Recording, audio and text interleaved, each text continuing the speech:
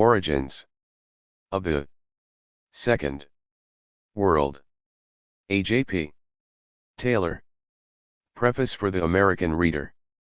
Most wars begin raggedly. In the minds of Englishmen, August 4, 1914 is unshakably fixed as the date when the First World War began, yet by then France and Germany had been at war for 24 hours, Russia and Germany for 3 days, Serbia and Austria-Hungary for almost a week. The Second World War was vaguer still in its opening. The Russians dated from June 22, 1941, the Chinese from November 1937, the Abyssinians, one suppose, from October 1935, and the Americans from December 7, 1941. The American date is the most sensible. The war became truly worldwide much more so than the First World War only after Pearl Harbor. However, that is not how it seems to English people. We date the Second World War from September 3, 1939, the day when Great Britain and France declared war on Germany, and among non-Americans, only professional historians can remember the date of Pearl Harbor. The point is of no great importance as long as the reader knows exactly what he is in for and does not feel that he has been sold a book under false pretenses. This book seeks to explain the war which began on September 3, 1939.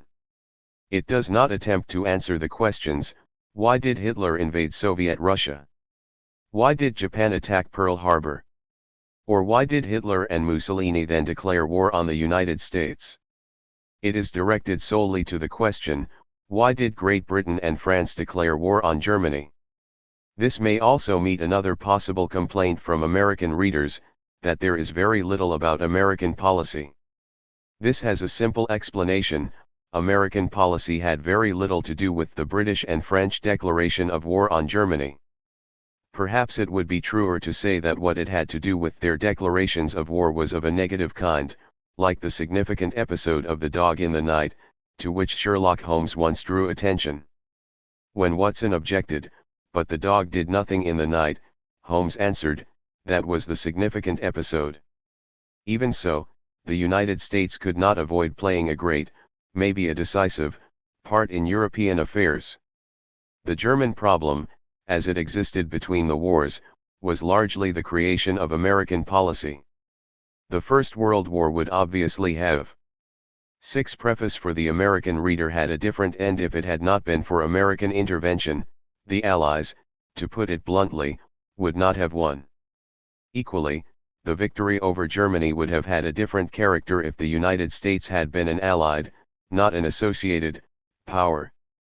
Everyone knows how the detachment of the United States from the European allies was asserted when the Senate refused to ratify the Treaty of Versailles and, with it, American membership in the League of Nations, but this detachment existed even in the days of closest cooperation, and ratification of the treaty would not have made all that much difference. Woodrow Wilson regarded the Allies with almost as much distrust as he regarded Germany, or perhaps with more, and American membership in the League, as he envisaged it, would have been far from an asset to the Allied side. Nor did the action of the Senate imply a retreat into isolation.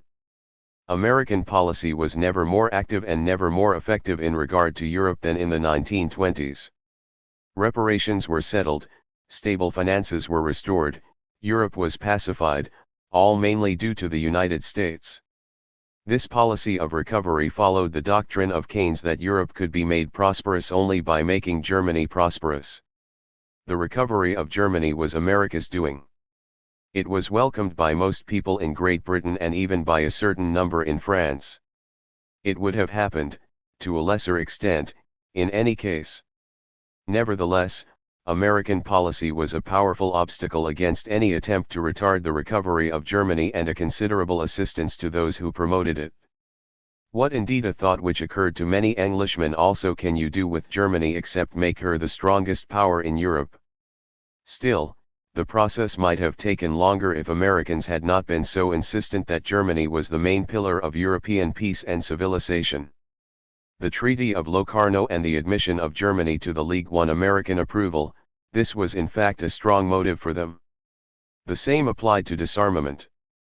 every step towards treating Germany as an equal and towards dismantling the special securities which France obtained at the end of the First World War received American backing, tempered only by impatience that the steps were slow and halting. Until 1931 or thereabouts, the policy of the Western powers. Preface for the American Reader 7. Great Britain and France met broadly with American approval. Then things changed. This was partly because of events in the Far East.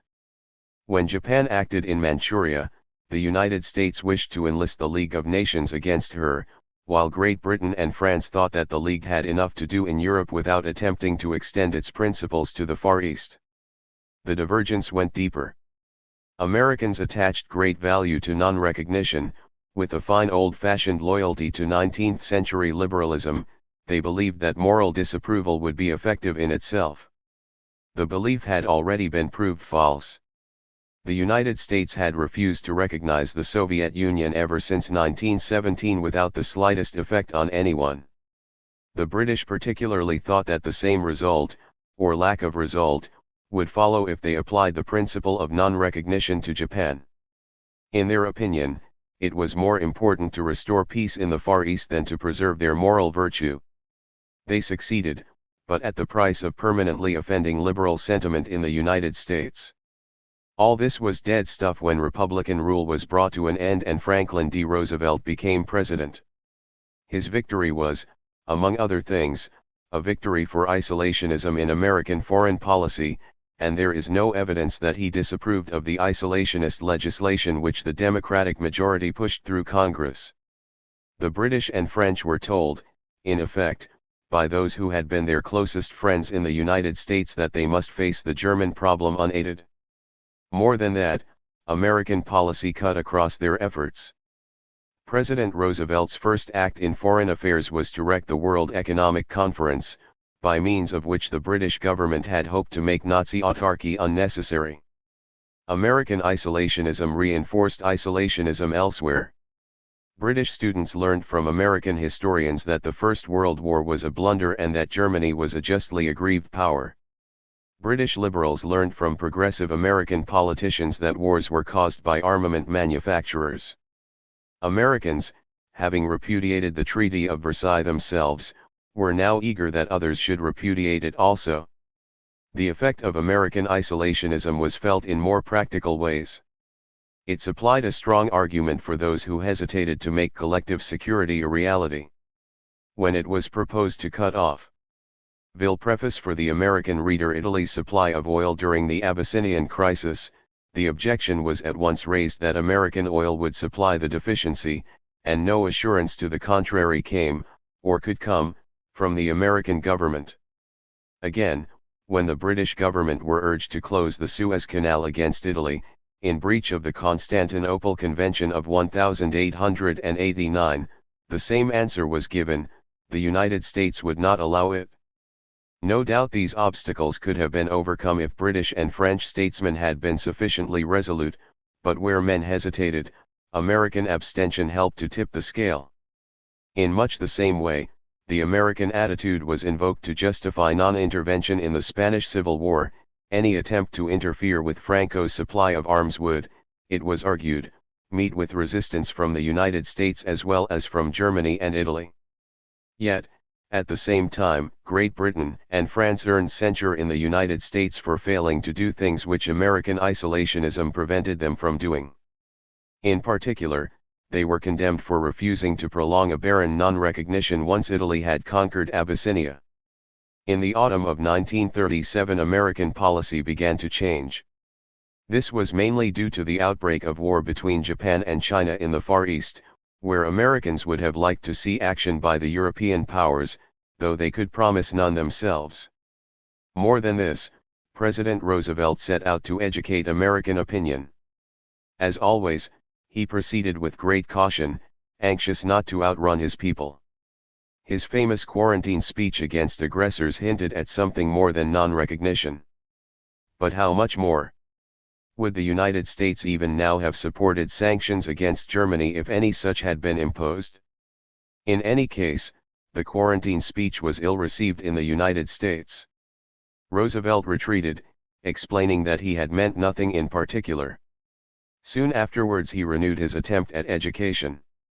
His proposal for a world conference to consider the grievances of the dissatisfied powers was made in the hope of demonstrating to Americans the mounting dangers throughout the world, but it contained no prospect that the United States would actively support the powers who were trying to maintain some sort of peaceful order in the world. Roosevelt seems to have hoped, so far as one can follow the devious workings of his mind, that events would educate Americans. Preface for the American Reader 9, where he had failed to do so. He wanted public opinion to push him into supporting the Western powers. When, instead, these powers tried to push him, he had to react into isolationism for the sake of the very public opinion which he was seeking to educate. Thus, at the height of the Munich crisis, he repudiated sharply the attempt by Bullitt, American ambassador in Paris, to commit the United States on the French side. It was, he said, 100% wrong, yet he secretly wished it was right. American policy was not altogether negative in the last year of peace. It was made clear to Great Britain and France that they would be able to buy supplies in the United States if they resolved on war.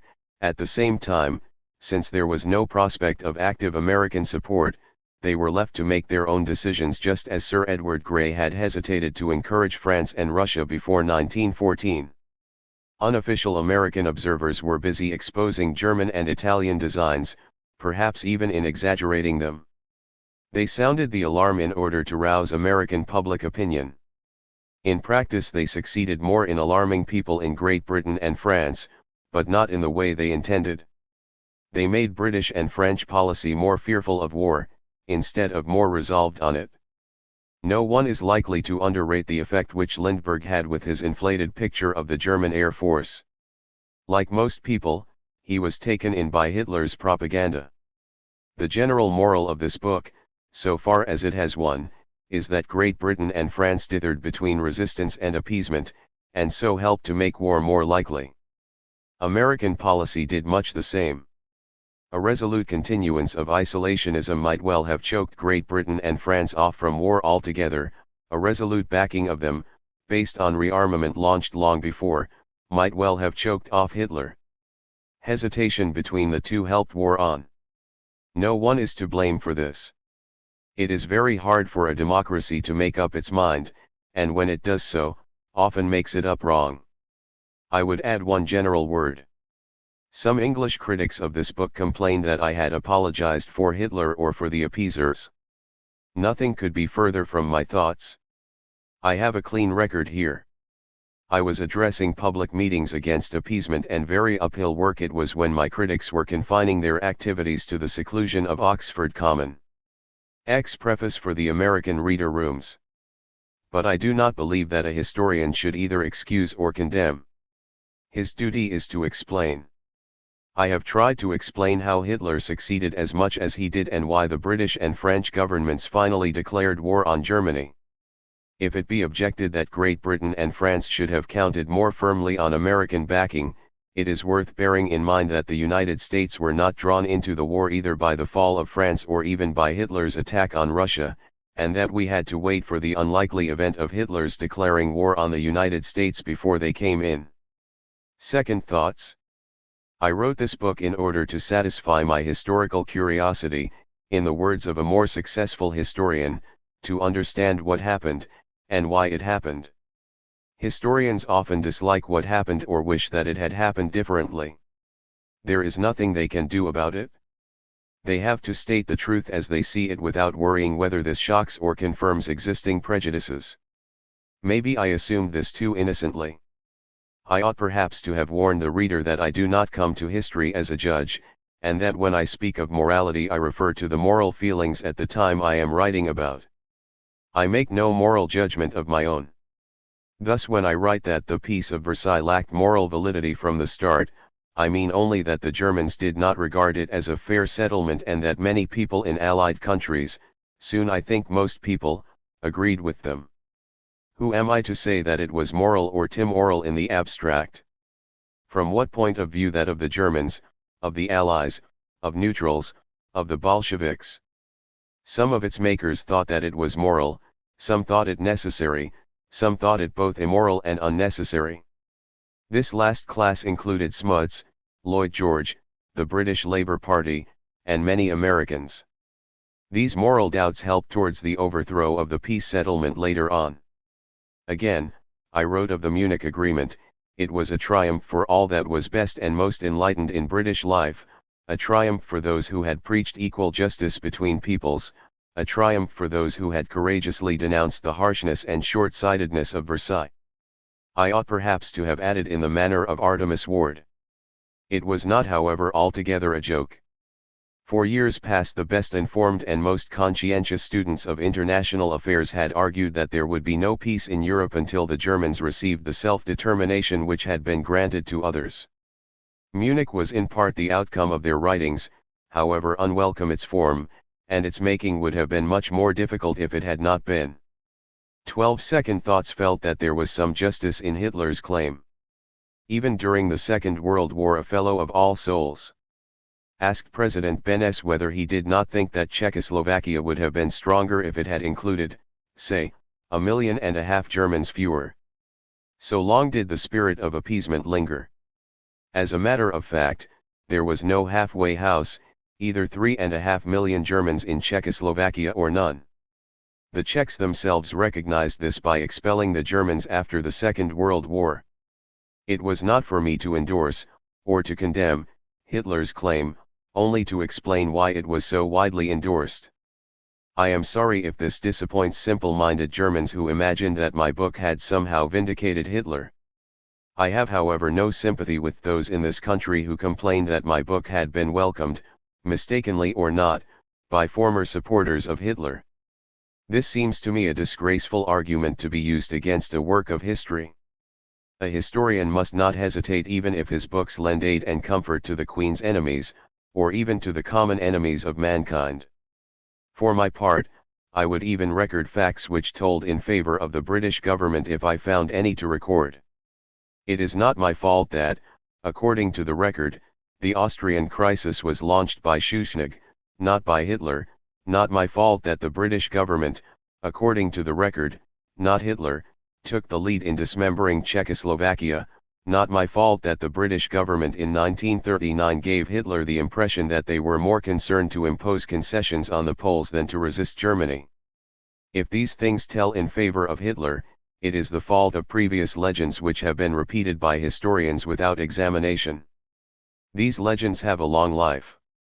I suspect I have repeated some.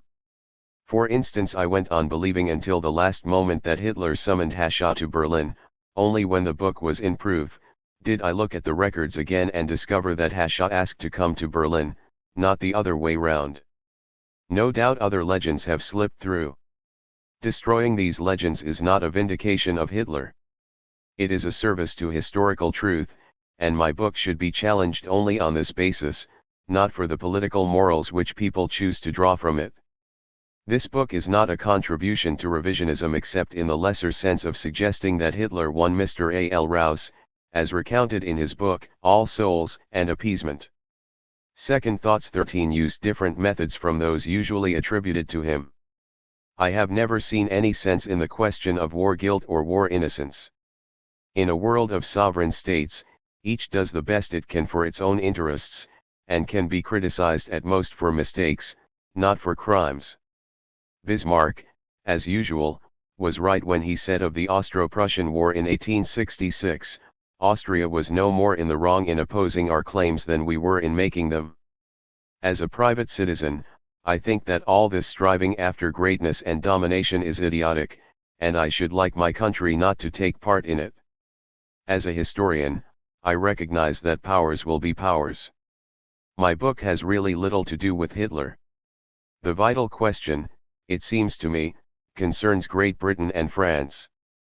They were the victors of the First World War. They had the decision in their hands. It was perfectly obvious that Germany would seek to become a great power again, obvious after 1988 that her domination would be of a peculiarly barbaric sort. Why did the victors not resist her? There are various answers: timidity, blindness, moral doubts, desire perhaps to turn German strength against Soviet Russia. But whatever the answers, this seems to me the important question, and my book revolves round it, though also of course round the other question, why did they resist in the end? Still, some critics made a great fuss about Hitler, attributing to him sole responsibility for the war or something near it. I will therefore discuss Hitler's part a little more, though not in a polemical spirit. I have no desire to win, only to get things right. The current versions of Hitler are, I think, two. In one view, he wanted a great war for its own sake. No doubt he also thought vaguely of the results, Germany the greatest power in the world, and himself a world conqueror on the pattern of Alexander the Great or Napoleon. But mainly he wanted war for the general destruction of men and societies which it would cause. He was a maniac, a nihilist, a second Attila. The other view makes him more rational and, in a sense, more constructive. In this view, Hitler had a coherent, long-term plan of an original nature which he pursued with unwavering persistence. For the sake of this plan he sought power, and it shaped all his foreign policy. He intended to give Germany a great colonial empire in Eastern Europe by defeating Soviet Russia, exterminating all the inhabitants, and then planting the vacant territory with Germans. 14 second thoughts. This Reich of 100 or 200 million Germans would last 1,000 years. I am surprised, incidentally, that the advocates of this view did not applaud my book. For surely, if Hitler were planning a great war against Soviet Russia, his war against the Western powers was a mistake. There is evidently some point here which I have not understood. Now, of course Hitler speculated a good deal about what he was doing, much as academic observers try to put coherence into the acts of contemporary statesmen. Maybe the world would have been saved a lot of trouble if Hitler could have been given a job in some German equivalent of Chatham House, where he could have speculated harmlessly for the rest of his life. As it was, he became involved in the world of action, and here, I think, he exploited events far more than he followed precise coherent plans. The story of how he came to power in Germany seems to me relevant to his later behavior in international affairs. He announced persistently that he intended to seize power and would then do great things. Many people believed him. The elaborate plot by which Hitler seized power was the first legend to be established about him and has been the first also to be destroyed. There was no long-term plot, there was no seizure of power. Hitler had no idea how he would come to power, only a conviction that he would get there. Papen and a few other conservatives put Hitler into power by intrigue, in the belief that they had taken him prisoner. He exploited their intrigue, again with no idea how he would escape from their control, only with the conviction that somehow he would. This revision does not vindicate Hitler, though it discredits Papen and his associates. It is merely revision for its own sake, or rather for the sake of historical truth. Hitler in power had once more no idea how he would pull Germany out of the depression, only a determination to do it. Much of the recovery was natural, due to the general upturn in world conditions which was already beginning before Hitler gained power. Hitler himself contributed two things. One was anti-Semitism. This, to my mind, was the one thing in which he persistently and genuinely believed from his beginning in Munich until his last days in the bunker. His advocacy of it would have deprived him of support, let alone power, in a civilized country. Economically, it was irrelevant, indeed harmful. His other con. Second thoughts 15 Tributian was to encourage public spending on roads and buildings. According to the only book which has looked at what happened instead of repeating what Hitler and others said was happening, German recovery was caused by the return of private consumption and non-war types of investment to the prosperity levels of 1928 and 1929. Rearmament had little to do with it. Until the spring of 1986, rearmament was largely a myth. Hitler in fact did not apply any prepared economic plans. He did the nearest thing that came to hand. The same point is illustrated in the story of the Reichstag fire. Everyone knows the legend. The Nazis wanted an excuse for introducing exceptional laws of political dictatorship, and themselves set fire to the Reichstag in order to provide this excuse. Perhaps Goebbels arranged the fire, perhaps Göring, perhaps Hitler himself did not know about the plan beforehand. At any rate, somehow, the Nazis did it. This legend has now been shot to pieces by Fritz Tobias, in my opinion decisively. The Nazis had nothing to do with the burning of the Reichstag. The young Dutchman, van der Lubbe, did it all alone, exactly as he claimed. Hitler and the other Nazis were taken by surprise. They genuinely believed that the communists had started the fire, and they introduced the exceptional laws because they genuinely believed that they were threatened with a communist rising. Certainly there was a prepared list of those who should be arrested. But not prepared by the Nazis. It had been prepared by Göring's predecessor, the Social Democrat, Severing. Here again there is no vindication of Hitler, only a revision of his methods. He expected an opportunity to turn up, and one did. Of course the communists, too, had nothing to do with the burning of the Reichstag. But Hitler thought they had. He was able to exploit the communist danger so effectively largely because he believed in it himself. This, too, provides a parallel with Hitler's attitude later in international affairs. When other countries thought that he was preparing aggressive war against them, Hitler was equally convinced that these others intended to prevent the restoration of Germany as an independent great power. His belief was not altogether unfounded. At any rate, the British and French one Burton H. Klein, Germany's economic preparations for war. Mr. Klein is an economist with the Rand Corporation. Klein, p. 16-17. 8. Fritz Tobias, Reichstag brand. 16. Second thoughts. Governments have often been condemned for not undertaking a preventive war in good time. Here, it seems to me, is the key to i.e. problem whether Hitler deliberately aimed at war. He did not so much aim at war as expected to happen, unless he could evade it by some ingenious trick, as he had evaded civil war at home. Those who have evil motives easily attribute them to others, and Hitler expected others to do what he would have done in their place. England and France were hate-inspired antagonists, Soviet Russia was plotting the overthrow of European civilization, an empty boast which indeed the Bolsheviks had often made. Roosevelt was out to ruin Europe. Hitler certainly directed his generals to prepare for war. But so did the British, and for that matter every other, government. It is the job of general staffs to prepare for war. The directives which they receive from their governments indicate the possible war for which they are to prepare, and are no proof that the government concerned have resolved on it. All the British directives from 1985 onwards were pointed solely against Germany. Hitler's were concerned only with making Germany stronger. If therefore we were to judge political intentions from military plans, the British government would appear set on war with Germany, not the other way round. But of course we apply to the behavior of our own governments a generosity of interpretation which we do not extend to others. People regard Hitler as wicked, and then find proofs of his wickedness in evidence which they would not use against others. Why do they apply this double standard? Only because they assume Hitler's wickedness in the first place. It is dangerous to deduce political intentions from military plans.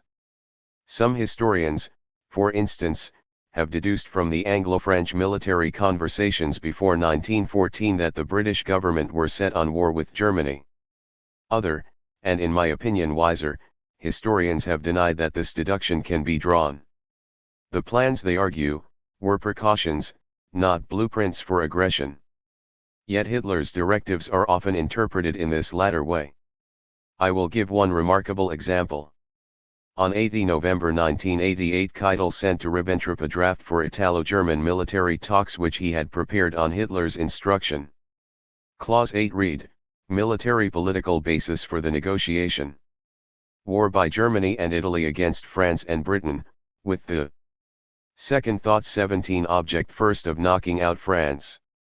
A responsible critic has claimed that this provides clear proof of Hitler's intentions and so destroys my entire thesis. Yet what could German and Italian generals talk about when they met, except war against France and Britain? This was the only war in which Italy was likely to be involved. British and French generals were discussing war against Germany and Italy at this very time. Yet this is not counted against them, still less against their governments. The subsequent history of Keitel's draft is instructive. The Italians, not the Germans, had been pressing for military talks. After the draft had been prepared, nothing happened. When Hitler occupied Prague on March 15, 1939, the talks had still not been held. The Italians grew impatient. On March 22 Hitler ordered, "The military political bases are to be deferred for the present." Talks were held at last on April 4. Keitel recorded. The conversations were started somewhat suddenly in consequence of Italian pressure registered. It turned out that the Italians, far from wanting war, wished to insist that they could not be ready for war until 1942 at the earliest, and the German representatives agreed with them. Thus, this marvelous directive merely proves that Hitler was not interested at this time in war against France and Great Britain, and that Italy was not interested in war at all. Or maybe it shows that historians should be careful not to seize on an isolated clause in a document without reading further. Of course, in British eyes, their government only wanted to keep things quiet, while Hitler wanted to stir them up. To the Germans, the status quo was not peace, but a slave treaty. It all depends on the point of view. The victor powers wanted to keep the fruits of victory with some modifications, though they did it ineffectively. The vanquished power wanted to undo its defeat. This latter ambition, whether aggressive or not, was not peculiar to Hitler. It was shared by all German politicians, by the Social Democrats who ended the war in 1918 as much as by Stresemann. No one defined precisely what undoing the defeat of the First World War meant, and this applies also to 1 Keitel to Ribbentrop, 80 November 19388. German Foreign Policy, Series D, 4. Number 411. 2 Keitel Directive. March 22, 1989. Ibid 6. Appendix I3 Keitel Report. April 4, 1989. Ibid. Appendix ITI. 18 Second Thoughts. Hitler. It involved recovering the territory lost then, restoring the German predominance over Central Europe which had previously been given by the alliance with Austria-Hungary, ending of course all restrictions on German armaments. The concrete terms did not matter. All Germans, including Hitler, assumed that Germany would become the dominant power in Europe once she had undone her defeat, whether this happened by war or otherwise, and this assumption was generally shared in other countries. The two ideas of liberation and domination merged into one. There was no separating them. They were merely two different words for the same thing, and only use of the particular word decides whether Hitler was a champion of national justice or a potential conqueror of Europe. A German writer has recently criticized Hitler for wanting to restore Germany as a great power at all. The First World War, this writer argues, had shown that Germany could not be an independent power on a world scale, and Hitler was foolish to try. This is not much more than a platitude. The First World War shattered all the great powers involved, with the exception of the United States, who took virtually no part in it. Maybe they were all foolish to go on trying to be great powers afterwards. Total war is probably beyond the strength of any great power. Now even preparations for such a war threaten to ruin the great powers who attempt them. Nor is this new. In the 18th century Frederick the Great led Prussia to the point of collapse in the effort to be a great power. The Napoleonic Wars brought France down from her high estate in Europe, and she never recovered her former greatness. This is an odd, inescapable dilemma. Though the object of being a great power is to be able to fight a great war, the only way of remaining a great power is not to fight one, or to fight it on a limited scale. This was the secret of Great Britain's greatness so long as she stuck to naval warfare and did not try to become a military power on the continental pattern. Hitler did not need instruction from a historian in order to appreciate this. The inability of Germany to fight a long war was a constant theme of his, and so was the danger which threatened Germany if the other great powers combined against her. In talking like this, Hitler was more sensible than the German generals who imagined that all would one Wolfgang Sauer in die Nationalsozialistische Machtergreifung. Second thoughts 19b. Well, if they got Germany back to the position she occupied before Ludendorff's offensive in March 1918. Hitler did not, however, draw the moral that it was silly for Germany to be a great power. Instead, he proposed to dodge the probium by ingenuity, much as the British had once done. Where they relied on sea power, he relied on guile. Far from wanting war, a general war was the last thing he wanted. He wanted the fruits of total victory without total war, and thanks to the stupidity of others he nearly got them. Other powers thought that they were faced with the choice between total war and surrender. At first they chose surrender, then they chose total war, to Hitler's ultimate ruin. This is not guesswork. It is demonstrated beyond peradventure by the record of German armament before the Second World War or even during it. It would have been obvious long ago if men had not been blinded by two mistakes. Before the war they listened to what Hitler said instead of looking at what he did. After the war they wanted to pin on him the guilt for everything which happened, regardless of the evidence. This is illustrated, for example, by the almost universal belief that Hitler started the indiscriminate bombing of civilians, whereas it was started by the directors of British strategy, as some of the more honest among them have boasted. However, the record is there for anyone who wishes to use it, dispassionately analyzed by Mr. Burton Klein. I have already quoted his conclusion for Hitler's first 3 years, until the spring of 1986 German rearmament was largely a myth. This does not mean merely that the preliminary stages of rearmament were not producing increased strength, as always happens. Even the preliminary stages were not being undertaken at all seriously. Hitler cheated foreign powers and the German people in exactly the opposite sense from that which is usually supposed. He, or rather Goering, announced, "Guns before butter." In fact, he put butter before guns. I take some figures at random from Mr. Klein's book.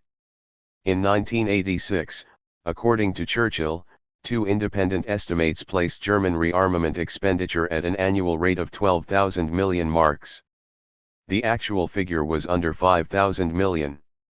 Hitler himself asserted that the Nazi government had spent 90,000 million marks on armaments before the one Churchill, the Second World War, I-226. XX Second thoughts break of war.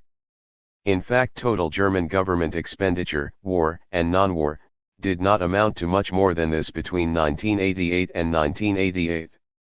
Rearmament cost about 40,000 million marks in the 6 fiscal years ending 81 March 1989, and about 50,000 millions up to the outbreak of war. Mr. Klein discusses why German rearmament was on such a limited scale. For one thing, Hitler was anxious not to weaken his popularity by reducing the standard of civilian life in Germany. The most rearmament did was to prevent its rising faster than it otherwise would have done. Even so, the Germans were better off than they had ever been before. Then the Nazi system was inefficient, corrupt, and muddled. More important, Hitler would not increase taxes and yet was terrified of inflation. Even the overthrow of Schacht did not really shake the financial limitations, though it was supposed to do so. Most important of all, Hitler did not make large war preparations simply because his concept of warfare did not require them. Rather, he planned to solve Germany's living space problem in piecemeal fashion by a series of small wars. This is the conclusion at which I also arrived independently from study of the political record, though I suspect that Hitler hoped to get by without war at all. I agree that there was no clear dividing line in his mind between political ingenuity and small wars, such as the attack on Poland. The one thing he did not plan was the Great War, often attributed to him. Pretending to prepare for a great war and not in fact doing it was an essential part of Hitler's political strategy, and those who sounded the alarm against him, such as Churchill, unwittingly did his work for him. The device was new and took everyone in.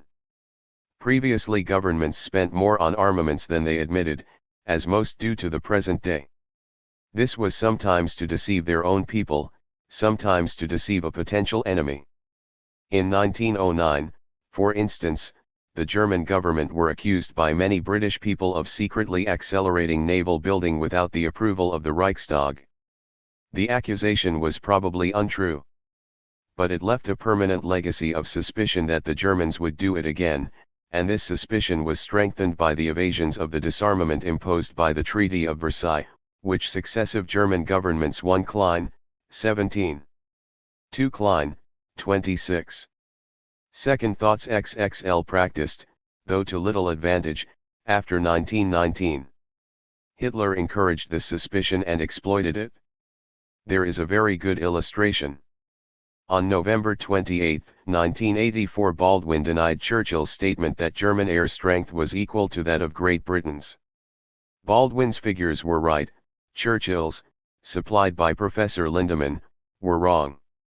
On March 24, 1985, Sir John Simon and Anthony Eden visited Hitler. He told them that the German Air Force was already equal to that of Great Britain, if not indeed superior. He was at once believed, and has been believed ever since. Baldwin was discredited. Panic was created.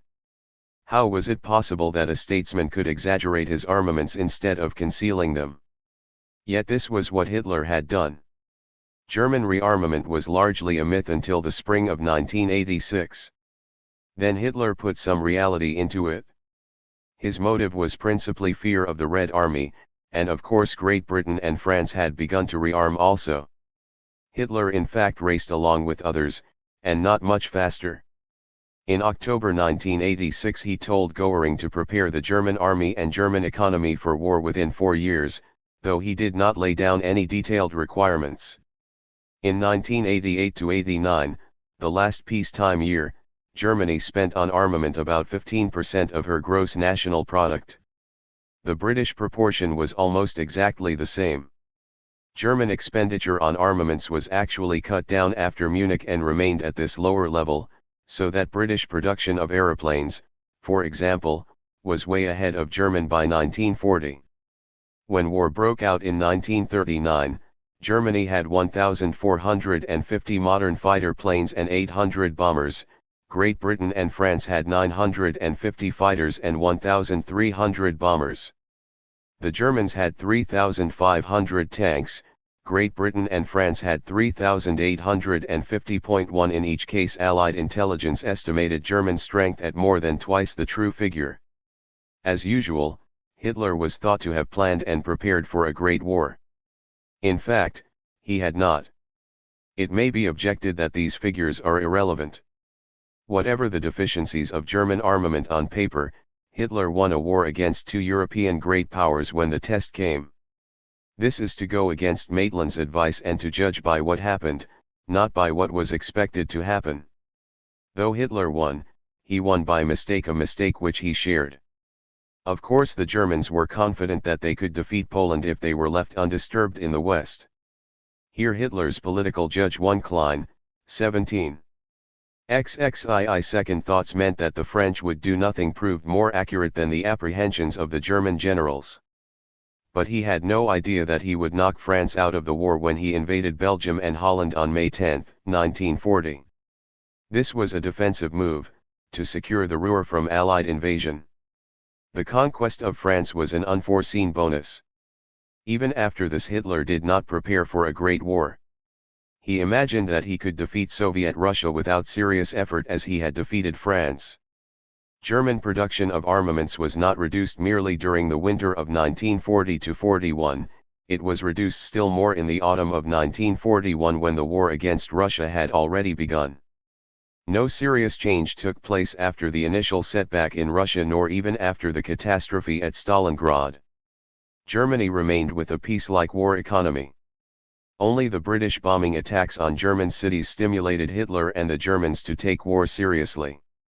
German war production reached its height just when Allied bombing did, in July 1944.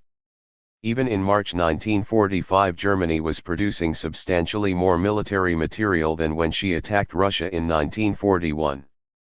From first to last, ingenuity, not military strength, was Hitler's secret of success. He was done for when military strength became decisive, as he had always known he would be. Thus I feel justified in regarding political calculations as more important than mere strength in the period before the war. There was some change of emphasis in the summer of 1986. Then all the powers, not merely Hitler, began to take war and preparations for war seriously into account. I erred in not stressing this change of 1986 more clearly, and perhaps in finding too much change in the autumn of 1987. This shows how difficult it is to shake off legends even when trying to do so. I was taken in by the Hossbach Memorandum. Though I doubted whether it was as important as most writers made out, I still thought that it must have some importance for every writer to make so much of it. I was wrong, and the critics were right who pointed back to 1986, though they did not apparently realize that, by doing this, they were discrediting the Hossbach Memorandum. I had better discredit this official record, as one historian has called it, a little further. The points are technical and may seem trivial to the general reader. Nevertheless, scholars usually and rightly attach importance to such technicalities. In modern practice, an official Second Thoughts XXIII record demands three things. First, a secretary must attend to take notes which he writes up afterwards in orderly form. Then his draft must be submitted to the participants for correction and approval. Finally, the record must be placed in the official files. None of this took place in regard to the meeting on November 5, 1937, except that Hossbach attended. He took no notes. 5 days later he wrote an account of the meeting from memory in longhand. He twice offered to show the manuscript to Hitler, who replied that he was too busy to read it. This was curiously casual treatment for what is supposed to be his last will and testament. Blomberg may have looked at the manuscript. The others did not know it existed. The only certificate of authenticity attached to it was the signature of Hossbach himself. One other man saw the manuscript, Beck, chief of the General Staff, the most skeptical among German generals of Hitler's ideas. He wrote an answer to Hitler's arguments on November 12, 1987, and this answer was later presented as the beginning of the German resistance. It has even been suggested that Hossbach wrote the memorandum in order to provoke the answer. These are speculations. At the time, no one attached importance to the meeting. Hossbach left the staff soon afterwards. His manuscript was put in a file with other miscellaneous papers, and forgotten. In 1943 a German officer, Count Kirchbach, looked through the file, and copied the manuscript for the Department of Military History. After the war, the Americans found Kirchbach's copy, and copied it in their turn for the prosecution at Nuremberg. Both Hossbach and Kirchbach thought that this copy was shorter than the original. In particular, according to Kirchbach, the original contained criticisms by Neurath, Blomberg, and Fritsch of Hitler's argument, criticisms which have now fallen out. Maybe the Americans edited the document, maybe Kirchbach, like other Germans, was trying to shift all the blame onto Hitler. There are no means of knowing. Hossbach's original and Kirchbach's copy have both disappeared. All that survives is a copy, perhaps shortened, perhaps edited, of a copy of an unauthenticated draft. It contains themes which Hitler also used in his public speeches, the need for Lebensraum, and his conviction that other countries would oppose the restoration of Germany as an independent great power. It contains no directives for action beyond a wish for increased armaments. Even at XXIV Second Thoughts. Nuremberg. The Hossbach Memorandum was not produced in order to prove Hitler's war guilt. That was taken for granted. What it proved, in its final concocted form, was that those accused at Nuremberg, Göring, Raeder, and Neurath, had sat by and approved of Hitler's aggressive plans. It had to be assumed that the plans were aggressive in order to prove the guilt of the accused. Those who believe the evidence in political trials may go on quoting the Hossbach Memorandum. They should also warn their readers that the memorandum, far from being an official record, is a very hot potato. The Hossbach Memorandum is not the only alleged blueprint of Hitler's intentions. Indeed, to judge from what some historians say, Hitler produced such blueprints continually, influenced no doubt by his ambition to be an architect. These historians even underrate Hitler's productivity. They jump straight from Mein Kampf to the Hossbach Memorandum, and then to the table talk during the Russian War. In fact, Hitler produced a blueprint nearly every time he made a speech. This was the way his mind worked. Obviously there was nothing secret about these blueprints either in Mein Kampf, which sold by the million after Hitler came to power, or in speeches delivered to large audiences. No one therefore need pride himself on his perspicacity in divining Hitler's intentions. It is equally obvious that Lebensraum always appeared as one Hossbach's account, affidavit in International Military Tribunal, SLI, 228, and, with variants, in Hossbach, von der Militarisken Verantwortlichkeit in der Zeit vor dem Zweiten Weltkrieg, 28. Kirchbach's copy and subsequent doubts, G. Mainck, Hitler und die Deutsche Aufrüstung 1988-87, 236. Beck's Counter-Memorandum in, W. Forster, Ein Generalkampf gegen den Krieg, 62. Beginning of the Resistance, Hans Rothfels, Die Deutsche Opposition gegen Hitler, 71. At Nuremberg, Blomberg, Goering, and Neurath testified against the authenticity of the memorandum. Their testimony is generally held to be worthless, or rather of worth only so far as it tells against Hitler.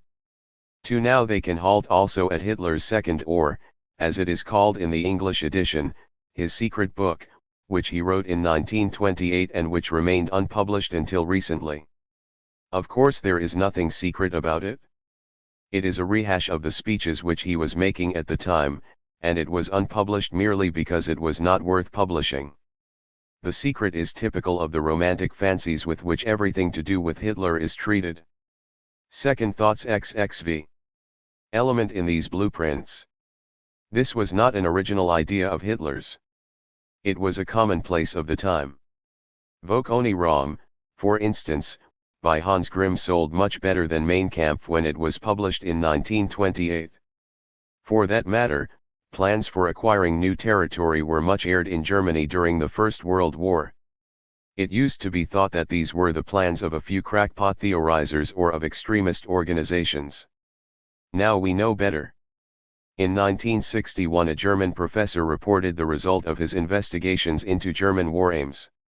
These were indeed a blueprint for aggression or, as the professor called them, a grasp at world power, Belgium under German control, the French iron fields annexed to Germany, the Ukraine to become German, and, what is more, Poland and the Ukraine to be cleared of their inhabitants and to be resettled with Germans. These plans were not merely the work of the German General Staff. They were endorsed by the German Foreign Office and by the good German, Bethmann Hollweg. Hitler, far from transcending his respectable predecessors, was actually being more moderate than they when he sought only Lebensraum in the East and repudiated, in Mein Kampf, gains in the West. Hitler merely repeated the ordinary chatter of right-wing circles. Like all demagogues, Hitler appealed to the masses. Unlike other demagogues, who sought power to carry out left policies, Hitler dominated the masses by left-wing methods in order to deliver them to the right. This is why the right let him in. But was Lebensraum Hitler's sole idea or indeed the one which dominated his mind? To judge from Mein Kampf, he was obsessed by anti-Semitism, which occupies most of the book. Lebensraum gets only 7 of the 700 pages. Then and thereafter, it was thrown in as a final rationalization, a sort of pie in the sky to justify what Hitler was supposed to be up to. Perhaps the difference between me and the believers in Hitler's constant plan for Lebensraum is over words. By plan I understand something which is prepared and worked out in detail. They seem to take plan as a pious, or in this case impious, wish. In my sense, Hitler never had a plan for Lebensraum. There was no study of the resources in the territories that were to be conquered, no definition even of what these territories were to be. There was no recruitment of a staff to one Fritz Fischer, Griff nach der Weltmacht. XXVI second thoughts carry out these plans, no survey of Germans who could be moved, let alone any enrollment. When large parts of Soviet Russia were conquered, the administrators of the conquered territories found themselves running round in circles, unable to get any directive whether they were to exterminate the existing populations or to exploit them, whether to treat them as friends or enemies. Hitler certainly thought that Germany was most likely to make gains in Eastern Europe when she became again a great power. This was partly because of his belief in Lebensraum. There were more practical considerations. For a long time he thought, whether mistakenly or not, that it would be easier to defeat Soviet Russia than the Western powers. Indeed, he half believed that Bolshevism might break down without a war, a belief shared by many Western statesmen. Then he could collect his gains with no effort at all. Moreover, Lebensraum could easily be presented as an anti-Bolshevik crusade, and thus help to win the hearts of those in Western countries who regarded Hitler as the champion of Western civilization. However, he was not dogmatic about this. He did not refuse other gains when they came along. After the defeat of France, he annexed Alsace and Lorraine, despite his previous declarations that he would not do so, and he carried off the industrial regions of Belgium and northeastern France for good measure, just as Bethmann had intended to do before him. The rather vague terms which he projected for peace with Great Britain in the summer of 1940 included a guarantee for the British Empire, but he also intended to claim Iraq, and perhaps Egypt, as a German sphere. Thus, whatever his theories, he did not adhere in practice to the logical pattern of status quo in the West and gains in the East. The abstract speculator turned out to be also a statesman on the make who did not consider beforehand what he would make or how. He got as far as he did because others did not know what to do with him. Here again I want to understand the appeasers, not to vindicate or to condemn them. Historians do a bad day's work when they write the appeasers off as stupid or as cowards. They were men confronted with real problems, doing their best in the circumstances of their time. They recognized that an independent and powerful Germany had somehow to be fitted into Europe. Later experience suggests that they were right. At second thoughts XXVII any rate, we are still going round and round the German problem. Can any sane man suppose, for instance, that other countries could have intervened by armed force in 1988 to overthrow Hitler when he had come to power by constitutional means and was apparently supported by a large majority of the German people?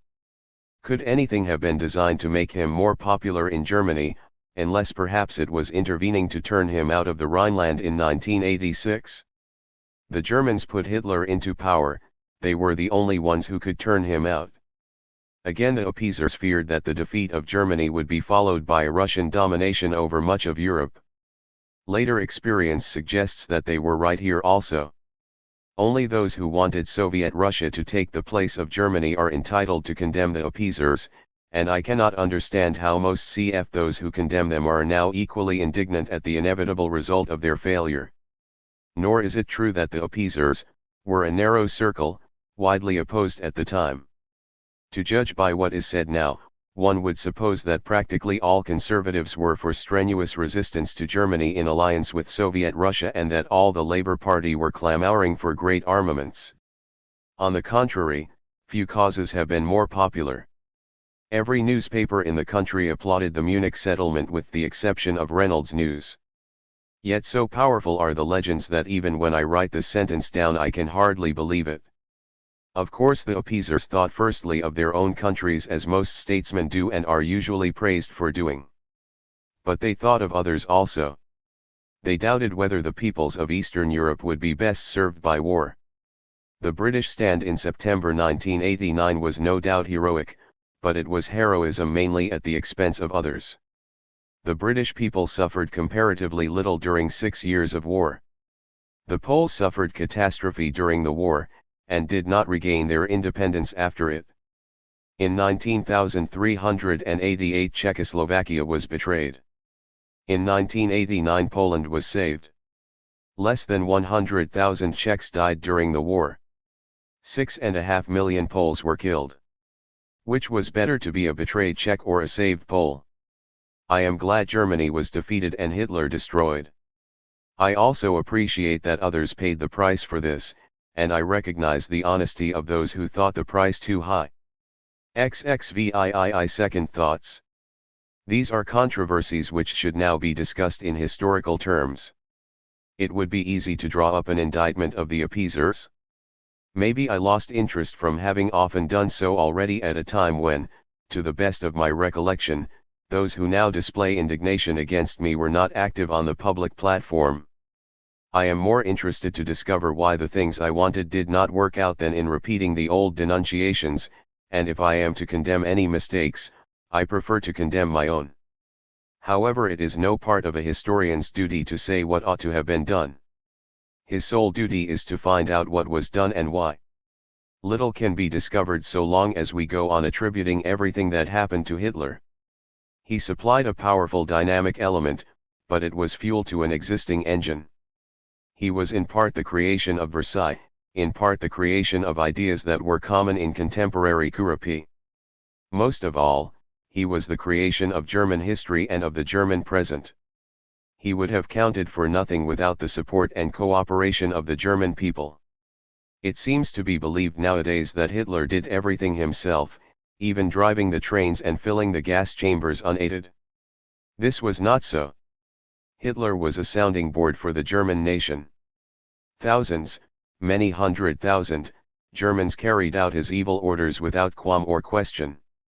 As supreme ruler of Germany, Hitler bears the greatest responsibility for acts of immeasurable evil, for the destruction of German democracy, for the concentration camps, and, worst of all, for the extermination of peoples during the Second World War.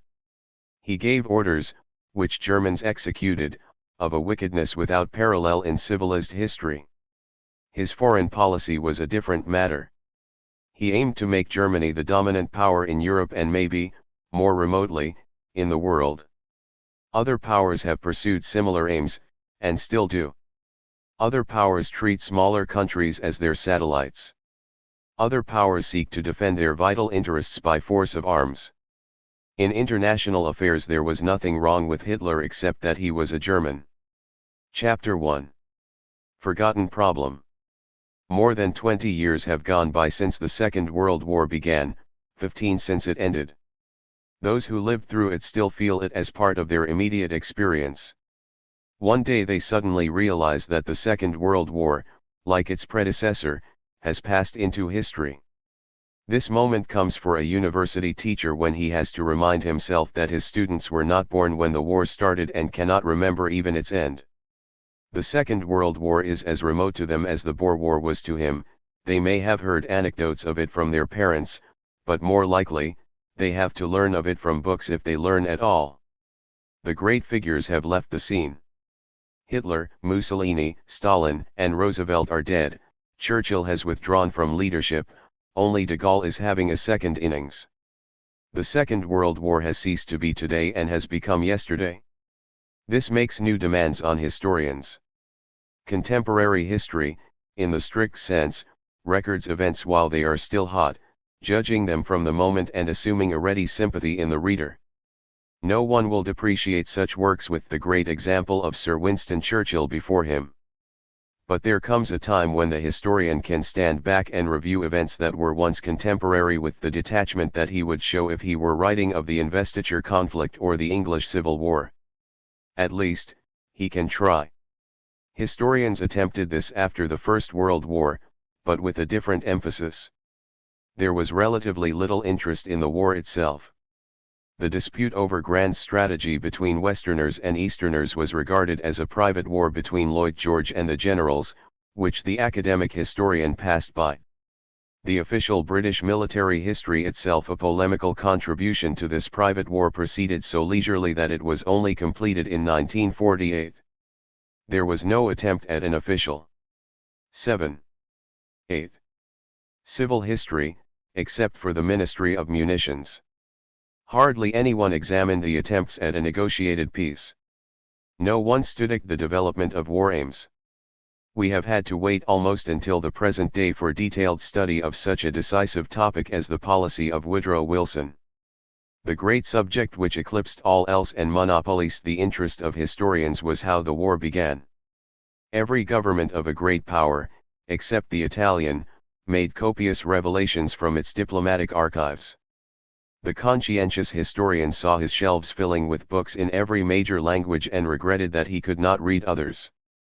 Periodicals in French, German, and Russian were devoted exclusively to the subject.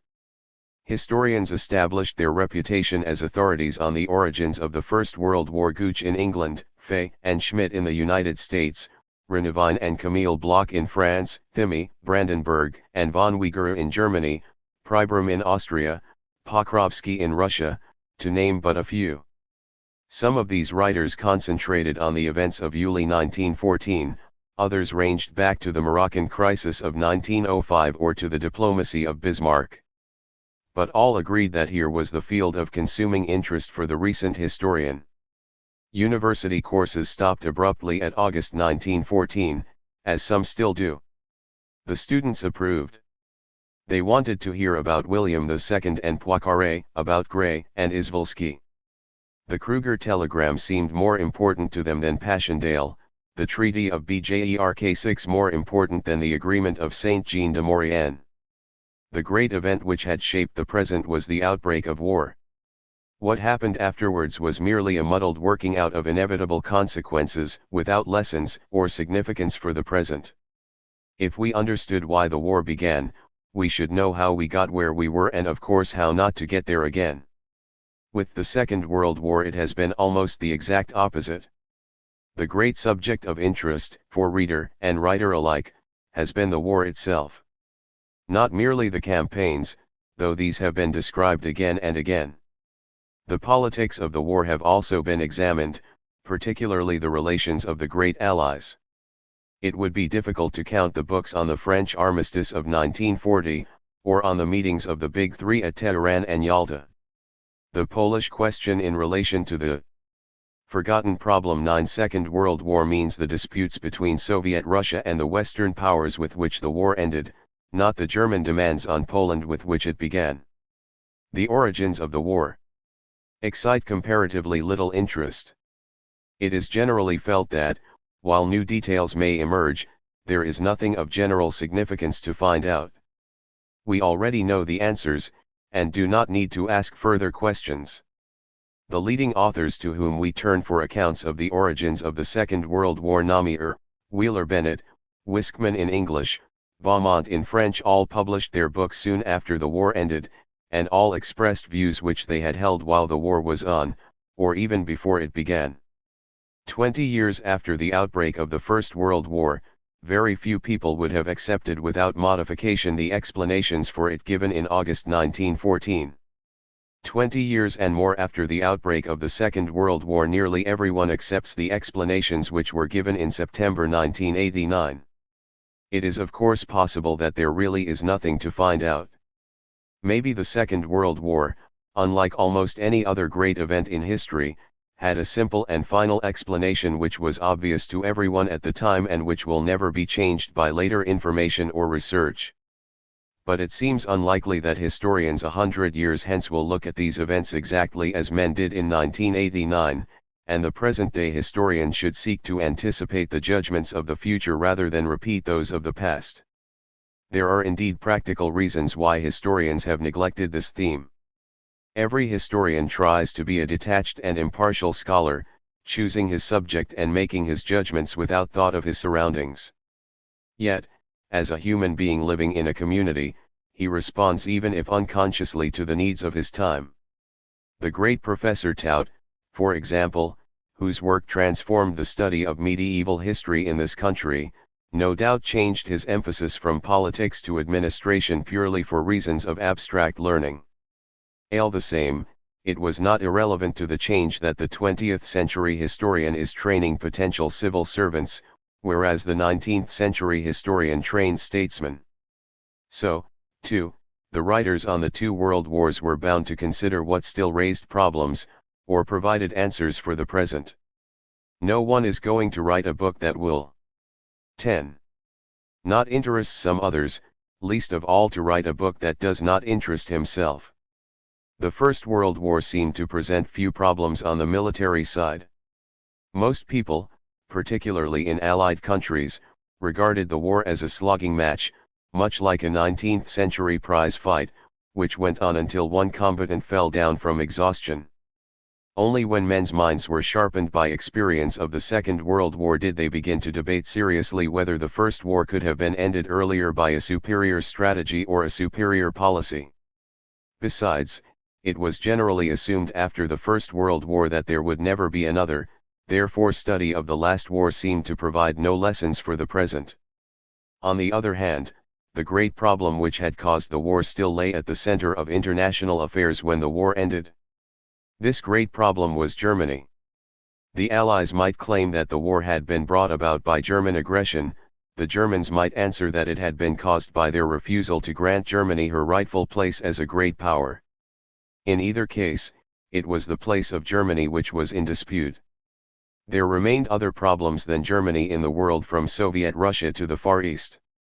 But it was reasonable to assume that these would be manageable and that there would be a peaceful world if only the German people were reconciled to their former enemies. Hence the study of war origins had an urgent and practical importance. If the peoples of Allied countries could be convinced of the falsity of German war guilt, they would relax the punitive clauses in the Treaty of Versailles, and accept the German people as victims, like themselves, of a natural cataclysm. Alternatively, if the Germans were persuaded of their war guilt, they would presumably accept the treaty as just. In practice, revisionism took only the first course.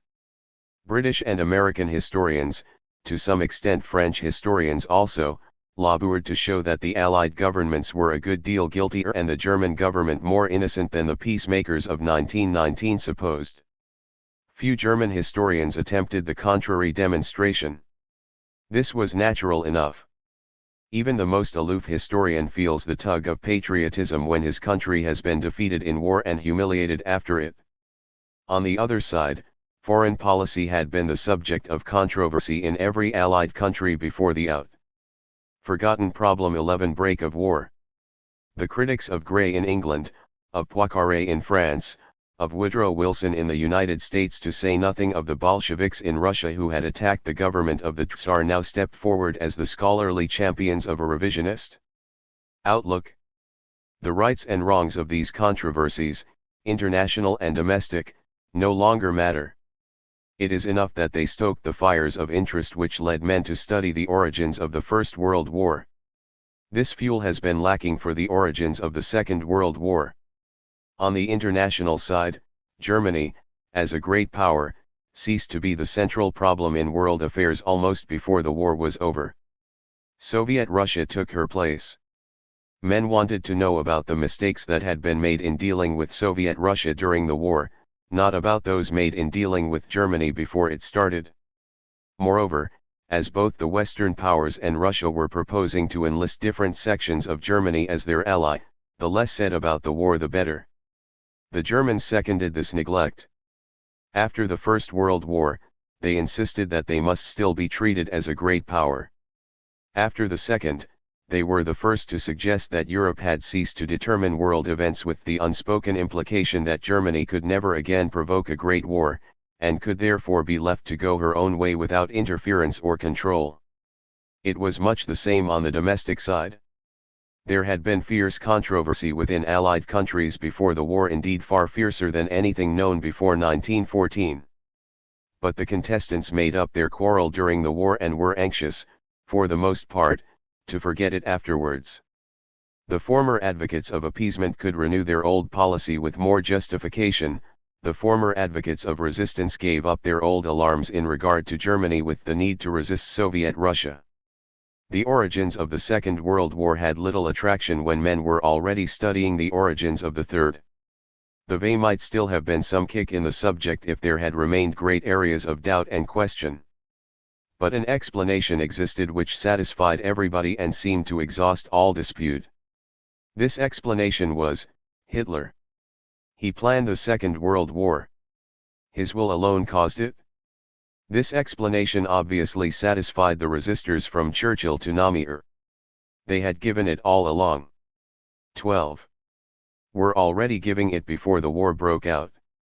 They could say, "We told you so."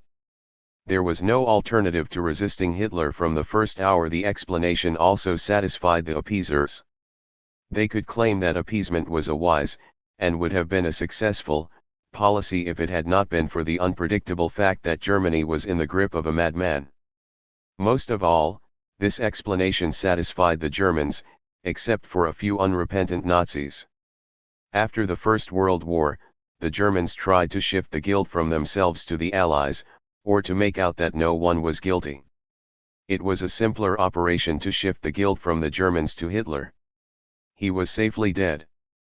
Hitler may have done a great deal of harm to Germany while he was alive. But he made up for it by his final sacrifice in the bunker. No amount of posthumous guilt could injure him. The blame for everything, the Second World War, the concentration camps, the gas chambers, could be loaded onto his uncomplaining shoulders. With Hitler guilty, every other German could claim innocence, and the Germans, previously the most strenuous opponents of war guilt, now became its firmest advocates. Some Germans managed to give Hitler's wickedness a peculiarly effective twist. Since he was obviously a monster of wickedness, he ought to have been resolutely resisted. Hence any guilt left over after Hitler had been condemned could be passed on to the French for failing to expel him from the Rhineland in 1986, or on to Chamberlain for flinching in September 1988. Everyone was happily agreed on the cause of the Second World War. What need then of revisionism? A few neutrals raised a peep of doubt, particularly from Ireland. But usually participation in the Cold War against Soviet Russia silenced even those who had been neutral in the war against Germany, and a similar consideration the other way round worked with Soviet historians also. A school of persistent revisionists remains in the United States, survivors of the campaigners after the First World War, who still regard their own government as more wicked than any other. Their works are not impressive from a scholarly point of view. Moreover, this revisionism is mainly concerned with the war against Japan, and for a good reason. Hitler declared war on the United States, not the other way round, and it is difficult to see how Roosevelt could ever have got his country into the European war, if Hitler had not gratuitously forgotten Problem 13 done it for him. There is not much room for controversy even in regard to Japan. The fight has gone out of the issue. Once there was a practical question at stake, whether the United States should cooperate with Japan or with China. The question has now been answered by events, much to the disarray of American policy.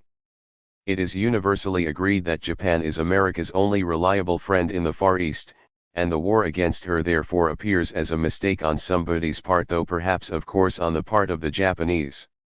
These considerations of present-day politics help to explain why the origins of the Second World War are not a subject of strong controversy. All the same, they are not enough to explain the almost universal agreement among historians. Even the most engaged scholar is affected by academic standards, and many scholars are not heavily engaged. If the evidence had been sufficiently conflicting, scholars would soon have been found to dispute the popular verdict, however generally accepted. This has not happened, and for two apparently contradictory reasons: there is at once too much evidence and too little.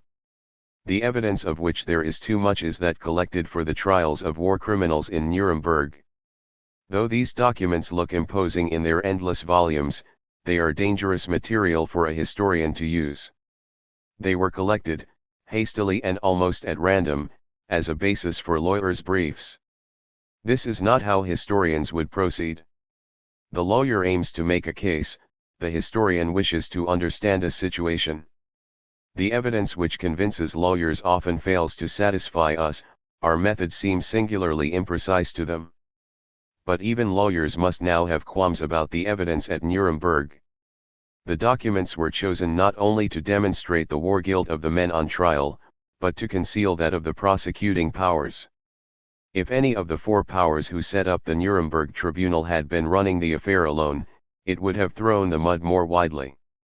The Western powers would have brought in the Nazi-Soviet pact, the Soviet Union would have retaliated with the Munich Conference and more obscure transactions. Given the four-power tribunal, the only possible course was to assume the sole guilt of Germany in advance. The verdict preceded the tribunal, and the documents were brought in to sustain a conclusion which had already been settled. Of course the documents are genuine. But 14. They are loaded, and anyone who relies on them finds it almost impossible to escape from the load with which they are charged. If we seek instead for evidence assembled in a more detached and scholarly way, we discover how much worse off we are than our predecessors who studied the origins of the First World War. A generation or so after the First War, every great power except Italy had made an almost complete revelation from its diplomatic records for the immediate pre-war crisis. In addition, there were vast series of published documents ranging far back with more or less intensity: Austro-Hungarian documents going back to 1908, British to 1898, German and French to 1871, the Russian publications, though more spasmodic, were also voluminous. There were some obvious gaps. We could complain about the lack of Italian documents, which is now being remedied. We could complain, as we still do, about the lack of Serbian documents. In the published collections there may have been some deliberate omissions, and no conscientious historian would be content until he has seen the archives for himself. Still, broadly speaking, it was possible to follow the diplomacy of 5 out of the 6 great powers in unparalleled detail and range. The evidence has not yet been fully digested. As we go over it, we find new topics to explore, new interpretations to make. The contrast with the material available for studying the years before 1989 is lamentable indeed. Austria-Hungary had disappeared from the ranks of the European great powers. Of the remaining 5, 3 had produced until recently no line or sentence of evidence from their archives.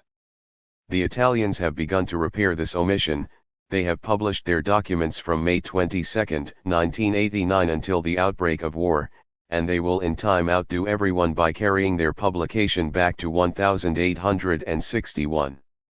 French and Russian policy remains totally without illumination from their archives. The French have some excuse.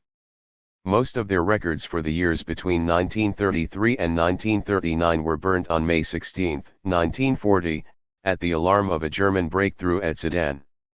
Duplicates are now being laboriously reassembled from the French posts abroad. The reasons for Soviet silence are, like everything else in Soviet policy, a matter of conjecture. Have the Soviet government something peculiarly disgraceful to hide? Do they shrink from submitting their conduct, however remote? Forgotten problem 15 to general scrutiny? Are there perhaps no records, the Commissariat of Foreign Affairs having been too incompetent to make any? Or have the Soviet government learned the lesson of many past disputes over historical topics that the only watertight way of sustaining a case is never to submit evidence in its support?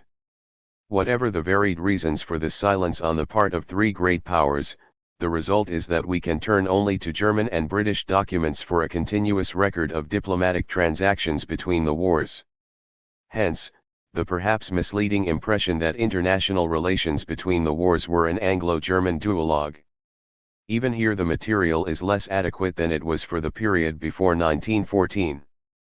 The Allies captured the German archives in 1945, and originally intended to publish a complete series from 1918 to 1945. Later this was cut down on grounds of expense to the years since Hitler's accession to power in 1988. Even this plan is not complete. There is still a yawning gap between 1985 and 1987.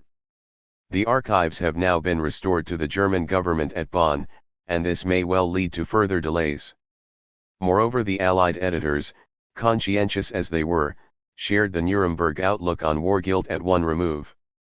As an additional complication, the German Foreign Ministry, whose records these are, often claimed to be working against Hitler, not on his behalf, and we can never be sure whether a particular document represents a serious transaction or whether it was composed in order to provide evidence for the innocence of its author. The British publication will ultimately cover the entire period from the signing of the Peace of Versailles until the outbreak of war in 1989. But it is a slow process. At the moment, we have virtually nothing on the 1920s, and another gap between the middle of 1984 and March 1988. The volumes are restricted to British policy in action. They do not reveal its motives, as the volumes relating to the period before the First World War tried to do. There are few minutes to show the process of debate within the Foreign Office, and no records of ministerial deliberations, though it is notorious that the Prime Minister and the Cabinet counted for more, the Foreign Office for less, than in the earlier period. We are also much worse off in regard to less official records. Most of those who made the First World War survived to write at 16. Length afterwards in apology or justification. In the Second World War, some leaders died while the war was on, some were killed at the end, with or without trial, others were too proud, or too cautious to write. It makes a startling contrast to set down the substantial volumes produced after each World War by those who were in the decisive positions when it started. Here is the list for the First World War. Great Britain, Prime Minister. Foreign Secretary. France, President. Prime Minister who was also Foreign Minister. Russia, Foreign Minister. Italy, Prime Minister. Germany, Chancellor. Foreign Minister. The list for the Second World War reads thus: France, Foreign Minister. The Italian Foreign Minister, who was shot, left diaries. The German Foreign Minister wrote a fragmentary defense while waiting to be hanged. There are a few scraps of correspondence by the British Prime Minister, a few pages of autobiography by the British Foreign Secretary. From the three dictators Hitler, Mussolini, and Stalin, and from the Russian Foreign Minister, not a line, not a word. We have to make do with gossip from secondary figures, interpreters, Foreign Office clerks, journalists, men who often knew little more than the general public. However, historians never have enough evidence to satisfy them. I doubt whether much will be gained by waiting another 10 or 15 years, and much might be lost. The few survivors of civilization may have given up reading books by then, let alone writing them. I have therefore attempted to tell the story as it may appear to some future historian, working from the records. The result may be to demonstrate how much historians miss or misunderstand. We must go on writing history all the same. Like my imaginary successor, I have often had to confess ignorance. I have also found that the record, considered in detachment, often pushed me towards interpretations different from those forgotten problem 17 which men gave at the time. This has not weighed with me one way or the other. I am concerned to understand what happened, not to vindicate or to condemn. I was an anti-appeaser from the day that Hitler came to power, and no doubt should be again under similar circumstances. But the point has no relevance in the writing of history. In retrospect, though many were guilty, none was innocent. The purpose of political activity is to provide peace and prosperity, and in this every statesman failed, for whatever reason. This is a story without heroes, and perhaps even without villains. Chapter 2. The Legacy of the First World War. The Second World War was, in large part, a repeat performance of the First. There were obvious differences. Italy fought on the opposite side, though she changed back again before the end. The war, which began in September 1989, was fought in Europe and North Africa. It overlapped in time, though not in space, with the Far Eastern War, which began in December 1941. The two wars remained distinct, though the Far Eastern War created great embarrassments for Great Britain and the United States. Germany and Japan never linked forces. The only real overlap was when the Japanese attack on Pearl Harbor provoked Hitler, very mistakenly, to declare war on the United States. Otherwise, the European war and its origin can be treated as a story in itself, the Far East providing occasional distractions offstage. In the Second World War approximately the same European allies fought approximately the same adversaries as in the First. Though the tide of battle swung more violently to and fro, the war ended in much the same way with the defeat of Germany. The link between the two wars went deeper. Germany fought specifically in the Second War to reverse the verdict of the First and to destroy the settlement which followed it. Her opponents fought, though less consciously, to defend that settlement, and this they achieved to their own surprise. There was much utopian projecting while the Second War was on, but at the end virtually every frontier in Europe and the Near East was restored unchanged, with the exception, admittedly a large exception, of Poland and the Baltic. Leaving out this area of northeastern Europe, the only serious change on the map between the English Channel and the Indian Ocean was the transference of Istria from Italy to Yugoslavia. The First War destroyed old empires and brought new states into existence. The Second War created no new states and destroyed only 18. Legacy of the First World War. 19. Estonia, Latvia, and Lithuania. If one asks the rather crude question, what was the war about, the answer for the first is to decide how Europe should be remade, but for the second merely, to decide whether this remade Europe should continue. The First War explains the second and, in fact, caused it, insofar as one event causes another. Though the outcome of the First World War was the remaking of Europe, this was far from being its original cause or even its conscious purpose. The war had certain immediate causes on which men are now more or less agreed. The assassination of the Archduke Franz Ferdinand provoked Austria-Hungary to declare war on Serbia. The Russian mobilization in support of Serbia provoked Germany to declare war on Russia and on France, Russia's ally. The German refusal to respect the neutrality of Belgium provoked Great Britain to declare war on Germany. Behind these lay deeper causes about which historians still differ. Some point to the conflict between Teuton and Slav in Eastern Europe, others call it the War of the Turkish Succession. Some blame imperialist rivalry outside Europe, others the breakdown of the balance of power on the European continent. More precise topics of dispute have been stressed: the German challenge to British naval supremacy, the French desire to recover Alsace-Lorraine, Russia's ambition to control Constantinople and the Straits. This very opulence of explanation suggests that none alone is the right one. The First War was fought for all these reasons and for none of them. At any rate, this is what all the contesting powers discovered once they were in. Whatever plans, projects, or ambitions they might have had before the war, the powers fought simply for victory, to decide Humpty Dumpty's question, who's to be master? The combatants sought to impose their will on the enemy in the military phrase of the day without any clear idea what that will would be. Both sides found it difficult to define their war aims. When the Germans put forward peace terms, as they did in 1917 to Russia and, less specifically, to the Western powers, their only concern was to improve their strategical position for the next war, though in reality a second war would not be necessary if the Germans won the first.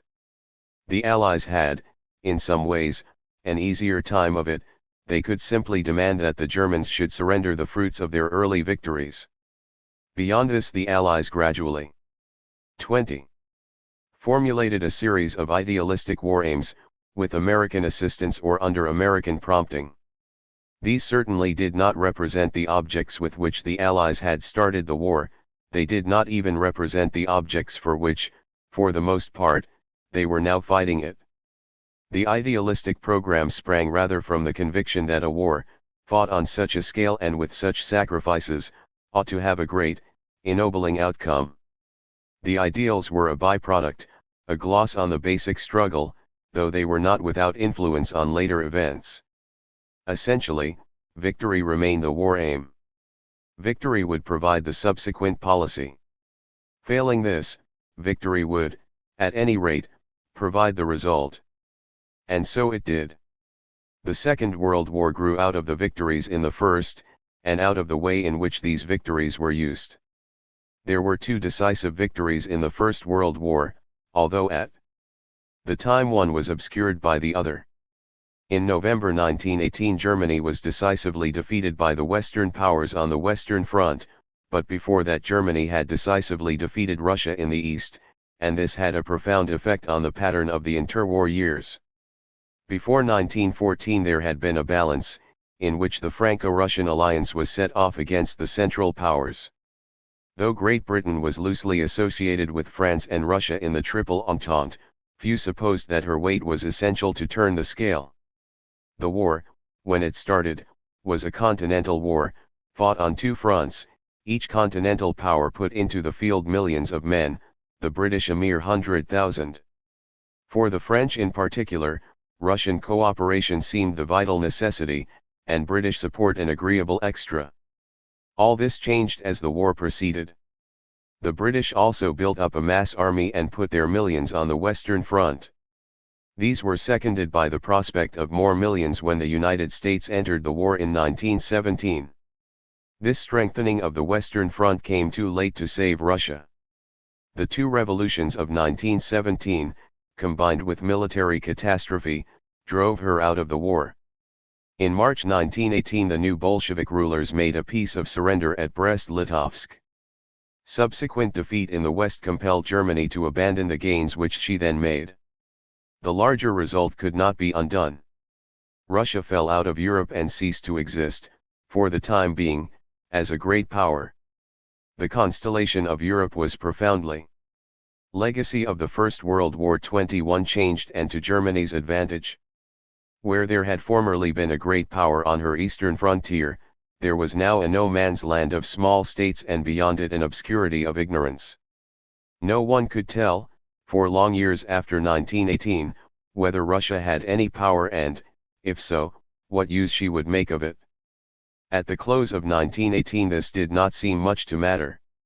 The significant thing then was that Germany had been defeated without Russia's assistance, and defeated predominantly if not exclusively on the Western Front. Victory in this narrow, congested area determined the fate of all Europe, if not of all the world. This unexpected outcome gave Europe a different character from what it had before 1914. Then the great powers were France, Germany, Italy, Austria-Hungary, and Russia, with Great Britain only half involved. The center of Europe was Berlin.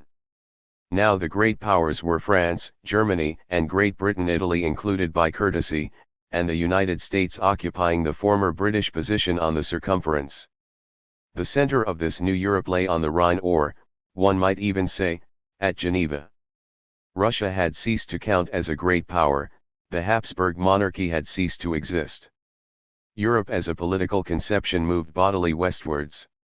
In 1918, and for many years afterwards, indeed until the spring of 1989, men assumed that the shaping of the world lay in the hands of those who had formerly been the Western powers.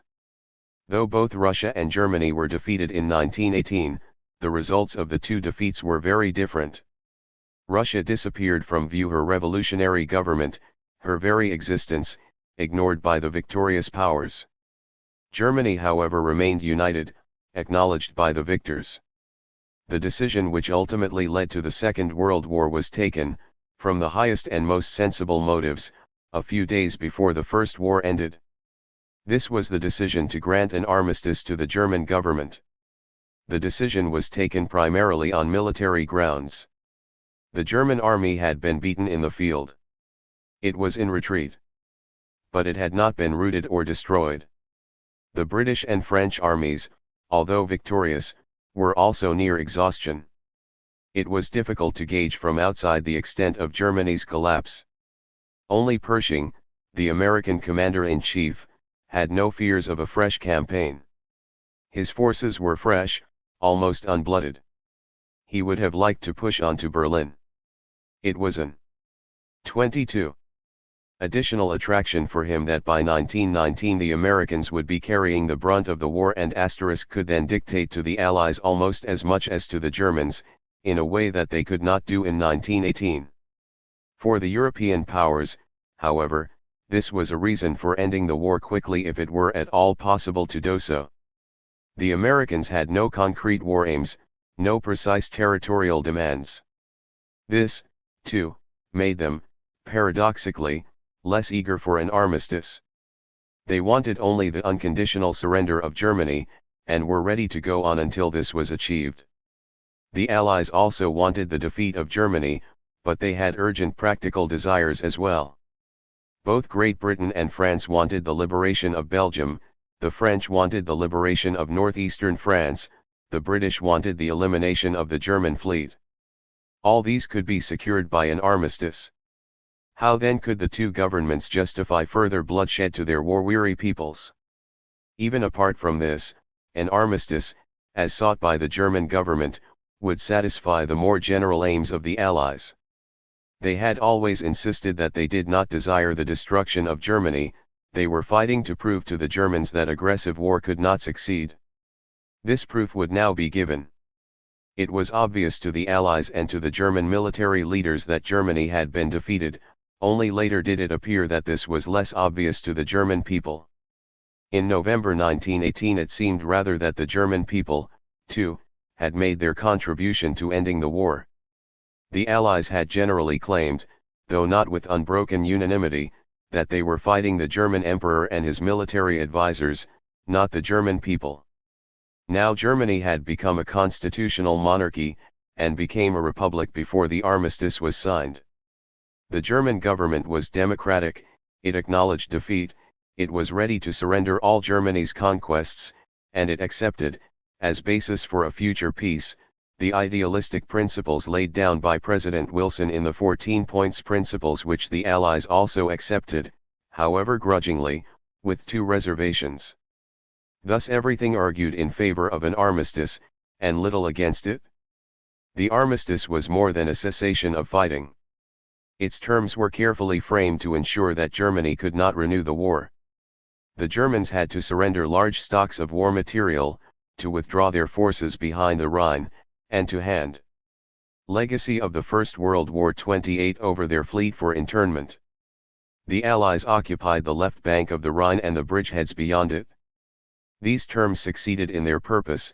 In June 1919, when the Germans were debating whether to sign the peace treaty, their high command had to confess, however reluctantly, that renewal of the war was impossible.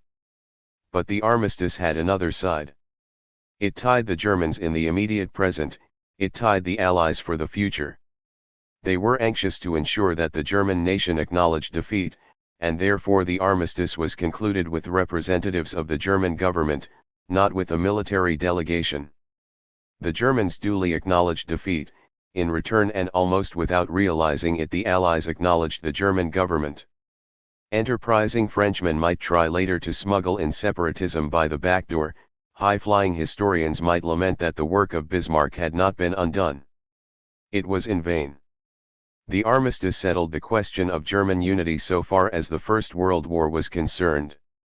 The Habsburg monarchy and the Ottoman Empire vanished.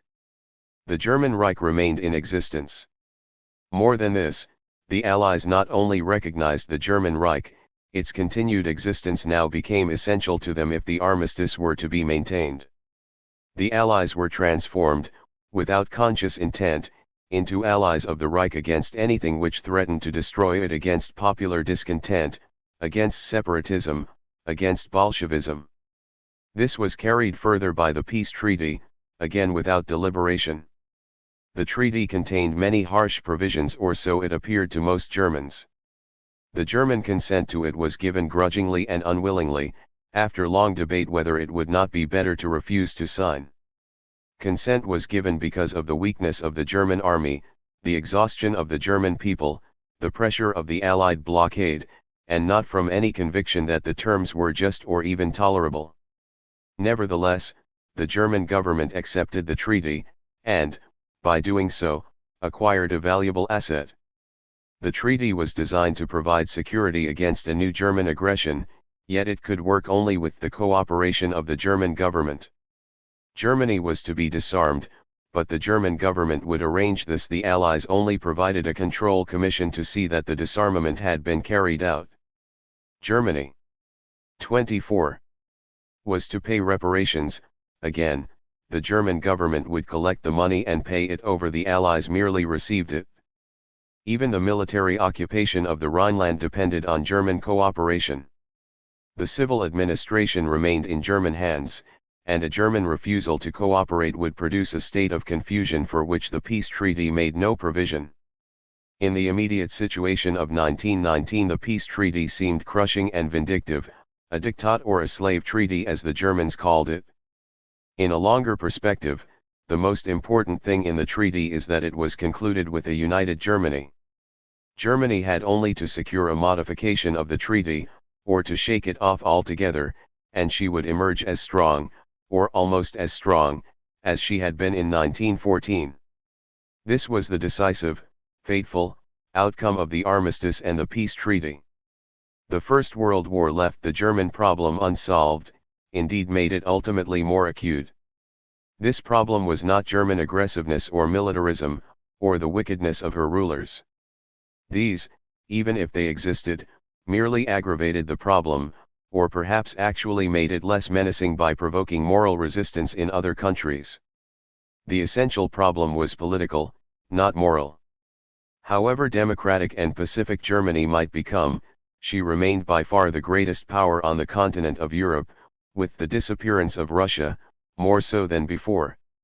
She was greatest in population, 65 million against 40 million in France, the only other substantial power.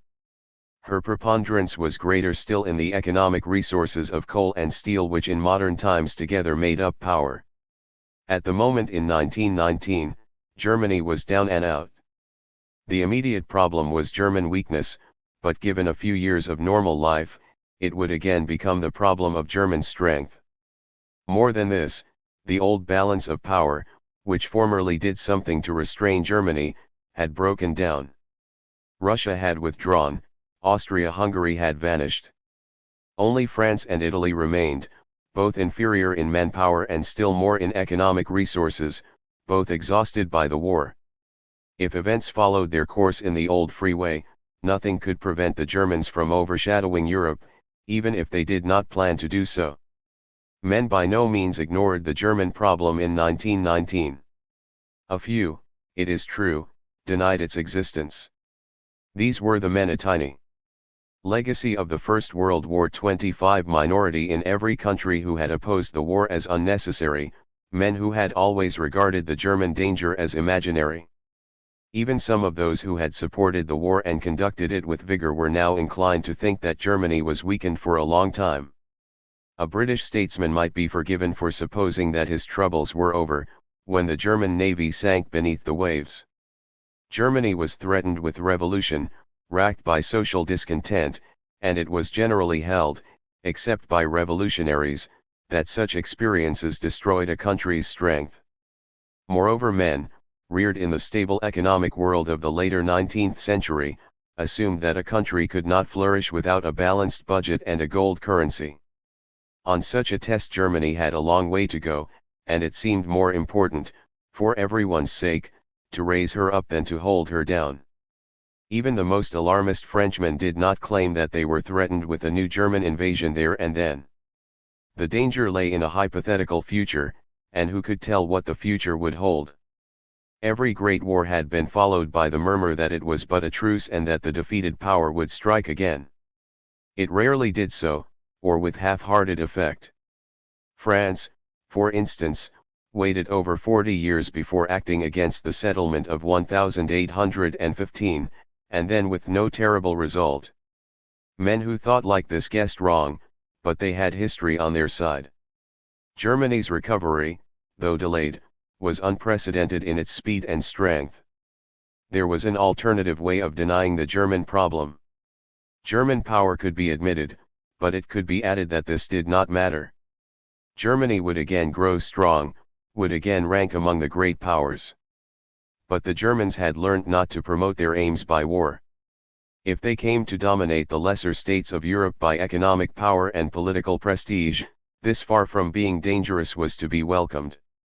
The Great War had produced independent national states throughout Europe.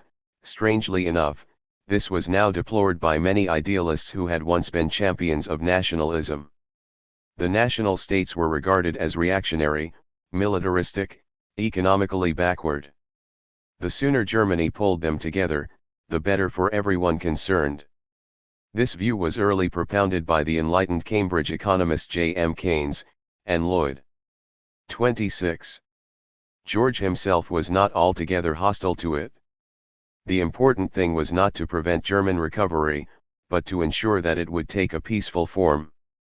Precautions should be taken against German grievances, not against German aggression. In 1919 this view still lay beneath the surface. The peace treaty was in large part shaped by the desire to provide security against Germany. This was least true of the territorial provisions. These were determined by principles of natural justice, as then interpreted. Germany only lost land to which she was not entitled on national grounds.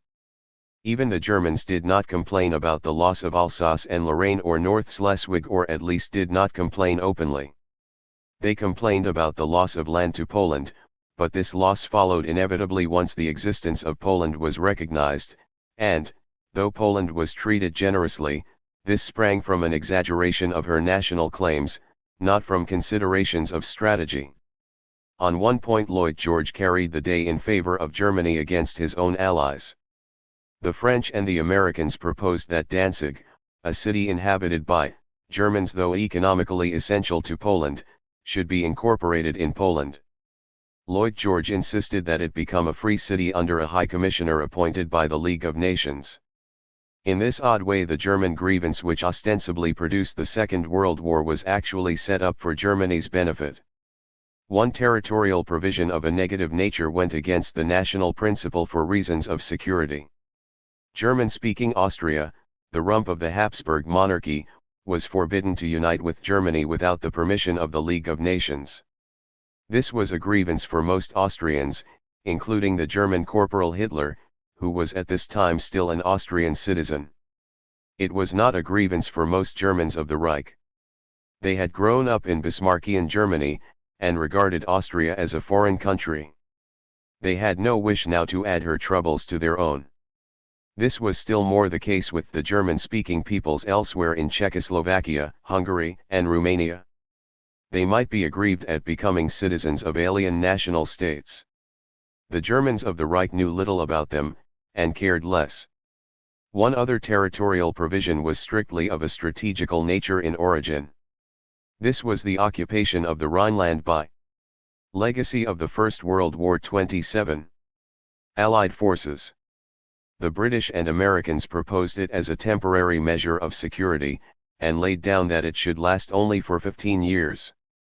The French wanted it to be permanent, and, since they failed to get this by the peace treaty, hoped to achieve the same result by tying evacuation to a satisfactory payment of reparations by the Germans.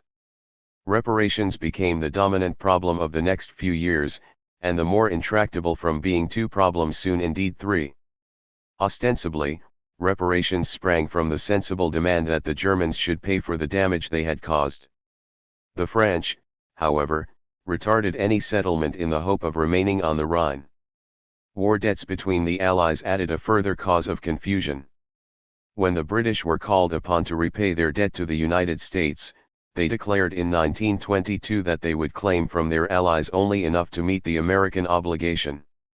The Allies in their turn proposed to pay their debt to Great Britain with what they received from Germany as reparations. The final decision had thus passed, unperceived, to the Germans. They had signed the treaty, they had admitted an obligation, they alone could discharge it. They could agree to pay reparations, and in this way a peaceful world would be achieved, the Rhineland would be evacuated, the question of war debts would lose its sting. Alternatively, they could refuse to pay, or plead their inability to do so. Then the Allies were presented with the question, what security did they possess other than the signature of the German government? The same question was raised by German disarmament. This aimed at security and nothing else, despite the writer that it was instituted to make possible the disarmament of others. German disarmament worked if the Germans chose to make it work. And if not. Once more the Allies were faced with the problem of enforcement. The Germans had this measureless advantage that they could undermine the system of security against them merely by doing nothing, by not paying reparations and by not disarming. They could behave as an independent country normally behaves. The Allies had to use conscious effort, artificial expedients, if the system of security were to be maintained. This ran against the common sense of mankind. The war had been fought to settle things. What was the good of it if now there had to be new alliances, more armaments, greater international 28 complexities than before the war started? The question had no easy answer.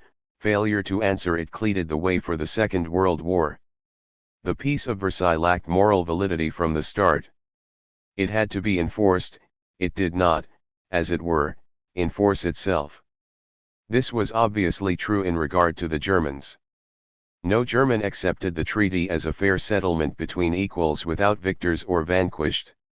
All Germans meant to shake off at any rate some part of the peace treaty as soon as it was convenient to do so.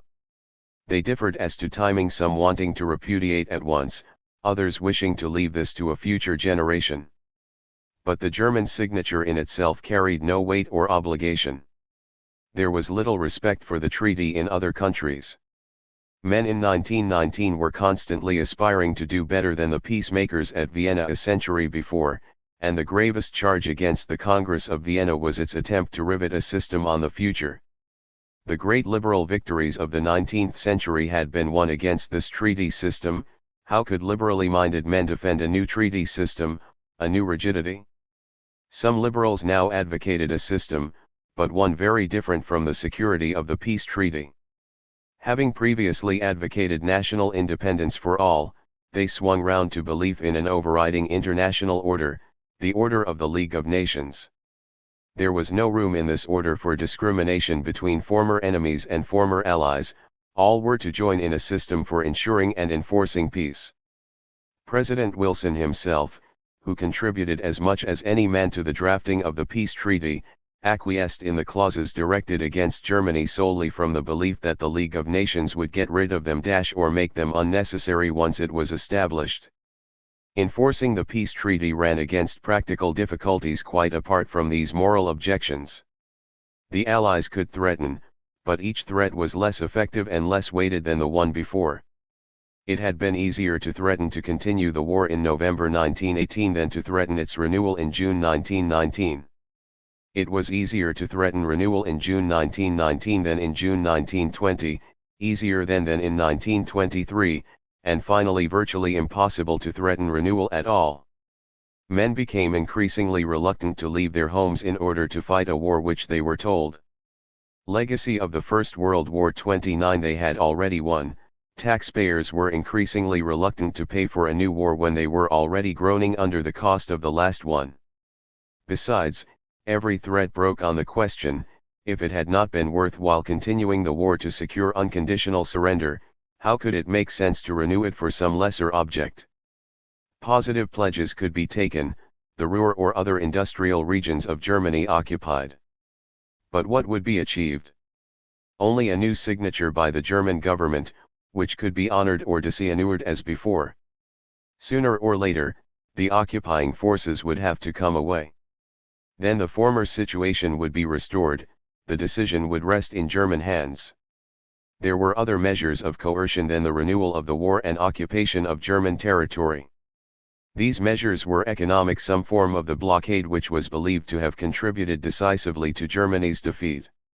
The blockade helped to push the German government into accepting the peace treaty in June 1919. Once removed, it could not be restored in its wartime rigor, if only for fear of its being too effective. For if Germany were reduced to economic chaos and her government collapsed, who then would operate the terms of the treaty? The negotiations between Germany and the Allies became a competition in blackmail, sensational episodes in a gangster film. The Allies, or some of them, threatened to choke Germany to death, the Germans threatened to die. Neither side dared carry its threat to extremity. Increasingly, threats dwindled, and inducements took their place. The Allies offered to restore Germany to her rightful place in the world if their demands were fulfilled. The Germans answered that there would not be a peaceful world until these demands were reduced. It was an almost universal belief, except in Bolshevik circles, that the only secure future for mankind lay in a return to the liberal economic system of a free world market which had been abandoned temporarily, it was supposed during the war. The Allies had a valuable bargaining weapon in offering to readmit Germany to this world market. But the Germans had it too, for a stable world could not be restored without them. The Allies were thus led, by their own policy, into treating Germany as an equal, and with this they were back at the old, intractable problem. If Germany were put on an equal footing with others, she would be the strongest. 80. Power in Europe. If special precautions were taken against her, she would not receive equal treatment. What the Allies really wanted was a treaty system directed against Germany which the Germans would voluntarily accept. It is strange that anyone ever thought this possible, but this was a moment of history when abstractions pulled hard in international relations. The old monarchies had valued treaties in so far as these conferred rights, they had never troubled much about treaties which involved obligations. The new attitude corresponded to the sanctity of contract which is the fundamental element in bourgeois civilization. Kings and aristocrats do not pay their debts, and rarely keep their word. The capitalist system would collapse unless its practitioners honored, without question, their most casual nod, and the Germans were now expected to observe the same ethic. There were more practical reasons for the reliance on treaties, the most practical being the lack of anything else. Here lay the great contrast between the period after the First World War and previous epochs of a similar nature. The problem of one great power in Europe being markedly stronger than the rest was by no means new. On the contrary, it had occurred again and again during the past 400 years. Men had not relied on treaty provisions or on promises by the stronger not to use his strength. The weaker, more pacific powers, had gravitated together, almost unconsciously. They had formed alliances and associations which had defeated or deterred the aggressor. So it had been against Spain in the 16th century, against Bourbon France in the 17th century, and against Napoleon in the 19th. So it had been, for that matter, in the First World War. This old, tried system failed to work after 1919.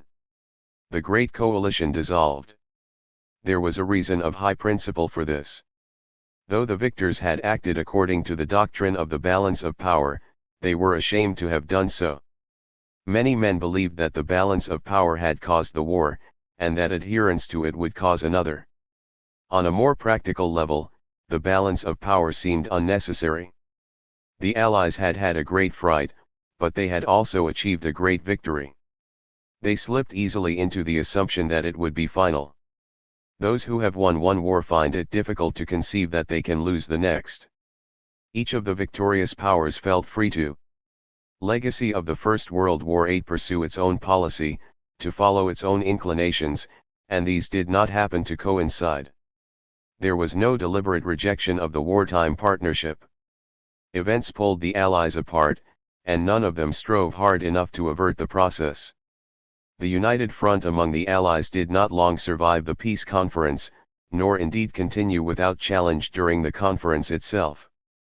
The French pressed for security, the Americans and, to some extent, the British were inclined to think that, they had done their work. The victors managed to agree on a peace treaty, but President Wilson failed to secure its confirmation by the American Senate. Though this was a blow against the new order, it was not such a decisive blow as was later made out. America's relations with Europe were determined more by geography than by policy. Whatever the treaty arrangements, the United States were far away from Europe across the Atlantic Ocean. American troops would have been withdrawn from Europe even if the Senate had endorsed the Treaty of Versailles. As it was, some remained on the Rhine. It would no doubt have increased the prestige of the League of Nations if the United States had been a member, but British policy at Geneva suggests that membership of a second Anglo-Saxon power would not necessarily have transformed the League into the effective instrument of security which the French desired. Much was made both in 1919 and later of the American failure to implement the Treaty of Guarantee with which Wilson and Lloyd George persuaded Clemenceau to renounce annexation of the Rhineland. This abortive treaty, too, offered only a paper security. No American troops were to remain in France, nor British troops either, and, with both British and American forces reduced to the peacetime level, there would have been no troops to send in case of danger. Bryant pointed this out in 1922 when Lloyd George revived the proposal, though without American participation. The Germans, he said, will have plenty of time to reach Paris and Bordeaux before British troops arrive to stop them, and this is exactly what happened, despite a British alliance, in 1940. The Anglo-American guarantee, even if had been implemented, was no more than a promise to liberate France if she were conquered by the Germans, a promise fulfilled in 1944 even without a treaty. The United States were debarred both by geography and by political outlook from belonging to a European. 82. System of security. The most that could be expected from them was that they would intervene belatedly if the system of security failed. The American withdrawal was not absolute. Though the United States failed to confirm the Treaty of Versailles, Americans wanted a peaceful Europe and a stable economic order. American diplomacy was ceaselessly active in European questions. The two schemes for the payment of German reparations, the Dawes Plan and the Young Plan, were both devised under American guidance, each bore the name of an American chairman. American loans restored German economy for good or ill. American insistence on the payment of Allied war debts complicated the problem of reparations. American representatives attended the prolonged discussions on disarmament. Americans indeed constituted the world opinion for whose benefit these discussions, economic and political, were largely conducted, and American historians made the campaign against Germany's war guilt more effective than if it had been left solely in German hands. The United States could not dissociate themselves from Europe merely by rejecting the Treaty of Versailles. America's participation in the war had largely determined the defeat of Germany. Equally, American policy after the war largely determined her recovery. Americans were misled by their own strength. They started from the correct assumption that Germany, after defeat, was no danger to themselves. They went on from this to the mistaken assumption that she could not be a danger to the countries of Europe. American policy would have mattered less if the European great powers had been of one mind. France, Italy, and Great Britain were a formidable coalition, despite the depreciatory remarks made about them later. They had held their own against Germany, though they had not managed to defeat her. Italy was the weakest of the three, both in economic resources and political coherence. She was also estranged from her allies by resentment that she had not received her due share of war prizes. She missed her cut of the Ottoman Empire, and was fobbed off, after much complaint, with worthless colonial land. On the other hand, she enjoyed an illusory security, a detachment from Europe which almost turned her into an island. Her enemy had been Austria-Hungary, not Germany, and when the Habsburg legacy of the First World War 838 monarchy fell to pieces, she acquired a screen of small neighbors. The German problem seemed remote from her. Italian statesmen even welcomed the embarrassment which this problem caused to France. Sometimes they exploited the embarrassment, sometimes they posed as impartial arbiters between France and Germany. Italy had in any case little to contribute to a system of security, and that little she did not contribute. Italian abstention too would have mattered less if Great Britain and France had seen eye to eye. Here was the final and decisive crumbling of the wartime coalition. The two countries remained closely associated. The occasional talk in England that France was aiming at a new Napoleonic domination of Europe, or had even achieved it, was no more than a temporary aberration. Broadly speaking, the two continued to act together as the Western democracies, trustees for Europe and underscore joint victors in the Great War. The association was, if anything, too close, for each managed to retard the policy of the other. The British had denounced Germany fiercely enough while the war was on, they had insisted without illusion that this was a struggle for existence. It seemed to them now that the struggle had been won. The German navy had vanished, the German colonial challenge was over, and, in economic matters, the British were more concerned to restore Germany than to hold her down.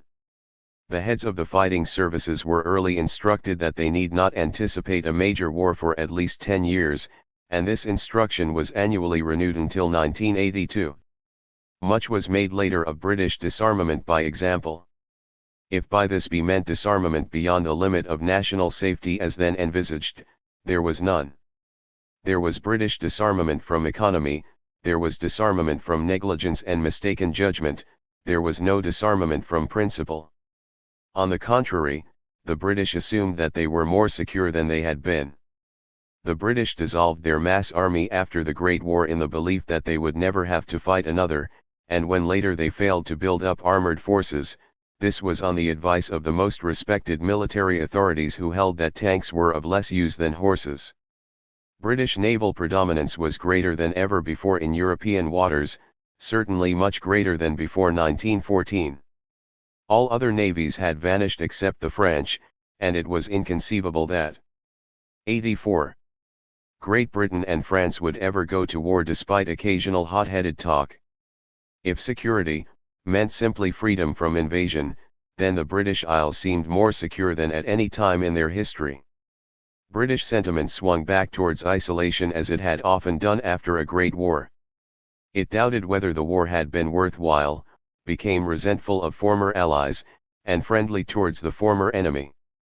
British statesmen did not go as far as this. They still wished to cooperate with France, and they recognized that a peaceful, stable Europe was itself a British interest. But this did not make them ready to underwrite every French claim against Germany. They tended to regard talk of the German danger as historical romanticism, which indeed it was in the immediate present. The French obsession with security seemed not so much exaggerated as mistaken, and even those British statesmen who sought to lull this obsession with a form of words did not suppose that they would ever have to translate their words into action. More than this, British promises of support to France were not offered as a supplement to the other measures of security, they were designed as an alternative, with the intention that the French would let the other measures go. Englishmen reflected deeply on their mistakes of policy in the pre-war years. Some, of course, held that Great Britain ought not to have become involved in continental affairs at all. But many of those who held that the war had to be fought when it came, also held that it could have been avoided if Great Britain had made a formal defensive alliance with France. This would have warned the Germans that Great Britain would fight, it would also have warned the French, and still more the Russians, that she would not fight in an eastern quarrel. Now, after the war, alliance with France expressed a modified form of isolation. Great Britain, by pledging herself to defend France's frontier, would also show that she had no commitment beyond it. Hence British policy, even at its most cooperative, did not work against German recovery, it only offered security of a sort against the consequences of that recovery. The price of British support was that France should renounce all interest east of the Rhine, and hence all standing as a European great power. The same promptings had come from London before 1914, but then the French had two irons in the fire. The association with Great Legacy of the First World War 85. Britain had offered some limited help if France were actually invaded, and ultimately provided much greater help than had been expected, after the invasion took place. But this association was secondary in French politics right up to the outbreak of war. What gave France independence as a great power was the alliance with Russia, which automatically have German strength. Even in 1914 the French military leaders rightly attached much greater importance to the Russian forces rolling into East Prussia than to the tiny British expeditionary force on the French left flank. The Russian alliance continued to give France independence and an illusory greatness until 1917. Then Russia was defeated and fell out of the war. France's European policy collapsed. The war was won solely in the West, the East being liberated as a consequence of this, not in association with it, and France found herself the junior partner of the Western democracies. Some French statesmen welcomed this development. Clemenceau, in particular, had always disliked the alliance with Russia, as alien to French democracy and as involving her in remote Balkan quarrels. He had tried to prevent the alliance being made, he was delighted when it collapsed, and his fierce hostility to Bolshevism sprang not merely from resentment against Russia's desertion, it was also an assurance that the alliance would not be renewed. Clemenceau knew England and the United States better than most Frenchmen, and he believed passionately that the future both of France and of humanity lay with the Western powers. He told the Chamber on December 29, 1918, "For this entente, I shall make every sacrifice," and so he did. It was only because Clemenceau was of all French statesmen the most favorable to Great Britain and the United States that the Treaty of Versailles was agreed at all. Other French leaders were less single-minded. Only a few ranters on the extreme right kept up the old hatred of England, virtually none disliked America. But many distrusted the constancy of the two Anglo-Saxon powers. Some, intoxicated by victory, dreamt of restoring France to the position of European predominance which she had enjoyed under Louis XIV or even before the time of Bismarck. The more modest recognized that Eastern allies would redress Germany's superiority in manpower and restore France's former position as a great power. 86. That Eastern ally could not be Russia. The ostensible reason for this was Bolshevism. The Western powers had entangled themselves in wars of intervention against Bolshevik rule even while the war against Germany was still on. Then they encouraged the cordon sanitaire of states on Russia's western border. Finally they resigned themselves to a policy of non-recognition, morally sustained even when the door was grudgingly opened to some Russian trade. The Soviet leaders, on their side, ostentatiously broke with the corrupt world of capitalism when they seized power in November 1917, and staked all on international revolution. The Third International continued to be more important in their eyes than the Soviet Foreign Ministry even when this revolution failed to come off. In theory, the relations between Soviet Russia and the European powers remain those of suspended war. Some historians even regard this concealed war as the key to the interwar period. Soviet historians claim that Great Britain and France wished to win over Germany for a European crusade, a new war of intervention against Soviet Russia, and some Western historians allege that the Soviet leaders constantly stirred up trouble in international affairs in the hope of fomenting revolution. This is what each side ought to have done if it had taken its principles and beliefs seriously. Neither did so. The Bolsheviks implicitly confessed their sense of security and their indifference to the rest of the world when they went over to socialism in a single country. Western statesmen never took the Bolshevik danger seriously enough to plan new wars of intervention against it. Communism continued to haunt Europe as a specter, a name men gave to their own fears and blunders. But the crusade against communism was even more imaginary than the specter of communism. There were other, cruder reasons why no attempt was made to draw Russia back into European affairs. Defeat during the war destroyed her reputation as a great power. Revolution after it was supposed, not altogether wrongly, to have condemned her to weakness for a generation. After all, Germany was being pulled down by a political revolution of the mildest character. How much more devastating must the results be in Russia of a basic social upheaval? As well, many Western statesmen were somewhat relieved at Russia's disappearance. Though she had been a useful counterweight against Germany, she had also been legacy of the First World War 387, a difficult and exacting ally. Throughout the 20 years of the Franco-Russian alliance, the French had held out against Russian demands on Constantinople. They had yielded, most reluctantly, in 1915, and were delighted to be able to repudiate their wartime promise. The British cared less about Constantinople, but they, too, had had their troubles with Russia in the Near and Middle East. The post-war communist propaganda in India, for instance, was nothing like so menacing as the old Russian activity in Persia.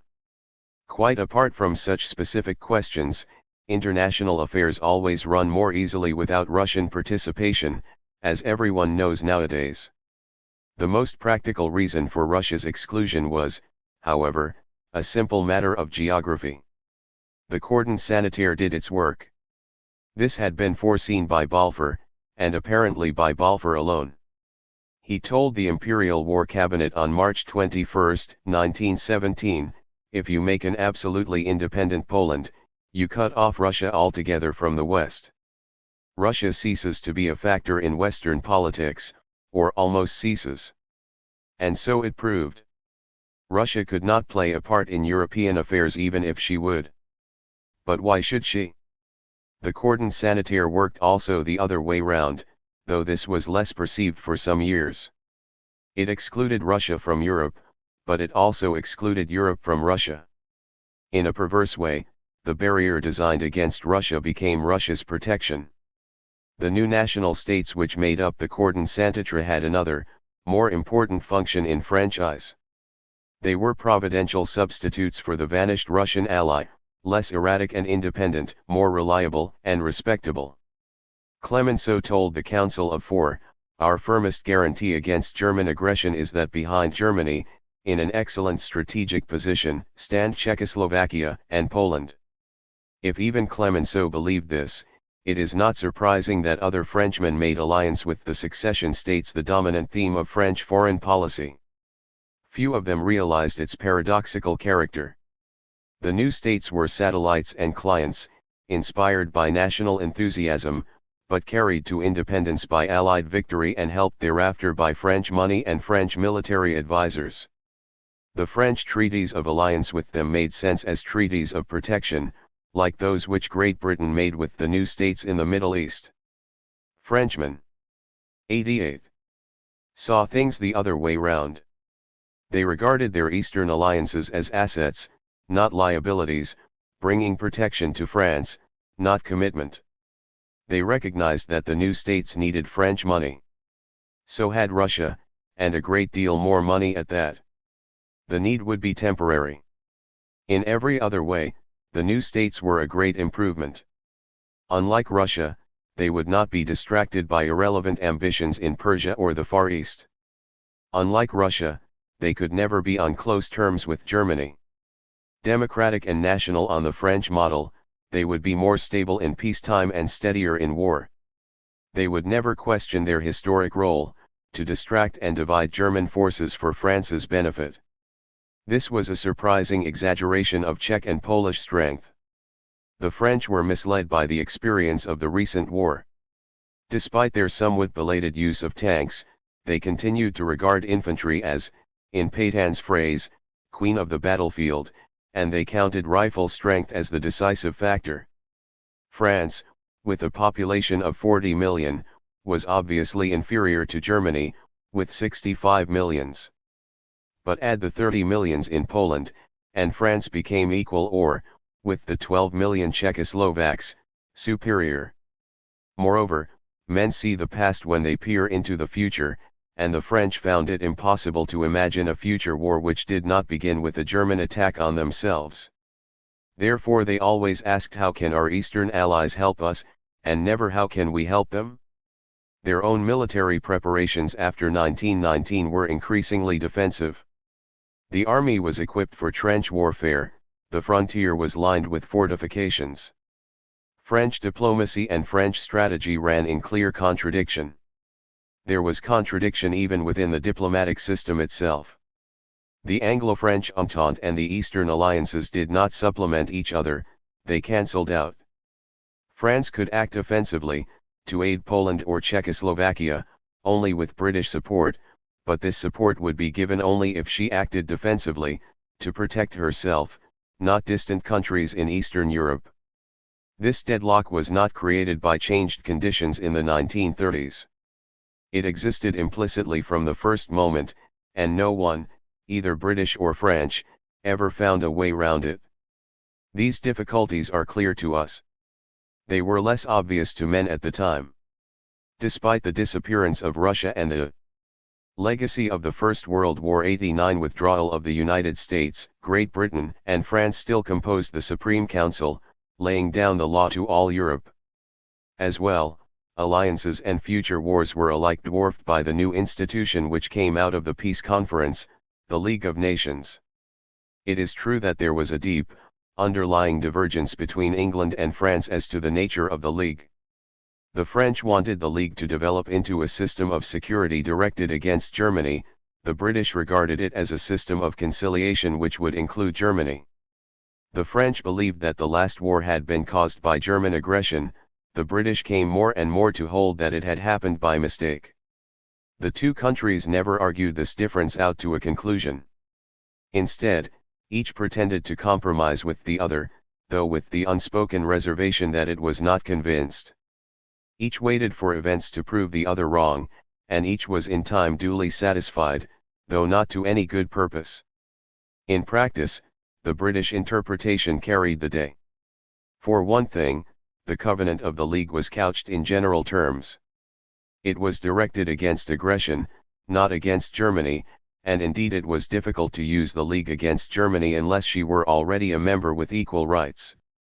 Again, a negative policy is always stronger than a positive, abstention is easier than action. Most of all, the British view followed inevitably from the decision of November 1918, the decision to make an armistice, and then peace, with the German government. Once it had been decided not to destroy Germany, then sooner or later she must return to the comity of nations. The British and French governments were both too distracted by difficulties, domestic and foreign, to have a clear and consistent policy. But so far as there was a coherent pattern in the post-war years, it was the story of efforts to conciliate Germany and of their failure. Chapter 3. The Post-War Decade. Tuesday history of Europe between the wars revolved round the German problem. If this were settled, everything would be settled. If it remained unsolved, Europe would not know peace. All other problems lost their sting or were trivial in comparison. The Bolshevik peril, for example, never as acute as people thought, ended abruptly when the Red Armies were thrown back from Warsaw in August 1920. From that moment there was not the slightest prospect, during the next 20 years, that communism would triumph anywhere in Europe beyond the Russian frontiers. Again, Hungarian revisionism made much noise during the 1920s, more noise indeed than German revisionism from a territorial point of view. It did not raise more than a shadow even of local war, never a shadow of general upheaval. Italy, too, bickered with Yugoslavia over Adriatic questions, and later claimed to be an unsatisfied *have-not nation. The most Italy could do was to hit the headlines, not raise an alarm. The German problem stood alone. This was new. The problem of German strength had existed before 1914, though not fully recognized, but there had been other problems: Russia's desire for Constantinople, French desire for Alsace-Lorraine, Italian irredentism, the South Slav problem within Austria-Hungary, the endless troubles in the Balkans. Now there was nothing of any moment except the position of Germany. There was a second difference of great significance. Before 1914 the relations of the great European powers had often been shaped by questions outside Europe: Persia, Egypt, Morocco, tropical Africa, Turkey in Asia, and the Far East. Some good judges believed, though wrongly, that European questions had lost their vitality. H. N. Brailsford, an intelligent and well-informed observer, wrote early in 1914, "The dangers which 40. The post-war decade 41.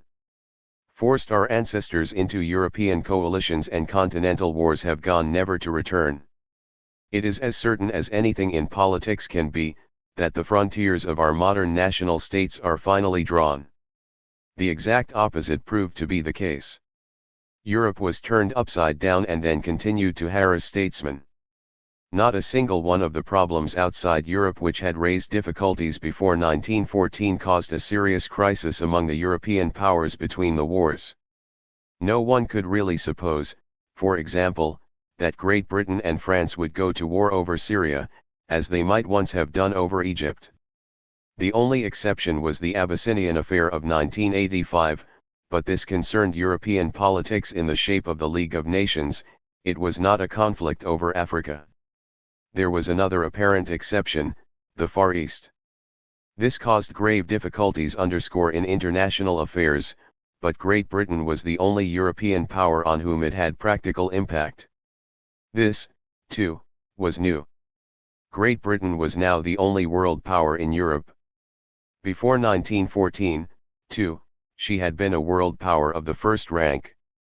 But Russia, Germany, and France also counted for much in the age of imperialism. Now Russia was outside Europe and in alliance with the anti-European revolt of the colonial peoples. Germany had lost her colonies and had relinquished her imperial ambitions at any rate for the time being.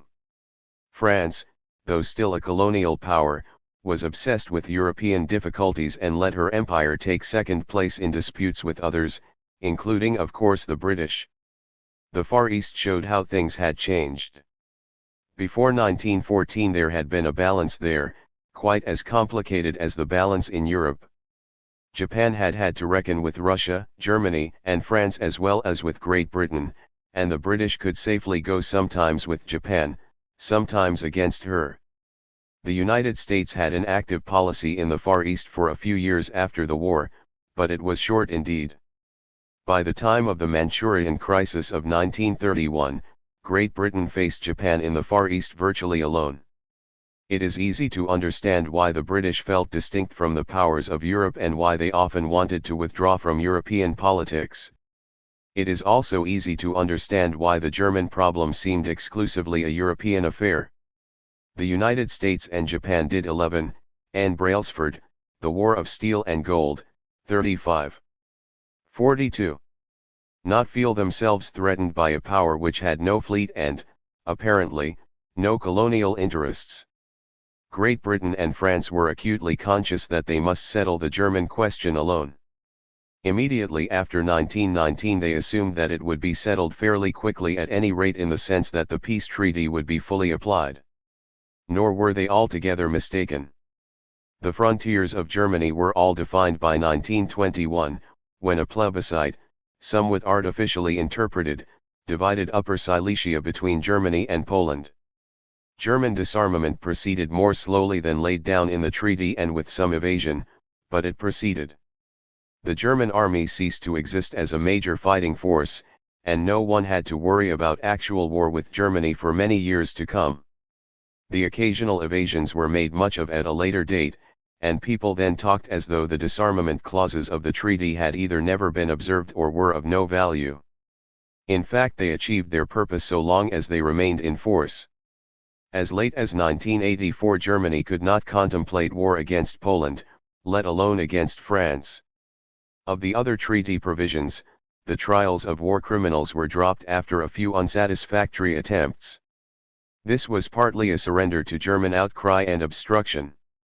It sprang more from the feeling that it was absurd to proceed against lesser criminals when the chief offender, William II, was safe in Holland. By 1921 much of the peace treaty was being enforced. It was reasonable to assume that it would gradually lose its contentious character. Men cannot go on wrangling over a settled question year after year, however embittered they may feel at first. The French forgot Waterloo, they even tended to forget Alsace and Lorraine, despite repeated resolves not to do so. The Germans, too, might have been expected to forget, or at any rate to acquiesce, after a time. The problem of German power would remain, but it would not be aggravated by an acute determination to destroy the settlement of 1919 at the first opportunity. The reverse happened, resentment against the treaty increased with every year. For one part of the treaty remained unsettled, and the disputes over this put the rest of the treaty in constant question. The unsettled issue was the payment of reparations, a striking example of good intentions, or to be correct, good ingenuity, gone wrong. In 1919 the French wished to lay down the post-war decade 48 uncompromisingly the principle that Germany must pay the full bill for war damage, an indeterminate liability that would swell in the future with every step of German economic recovery. The Americans, more sensibly, proposed to state a fixed sum. Lloyd George appreciated that, in the heated atmosphere of 1919, this sum, too, would be far beyond German capacity. He hoped that in time men would come to their senses, the Allies would make a reasonable demand, the Germans would make a reasonable offer, and the two figures would more or less coincide. He therefore swung round behind the French, though for exactly the opposite reason. They wanted to make the bill fantastically large, he wanted to scale it down. The Americans gave way. The peace treaty merely stated the principle of reparations, their amount was to be settled at some time in the future. Lloyd George had meant to make reconciliation with Germany easier, he made it almost impossible. For the divergence between British and French views which had been covered over in 1919 rose again to the surface as soon as they tried to fix a figure, the French still trying to push it up, the British impatiently scaling it down. Nor did the Germans show any willingness to cooperate. Far from attempting to estimate their capacity to pay, they deliberately kept their economic affairs in confusion, well knowing that, if they once got things straight, the bill for reparations would follow. In 1920 there were angry meetings between the Allies, and then conference with the Germans, more conferences in 1921, still more in 1922. In 1928 the French tried to enforce payment by occupying the Ruhr. The Germans first answered with passive resistance, then surrendered at discretion, under the catastrophe of inflation. The French, almost as exhausted as the Germans, agreed to a compromise, the Dawes Plan, drafted largely at British prompting under an American chairman. Though this temporary settlement was resented by both French and Germans, reparations were in fact paid for the next 5 years. Then there was another conference, more wrangling, more accusations, more demands, and more evasions.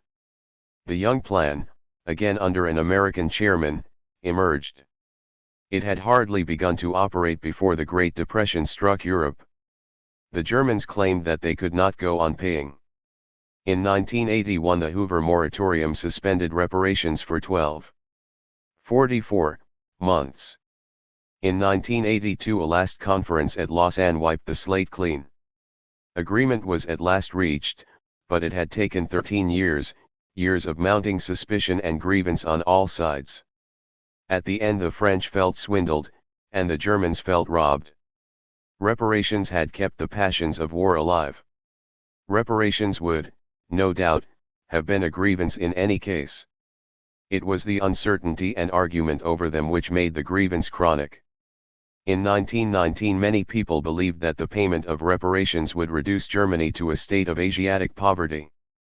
J. M. Keynes held this view, as did all Germans, and probably many Frenchmen did also, though without regretting the consequence. During the Second World War an ingenious young Frenchman, Etienne Mantoux, demonstrated that the Germans could have paid reparations, without impoverishment, if they had wanted to do so, and Hitler gave a practical demonstration of this when he extracted vast sums from the Vichy government of France. The question has only an academic interest. No doubt the apprehensions of Keynes and the Germans were grotesquely exaggerated. No doubt the impoverishment of Germany was caused by war, not by reparations. No doubt the Germans could have paid reparations, if they had regarded them as an obligation of honor, honestly incurred. In actual fact, as everyone now knows, Germany was a net gainer by the financial transactions of the 1920s, she borrowed far more from private American investors than she paid in reparations. This was of course little consolation to the German taxpayer, who was not at all the same person as the German borrower. For that matter, reparations gave little consolation to the taxpayers of Allied countries, who immediately saw the proceeds transferred to the United States in repayment of war debts. Setting one thing against another, the only economic effect of reparations was to give employment to a large number of bookkeepers. But the economic facts about reparations were of little importance. Reparations counted as a symbol. They created resentment, suspicion, and international hostility. More than anything else, they cleared the way for the Second World War. Reparations fixed the French in an attitude of sullen, but rather hopeless, resistance. They had, after all, a not unjustified claim. Northeast France had been devastated during the war. The post-war decade 45 and, whatever the rights and wrongs of war guilt, it was reasonable that the Germans should help to restore the damage. But the French soon cheated over reparations, as everyone else did. Some Frenchmen wanted to ruin Germany forever. Others hoped that reparations would not be paid, so that the armies of occupation should stay in the Rhineland. French taxpayers had been told that Germany would pay for the war, and were indignant against the Germans when their own taxes went up. In the end, the French were cheated in their turn. They got virtually nothing except the moral blame for having demanded reparations at all. As the French saw it, they had made a series of concessions over reparations in order to please the Germans. Finally, they had abandoned all claim to reparations. The Germans emerged more dissatisfied than ever. The French concluded from this experience that concessions in other fields over disarmament or frontiers would be equally futile. They also concluded, though less consciously, that the concessions would be made. The French were distinguished, in the years before the Second World War, by lack of faith in their leaders and in themselves. This despairing cynicism had a long and complicated origin which has often been dissected by historians. But the record of reparations was its immediate, practical cause. Here the French had certainly lost, and their leaders had as certainly displayed a singular incapacity, or at least a singular failure, to fulfill their promises. Reparations did almost as much damage to democracy in France as in Germany itself. Reparations had also a critical influence on the relations between France and Great Britain. In the last days of the war, the British, both politicians and public, had shared the French enthusiasm for reparations. It was a British statesman of high competence, not a Frenchman, who proposed to squeeze the German orange till the pips squeaked, and even Lloyd George had been more clamorous for reparations than he subsequently liked to imagine. Soon, however, the British changed round. They began to denounce the folly of reparations once THEY had themselves carried off the German merchant navy. Perhaps they were influenced by the writings of Keynes. Their more practical motive was to restore the economic life of Europe so as to promote the recovery of their own export industries. They listened readily to the German stories of the endless woes which 46 would follow the payment of reparations, and, once they had condemned reparations, they soon condemned other clauses of the peace treaty. Reparations were wicked. Therefore the disarmament of Germany was wicked, the frontier with Poland was wicked, the new national states were wicked. And not only wicked, they were a justified German grievance, and the Germans would be neither content nor prosperous until they were undone. The British grew indignant at French logic, at French anxiety about German recovery, and particularly indignant at French insistence that treaties should be honored once they had been signed. French claims to reparations were pernicious and dangerous nonsense, therefore their claim for security was pernicious and dangerous nonsense also. The British had some plausible ground for complaint. In 1981 they were forced off the gold standard. The French, who had claimed to be ruined by the war, had a stable currency and the largest gold reserve in Europe. It was a bad beginning for the years of danger.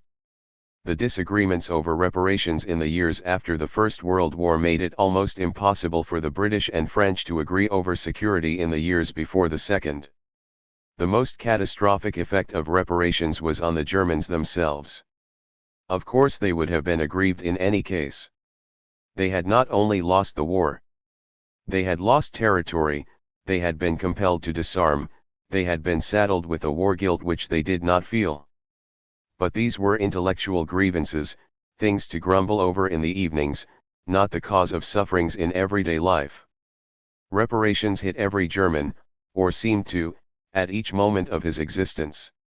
It would be useless to discuss now whether reparations in fact impoverished Germany, and it was equally useless to argue the point in 1919. No German was likely to accept the proposition which Norman Angell had advanced in the Great Illuston that the payment of an indemnity by the French in 1871 benefited France and injured Germany. The common sense of mankind says that a man is the poorer for paying out money, and what is true for an individual appears true for a nation. Germany was paying reparations, and was therefore the poorer for it. By an easy transition, reparations became the sole cause of German poverty. The businessman in difficulties, the underpaid schoolteacher, the unemployed worker all blamed their troubles on reparations. The cry of a hungry. The post-war decade 47. Child was a cry against reparations. Old men stumbled into the grave because of reparations. The great inflation of 1923 was attributed to reparations, so was the Great Depression of 1929. These views were not held merely by the German men in the street. They were held just as strongly by the most distinguished financial and political experts. The campaign against the slave treaty hardly needed the prompting of extremist agitators. Every touch of economic hardship stirred the Germans to shake off the shackles of Versailles. Once men reject a treaty, they cannot be expected to remember precisely which clause they reject. The Germans began with the more or less rational belief that they were being ruined by reparations. They soon proceeded to the less rational belief that they were being ruined by the peace treaty as a whole. Finally, retracing their steps, they concluded that they were being ruined by clauses of the treaty which had nothing to do with reparations. German disarmament, for instance, may have been humiliating, it may have exposed Germany to invasion by Poland or France. But economically it was to the good so far as it had any effect at all. Point 1. This is not what the ordinary German felt. He assumed that, since reparations made him poorer, disarmament did also. It was the same with the territorial clauses of the treaty. There were defects, of course, in the settlement. The eastern frontier put too many Germans in Poland, though it also put too many Poles in Germany. It could have been improved by some redrawing and by an exchange of populations, an expedient not contemplated in those civilized days. But an impartial judge, if such existed, would have found little fault with the territorial settlement once the principle of national states was accepted. The so-called Polish corridor was inhabited predominantly by Poles, and the arrangements for free railway communication with East Prussia were adequate. Danzig would actually have been better off economically if it had been included in Poland. As to the former German colonies, also a fertile cause of grievance, they had always been an expense, not a source of profit. All this was lost sight of, thanks to the link between reparations. One with remarkable, though not unique, ingenuity, the German generals managed to make disarmament more expensive than armament had been. It cost the German taxpayer less to maintain the great army and navy of 1914 than to maintain a small army and no navy after 1919. 48. And the rest of the treaty. The German believed that he was ill, dressed, hungry, or out of work, because Danzig was a free city, because the corridor cut off East Prussia from the Reich, or because Germany had no colonies. Even the highly intelligent banker Schacht attributed Germany's financial difficulties to the loss of her colonies, a view which he continued to hold, sincerely no doubt, even after the Second World War. The Germans were not being self-centered or uniquely stupid in holding such views. This outlook was shared by enlightened liberal Englishmen such as Keynes, by nearly all the leaders of the British Labour Party, and by all Americans who thought about European affairs. Yet it is difficult to see why the loss of colonies and land in Europe should have crippled Germany economically. After the Second World War, Germany had much greater territorial losses, yet became more prosperous than at any time in her history. There could be no clearer demonstration that the economic difficulties of Germany between the wars were due to defects in her domestic policy, not to unjust frontiers. The demonstration has been in vain. Every textbook continues to attribute Germany's difficulties to the Treaty of Versailles. The myth went further, and still does. First, the economic problems of Germany were blamed on the treaty. Then it was observed that these problems continued. From this it was held to follow that nothing was done to conciliate Germany or to modify the system set up in 1919. Appeasement was supposed to have been attempted only in 1988, and by then it was too late. This is far from the truth. Even reparations were constantly revised, and always downwards, though no doubt the revision dragged out tiresomely long. In other ways appeasement was attempted sooner, and with success. Lloyd George made the first attempt. Emerging with difficulty from the morass of reparations, he resolved to summon a new, and more genuine, peace conference, which should be attended by everyone, by the United States, by Germany, by Soviet Russia, as well as by the Allies. A fresh start should be made on creating a better world. Lloyd George's initiative was seconded by Briand, then French premier, another political wizard, who could conjure problems out of existence. The partnership had an abrupt end. In January 1922 Briand was defeated in the French chamber ostensibly for having taken a lesson in golf from Lloyd George, actually. The post-war decade 49. Because he was weakening over the peace treaty. Poincaré, his successor, was unmoved by a British offer to guarantee France's eastern frontier, and a French representative attended the conference, which met at Genoa in April 1922, only to insist on the payment of reparations. The Americans refused to attend. The Russians and Germans attended, but with the not unjustified suspicion that they were to be played off one against the other. The Germans were to be invited to join in exploiting Russia, the Russians were to be urged to claim reparations from Germany. Instead, the representatives of the two countries met secretly at Rapallo and agreed not to work against each other. The Treaty of Rapallo wrecked the Genoa Conference, and acquired great notoriety in the world. At the time, the Bolsheviks were regarded as outcasts, and it was therefore counted great wickedness in the Germans to conclude a treaty with them. Later on, when the Germans became the cause of offense, the moral obliquity of Rapallo was chalked up against the Russians. In fact, the Treaty of Rapallo was a modest, negative affair. It is true that it prevented a European coalition for a new war of intervention against Russia. It is also true that it prevented any revival of the old Triple Entente. Neither of these was a practical proposition in any case, and the treaty did no more than record the fact. But there was equally little chance of active cooperation between the two signatories. Neither was in a position to challenge the peace settlement, both asked no more than to be left alone. The Germans thereafter provided Soviet Russia with a certain amount of economic assistance, though absurdly enough the Americans, who did not recognize Soviet Russia at all, provided more. The Russians enabled the Germans to evade the restrictions of the Treaty of Versailles by setting up gas schools and flying schools on Soviet territory. These were trivialities. There was no sincerity in German-Soviet friendship, and both sides knew it. The German generals and conservatives, who promoted the friendship, despised the Bolsheviks, and they in their turn were friendly with Germany only according to the Leninist maxim of taking a man by the hand, preparatory to taking him by the throat.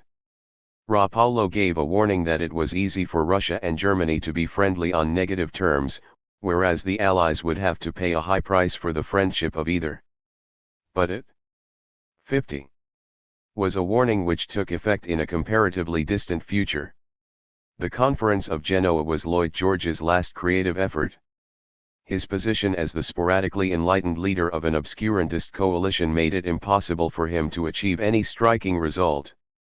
In the autumn of 1922 he fell from power. The conservative government under Bonner Law which succeeded him was impatiently skeptical of European affairs. The way was clear for Poincaré, then French premier, to attempt the enforcement of reparations by occupying the Ruhr. This was the one break in the record of appeasement, and it was a break of a limited kind. Whatever secret hopes some Frenchmen might have that Germany would disintegrate, the sole purpose of the occupation was to get an offer of reparations from the Germans, and it had to be ended as soon as an offer was made. The occupation had a terrible effect on the French franc. Poincaré may have thought at the outset that France could act independently. By the end of 1928 he was as convinced as Clemenceau had been that the prime necessity for France was to be on close terms with England and America. The French voter passed his own verdict on the affair in 1924 by returning a left coalition hostile to Poincaré. The occupation of the Ruhr provided, in the long run, the strongest argument in favor of appeasement. For how did it end? In fresh negotiations with Germany. It gave a renewed, and more powerful, demonstration that the Treaty of Versailles could be carried out only with the cooperation of the German government. In that case more was to be gained by conciliation than by threats. The argument was not only effective in the present, it went on being effective in the future. When Germany began to disregard the conditions of the treaty on a more massive scale, men, particularly Frenchmen, looked back to the occupation of the Ruhr, and asked, what would be gained by the use of force? Only new German promises to fulfill the promises which they are now breaking. The cost would be ruinous, the result negligible. Security could be regained only by winning the Germans over, not by threatening them. It would be wrong to suggest that the occupation of the Ruhr was without effect on Germany. Though it taught the French the folly of coercion, it also taught the Germans the folly of resistance. The occupation ended with a surrender by Germany, not by the post-war decade 51. France. Stresemann came to power with the avowed policy of fulfilling the treaty. Of course, this did not mean that he accepted the French interpretation of the treaty or that he would acquiesce in the French demands. It meant only that he would defend German interests by negotiations, not by resistance. Stresemann was as determined as the most extreme nationalist to get rid of the whole treaty, lock, stock, and barrel, reparations, German disarmament, the occupation of the Rhineland, and the frontier with Poland. But he intended to do this by the persistent pressure of events, not by threats, still less by war. Where other Germans insisted that revision of the treaty was necessary for the revival of German power, Stresemann believed that the revival of German power would inevitably lead to revision of the treaty. There was a great outcry in Allied countries against Stresemann after his death when the publication of his papers revealed clearly his intention to destroy the existing treaty settlement. The outcry was grotesquely unjustified. Given a great Germany and the Allies had themselves given it by their actions at the end of the war, it was inconceivable that any German could accept the Treaty of Versailles as a permanent settlement. The only question was whether the settlement would be revised, and Germany become again the greatest power in Europe, peacefully or by war. Stresemann wanted to do it peacefully. He thought this the safer, the more certain, and the more lasting way to German predominance. He had been a bellicose nationalist during the war, and even now was no more inclined to peace from moral principle than Bismarck had been. But, like Bismarck, he believed that peace was in Germany's interest, and this belief entitles him to rank with Bismarck as a great German, even as a great European, statesman. Maybe even as a greater. His task was certainly more difficult. For Bismarck had only to maintain an existing settlement, Stresemann had to work towards a new one. It is the measure of his success that, while he lived, Europe moved towards peace and treaty revision at the same time. This achievement was not due to Stresemann alone. Allied statesmen also contributed their part, foremost among them Ramsay MacDonald, who came to power in 1924, and thereafter, whether in or out of office, set his mark on British foreign policy for the next 15 years. The MacDonald policy seemed to end in catastrophic failure with the outbreak of the Second World. 52. War Indiana, 19389. His name is now despised, his very existence ignored. Yet MacDonald should be the patron saint of every contemporary Western politician who favors cooperation with Germany. More than any other British statesman, MacDonald faced the German problem and attempted to solve it. Coercion was futile, as the occupation of the Ruhr had just shown. The alternative of bringing Russia back into Europe as a great power was ruled out on both sides during the 1920s, for good or ill. Only conciliation of Germany remained, and if conciliation were to be practiced at all, it should be practiced wholeheartedly. MacDonald did not ignore French anxieties. He met them more generously than any other British statesman had done or was to do. He assured Herriot in July 1924 that violation of the treaty would lead to the collapse of the permanent foundations on which rests the peace so painfully achieved, and he promoted at the League of Nations the Abort Geneva Protocol, by which Great Britain, along with the other members of the League, guaranteed every frontier in Europe. But he was thus generous with the French because he thought that their anxieties had no real foundation. Even in August 1914 he had not believed that Germany was a dangerous and aggressive power, bent on the domination of Europe. He certainly did not believe it in 1924. Therefore the promises of the protocol, which looked black and big on paper, were in fact a harmless drug to soothe nerves. Every problem could be solved by the strenuous action of goodwill. The important thing was to launch negotiations.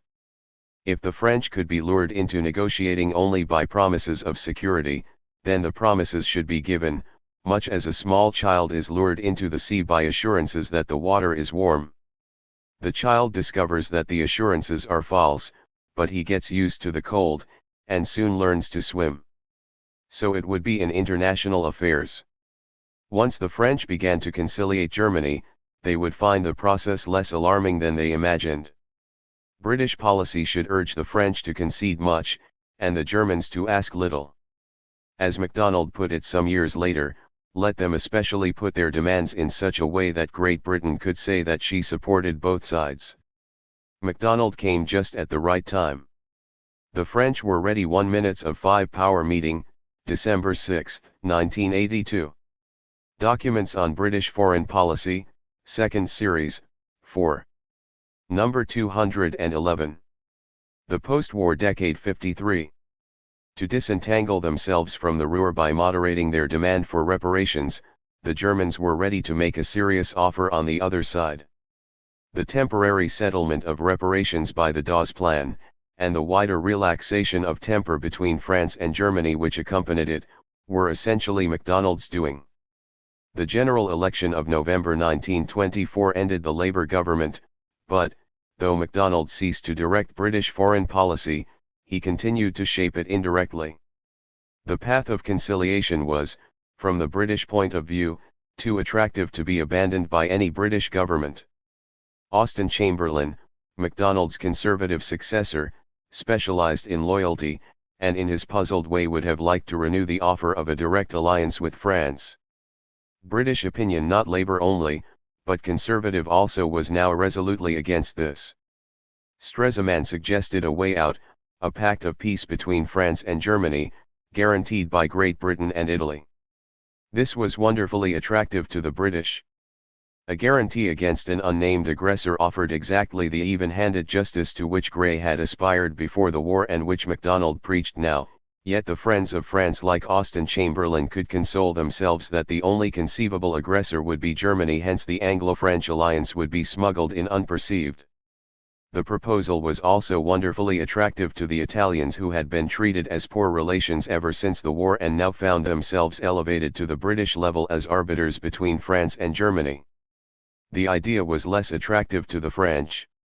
Even though the Rhineland was to remain demilitarized, it would cease to provide France with an open door through which to threaten Germany, once it was placed under an Anglo-Italian guarantee. But the French too had found the right statesman for the moment. In 1925 Briand returned as French foreign minister. He was a match for Stresemann in diplomatic skill, the equal of MacDonald in high-minded aspiration, and master of all in romantic utterance. Other French statesmen talked hard without meaning it. Briand talked soft, and did not mean that either. The outcome of the Ruhr occupation had shown the futility of the hard way. Briand now had another chance to find. 54. Security for France in a cloud of words. He deflated Stresemann's moral lead by proposing that Germany should promise to respect all her frontiers, east as well as west. This was an impossible condition for the German government. Most Germans had acquiesced in the loss of Alsace and Lorraine, few of them even raised the question until after the defeat of France in 1940. The frontier with Poland was felt as a grievance by all Germans. It might be tolerated, it could not be confirmed. Stresemann stretched conciliation a long way, in German eyes, when he agreed to conclude treaties of arbitration with Poland and Czechoslovakia. Even so, he added that Germany intended to revise her frontiers with these two countries at some time in the future, though of course she would do it peacefully, a favorite phrase of statesmen who are not yet ready to go to war, though perhaps, in Stresemann's case, sincere. Here was a gaping hole in the system of security, and open repudiation by Stresemann of Germany's eastern frontiers. The British would not fill the gap. Austen Chamberlain spoke complacently of the Polish corridor, for which no British government ever will or ever can risk the bones of a British grenadier. Briand provided an alternative solution. France reaffirmed her existing alliances with Czechoslovakia and Poland, and the signatories of Locarno agreed that French action under these alliances would not constitute aggression against Germany. In theory, France thus remained free to go to the assistance of her Eastern allies across the demilitarized Rhineland without forfeiting Bayetish friendship. Her two contradictory systems of diplomacy were reconciled, at any rate on paper. Locarno enshrined the Western alliance with Great Britain, yet preserved the Eastern alliance with the two satellite states at the same time. Such was the Treaty of Locarno, signed on December 1, 1925. It was the turning point of the years between the wars. Its signature ended the First World War, its repudiation 11 years later marked the prelude to the Second. If the object of an international agreement be to satisfy everyone, Locarno was a very good treaty indeed. It satisfied the two guarantor powers. They had reconciled France and Germany and brought peace to Europe without incurring, as they supposed, anything beyond a moral obligation, a mere form of words. Neither Great Britain nor Italy ever made any preparations to fulfill their guarantee. The post-war decade 55. How could they when the aggressor would not be known until the moment for decision arrived? The practical result of the treaty, odd and unforeseen, was to prevent any military cooperation between Great Britain and France so long as it remained in force. Yet Locarno also satisfied the French. Germany accepted the loss of Alsace and Lorraine, she agreed to keep the Rhineland demilitarized, Great Britain and Italy underwrote the German promise. Any French statesman of 1914 would have been bewildered with delight at such an achievement. At the same time, the French were still free to operate their Eastern alliances and to play a great part in Europe if they wished to do so. The Germans could be satisfied too. They were firmly protected against a new occupation of the Ruhr, they were treated as equals, not as the defeated enemy, and they kept the door open for a revision of their eastern frontier. A German statesman of 1919, or even of 1923, would have found no cause for complaint. Locarno was the greatest triumph of appeasement. Lord Balfour called it rightly the symbol and the cause of a great amelioration in the public feeling of Europe. Locarno gave to Europe a period of peace and hope. Germany was admitted to the League of Nations, though after more delay than had been expected. Stresemann, Chamberlain, and Briand appeared regularly at the League Council. Geneva seemed to be the center of a revived Europe, the concert really in tune at last, and international affairs regulated by discussion instead of by the jangling of arms. No one in these years lamented the absence of Russia, and the United States affairs ran more smoothly without them. On the other hand, no one seriously proposed to turn the Europe of Geneva into either an anti-American or an anti-Soviet bloc. Far from wishing to be independent of the United States, the European countries were all busy borrowing American money. A few wild projectors talked of a European crusade against communism, but there was nothing in it. Europeans had no desire to go on a crusade against anyone. Apart from this, the Germans wanted to keep friendship with Russia as a card in reserve, a form of reinsurance treaty which might someday be used against France's eastern alliances. Immediately after signing the Treaty of Locarno, Stresemann renewed with the Russians the agreement made at Rapallo in 1922, and when Germany joined the League, Stresemann 56. Declared that she could not, in her disarmed state, participate in sanctions a veiled assertion of neutrality towards Soviet Russia. A graver flaw in the Locarno-Geneva system than the absence of the United States and Soviet Russia was the presence of Italy. She had been brought into the Locarno arrangement solely in order to reinforce the British appearance of impartiality. No one supposed at this time that Italy could really hold the balance between Germany and France. This did not matter while Locarno, like the League, rested on calculation and goodwill, not on direct force. Later, when circumstances grew harsher, the memory of Locarno helped to foster the delusion that Italy had real weight to throw into the scales. The Italian leaders themselves were the victims of this delusion. In the Locarno era, Italy had a worse defect than lack of strength, she lacked moral standing. The Locarno powers claimed to represent the great principles for which the war had been fought, and the League claimed to be an association of free peoples. No doubt there was something fraudulent in these claims. No country is ever as free or as high-principled as it makes out to be. but there was something genuine in the claims as well. The Great Britain of Baldwin and MacDonald, the Weimar Republic in Germany, the Third Republic in France were truly democratic countries, with freedom of expression, the rule of law, and good intentions towards others. They were entitled to claim that, grouped in the League, they offered the best hope for mankind, and that, broadly speaking, they offered a superior political and social order to that offered by Soviet Russia. All this became a tawdry pretense when it was extended to the Italy of Mussolini. Fascism never possessed the ruthless drive, let alone the material strength, of National Socialism. Morally it was just as corrupting, or perhaps more so from its very dishonesty. Everything about fascism was a fraud. The social peril from which it saved Italy was a fraud, the revolution by which it seized power was a fraud, the ability and policy of Mussolini were fraudulent.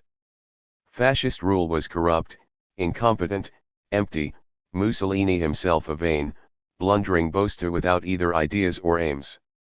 Fascist Italy lived in a state of illegality, and fascist foreign policy repudiated from the outset the principles of Geneva.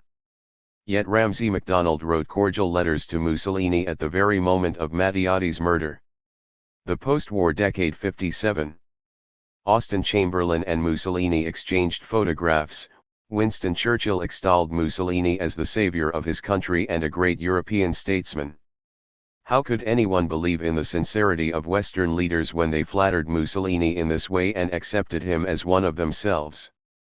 It is not surprising that the Russian communists regarded the League and all its works as a capitalist conspiracy, though also not surprising that Soviet Russia and Fascist Italy early established and always maintained cordial international relations. Of course, there is always some gap between theory and practice. It is disastrous for both rulers and ruled when the gap becomes too wide. The presence of Fascist Italy at Geneva, the actual presence of Mussolini at Locarno, were the extreme symbols of unreality in the democratic Europe of the League of Nations.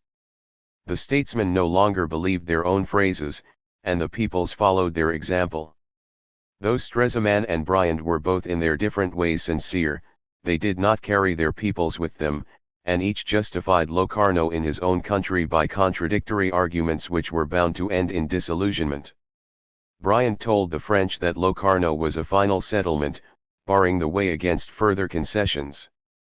Stresemann assured the Germans that the purpose of Locarno was to bring further concessions at an ever faster rate. Briand, the great rhetorician, hoped that a cloud of benevolent phrases would make the Germans forget their grievances. Stresemann, in his patient way, believed that the habit of concession would grow on the French with practice. Both men were disappointed, both were in sight of failure by the time they died. Further concessions were made, but always with ill will. The Control Commission on German Disarmament was withdrawn in 1927. Reparations were revised downwards by the Young Plan in 1929, and external control of German finances was abandoned. The occupying forces left the Rhineland in 1985, years ahead of time.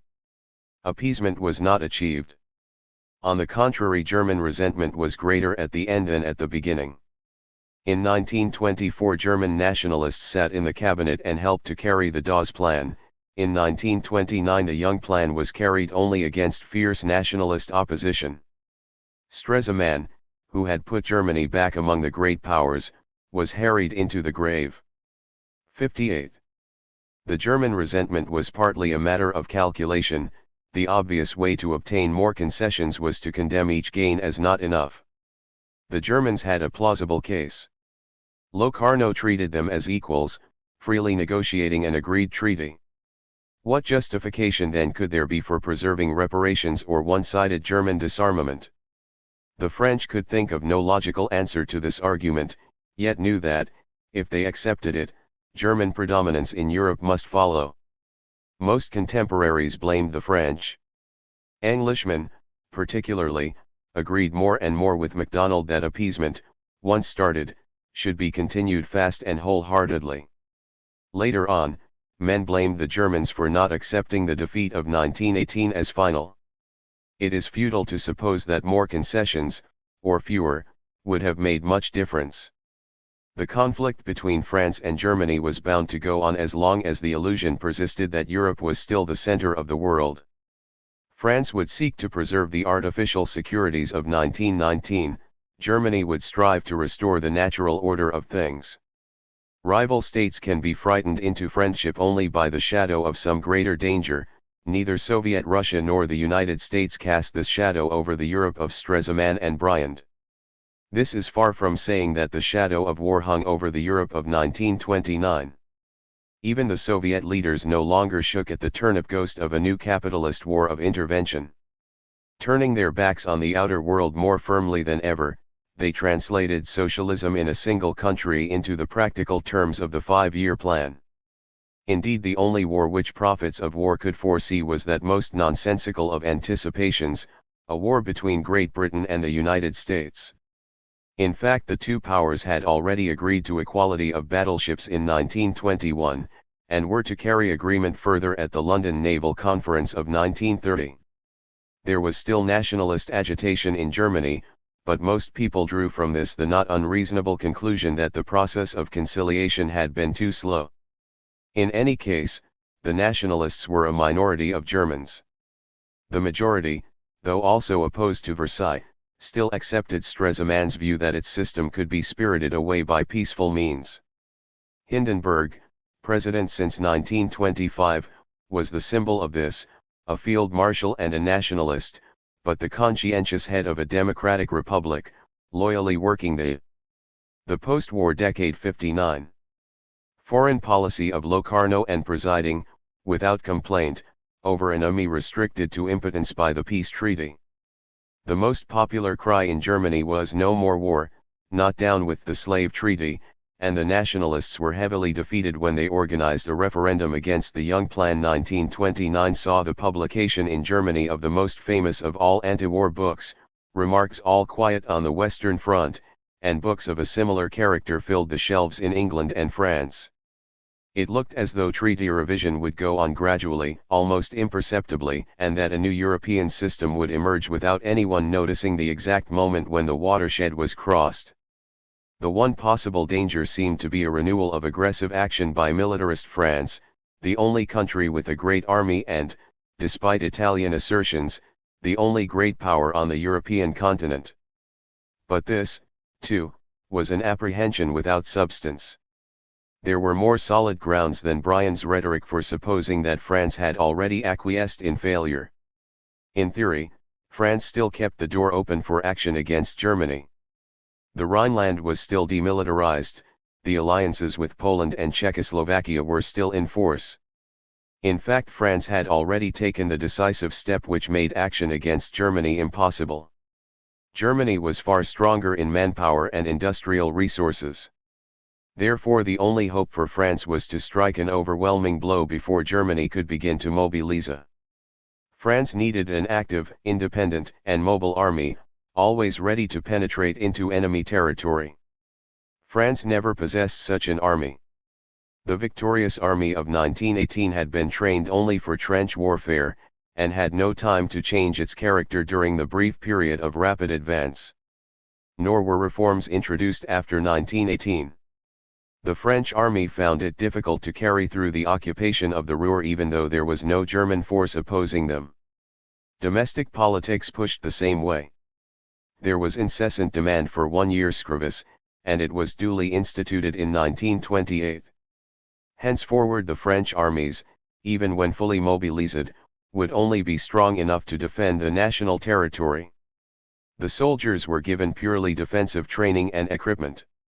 The Maginot Line provided the eastern frontier with the most gigantic system of fortifications ever known. The diverse between 60. French policy and French strategy was complete. French politicians still talked of acting against Germany, the means of action did not exist. Lenin said in 1917 that the Russian soldiers had voted for peace with their feet by running away. So the French, without realizing it, had voted by their military preparations against the system of Versailles.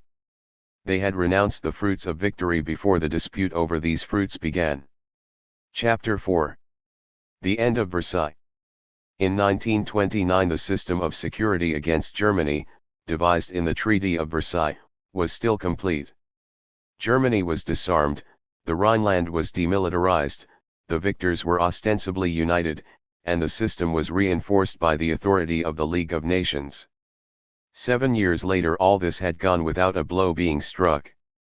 International stability was first shaken by the collapse of economic stability in the Great Depression, which began in October 1929. The Depression had little to do with the preceding war, though men did not think so at the time. It had nothing to do with the surviving provisions of the peace treaty. The Depression was started by the collapse of a speculative boom in the United States, and the unemployment which followed was swelled by the failure of purchasing power to keep pace with the increased resources of production. Everyone understands this now, just as they know that the way out of a depression is to increase government spending. In 1929 hardly anyone knew it, and the few who did had no influence on policy. It was generally believed that deflation was the only cure. There must be sound money, balanced budgets, cuts in government expenditure, and reductions in wages. Then, presumably, prices would somehow become low enough for people to start buying again. This policy caused hardship and discontent in every country where it was applied. There was no reason why it should cause international tension. In most countries the Depression led to a turning away from international affairs. In Great Britain the lowest arms estimates between the wars were introduced by Neville Chamberlain, Chancellor of the Exchequer in the national government, in 1932. The French became even less assertive than they had been before. American policy under F.D. Roosevelt became in 1933 markedly more isolationist than it had been under his Republican predecessor. Germany was a special case. 61. 62. The Germans had experienced the terrible evils of inflation in 1928, and now went equally far in the opposite direction. Most Germans regarded this as inevitable, but the results were highly unpopular. Everyone applauded the measures when applied to others, yet resented them when applied to himself. The Reichstag filed to provide a majority for a deflationist government, though such a government was what it wanted. As a result, Brüning governed Germany for more than 2 years without a majority, imposing deflation by presidential decree. High-minded and sincere, he would not win popularity by mitigating the rigors of deflation, but his government sought popularity by success in foreign affairs. Curtius, his foreign minister, tried to carry economic union with Austria in 1931, a project which offered no economic advantage, and Treviranus, another member of his government, started an agitation against the Polish frontier. In 1932 Papen, Brüning's successor, demanded equality of armaments for Germany. All these things were irrelevant to the economic difficulties, but the ordinary German could not be expected to understand this. He had been told for years that all his troubles were due to the Treaty of Versailles, and now that he was in trouble he believed what he had been told. Moreover, the Depression removed the strongest argument for doing nothing: prosperity. Men who are well off forget their grievances, in adversity they have nothing else to think about. There were other reasons for the increase in international difficulties. In 1931 the League of Nations faced its first serious challenge. On September 18 Japanese forces occupied Manchuria, which was theoretically part of China. China appealed to the League for redress. It was not an easy problem. The Japanese had a good case. The authority of the Chinese central government, nowhere strong, did not run in Manchuria, which had been for years in a state of lawless confusion. Japanese trading interests had suffered greatly. There were many precedents in China for independent action, the last being a British landing at Shanghai in 1927. Besides, the League had no means of action. No country, at the height of the economic crisis, welcomed the idea of cutting off its remaining fragment of international trade with Japan. The only power with any stake in the Far East was Great Britain, and action was to be least expected from the British at the exact moment when they were being forced off the end of Versailles 68 gold standard and facing a contentious general election. In any case, even Great Britain, though a Far Eastern power, had no means of action. The Washington Naval Treaty gave Japan a local supremacy in the Far East, and successive British governments confirmed this supremacy when they deliberately postponed the building up of their base at Singapore. What would be gained if the League of Nations condemned Japan? Merely a display of moral rectitude which, in so far as it had any effect, would set Japan against British trading interests. There was one argument in favor of this moral condemnation. The United States, though not a member of the League, were very much a Far Eastern power, and they propounded non-recognition of any territorial change carried through by force. This was consoling to the doctrinaires of Geneva. But, as the Americans did not propose to curtail their trade with Japan, it was less consoling to the Chinese and to the practical sense of the British. Rightly or wrongly, the British government attached more importance to the restoration of peace than to a display of moral rectitude. Nor was this view confined to the hardened cynics who staffed the Foreign Office or to the supposedly reactionary politicians headed by MacDonald who composed the national government. It was shared by the Labour Party who at this time condemned not aggression, but war. Any British action against Japan in 1932, if such had been possible, would have met with unanimous opposition from the left as a wicked defence of imperialist interests. What the Labour Party wanted, and in this it represented a general British feeling, was that Great Britain should not profit from war. Labour proposed a ban on supplying arms to either side, both China and Japan, and this proposal was accepted by the national government. The government went further. The British had always regarded the League as an instrument of conciliation, not a machine of security. They now operated this instrument. The League set up the Lytton Commission, actually on Japanese initiative, to discover the facts about Manchuria and to propound a solution. The commission did not reach a simple verdict. It found that most of the Japanese grievances were justified. Japan was not condemned as an aggressor, though she was condemned for resorting to force before all peaceful means of redress were exhausted. The Japanese withdrew in protest from the League of Nations. But in 64. Fact, British policy succeeded. The Chinese reconciled themselves to the loss of a province which they had not controlled for some years, and in 1983 peace was restored between China and Japan. In later years the Manchurian affair assumed a mythical importance. It was treated as a milestone on the road to war, the first decisive betrayal of the League, especially by the British government. In reality, the League, under British leadership, had done what the British thought it was designed to do. It had limited a conflict and brought it, however unsatisfactorily, to an end. Moreover, the Manchurian affair, far from weakening the coercive powers of the League, actually brought them into existence. It was thanks to this affair that the League again on British prompting set up machinery, hitherto lacking, to organize economic sanctions. This machinery, to everyone's misfortune, made possible the League action over Abyssinia in 1985. The Manchurian affair had a contemporary importance, though not that subsequently attributed to it. It diverted attention from Europe just at the moment when European questions became acute, and in particular it made the British government exceptionally impatient with European troubles. It reinforced, with unanswerable arguments, the British preference for conciliation as against security.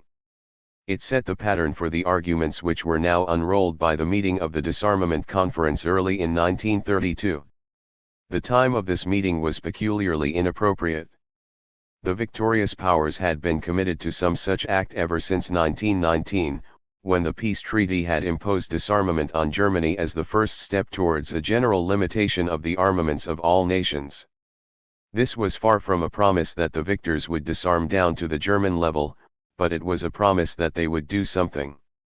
The promise was steadily evaded throughout the 1920s.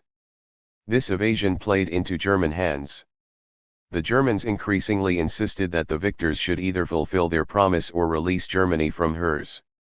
The British Labour government which took office in 1929 seconded this German prompting. Most Englishmen held that great armaments were themselves a cause of war, or to put it another way, that great armaments allowed muddle and misunderstanding to turn into war before the cooling-off period could operate.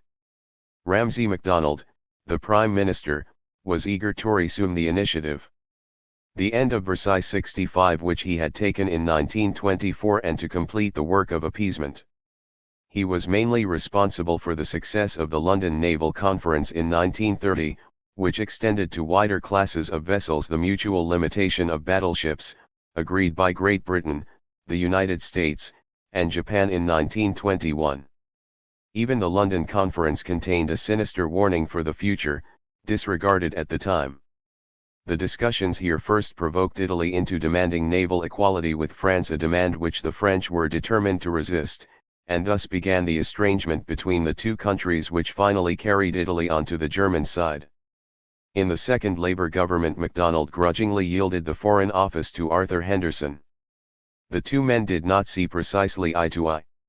Henderson, unlike MacDonald, had been a cabinet minister during the World War and could hardly regard that war as an unnecessary folly. Where MacDonald dismissed French anxieties as a fantasy, Henderson wished to reconcile disarmament and security. He proposed to use disarmament as a lever for increasing British commitments to France, rather as Austen Chamberlain before him had hoped to do with Locarno, though of course the commitments would not be onerous when armaments had been everywhere reduced. Henderson held out to the French the prospect that, if they cooperated in disarmament, they would get increased backing from Great Britain in return. This was a good bargain from the French point of view. Though few Frenchmen, or perhaps none, fully realized the ineffectiveness of their army as an offensive weapon, even fewer welcomed the prospect of holding Germany in check forever, solely by French strength. Security would assume a different aspect when the British, instead of relying on Locarno, had to think in practical military terms. Perhaps they would recognize at last the need for a great French army, alternatively they would increase their own. The French, too, therefore pressed for a disarmament conference, and with Henderson as president. This was not simply a tribute to his gifts as a conciliator, great as these were. It was also a matter of calculation. Great Britain could hardly escape the increased obligations which would follow from general disarmament when the British Foreign Secretary was actually in the chair at the disarmament conference. 66. Circumstances had gravely changed by the time that the disarmament conference met in the early days of 1932. The Labour government had fallen. Henderson was no longer Foreign Secretary. As president of the conference, he could no longer commit Great Britain, but could only push ineffectively a government to which he was politically hostile. MacDonald was no longer pulled along by Henderson, he was, if anything, pulled back by the new Foreign Secretary, Sir John Simon, a Liberal who almost resigned at the outbreak of war in 1914 and actually resigned in protest against conscription 18 months later. Simon, like MacDonald, regarded French anxieties as imaginary. Moreover, the national government were hard set for economy. Far from being willing to increase British commitments, they were eager to reduce still further those that existed.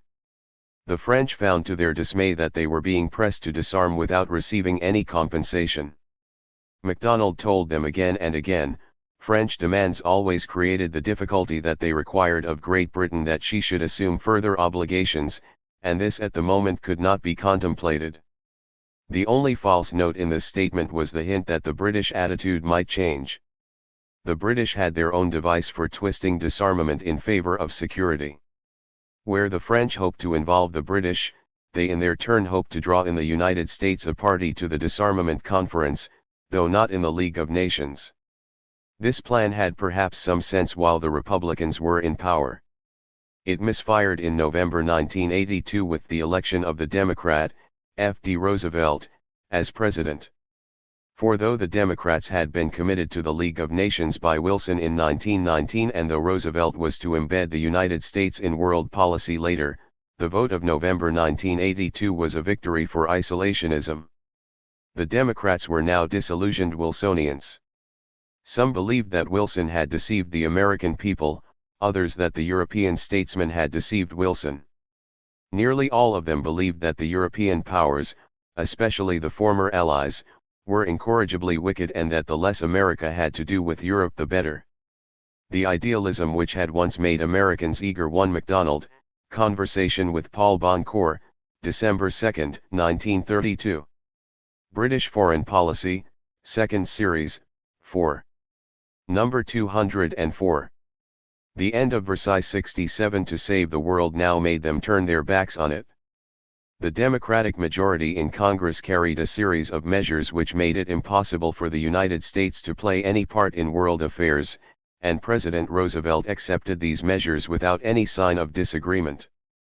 Their effect was reinforced by the intensely nationalist economics which accompanied the New Deal. It was a minor sign of the same trend when the Roosevelt regime at last recognized Soviet Russia and welcomed Litvinov, the foreign commissar, in Washington. Russia's exclusion from Europe now counted for righteousness in American eyes. No European commitment could be expected from America, and the British themselves were pulled out of Europe by American influence so far as it counted. It was a further misfortune for the Disarmament Conference that reparations reached a final settlement in the summer of 1932. For, while it would have been admirable if they had been disposed of before, this was the worst moment to do it.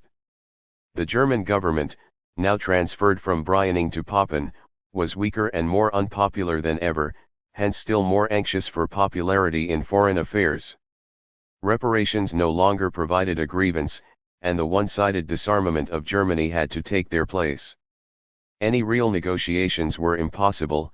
The German government needed a sensational success.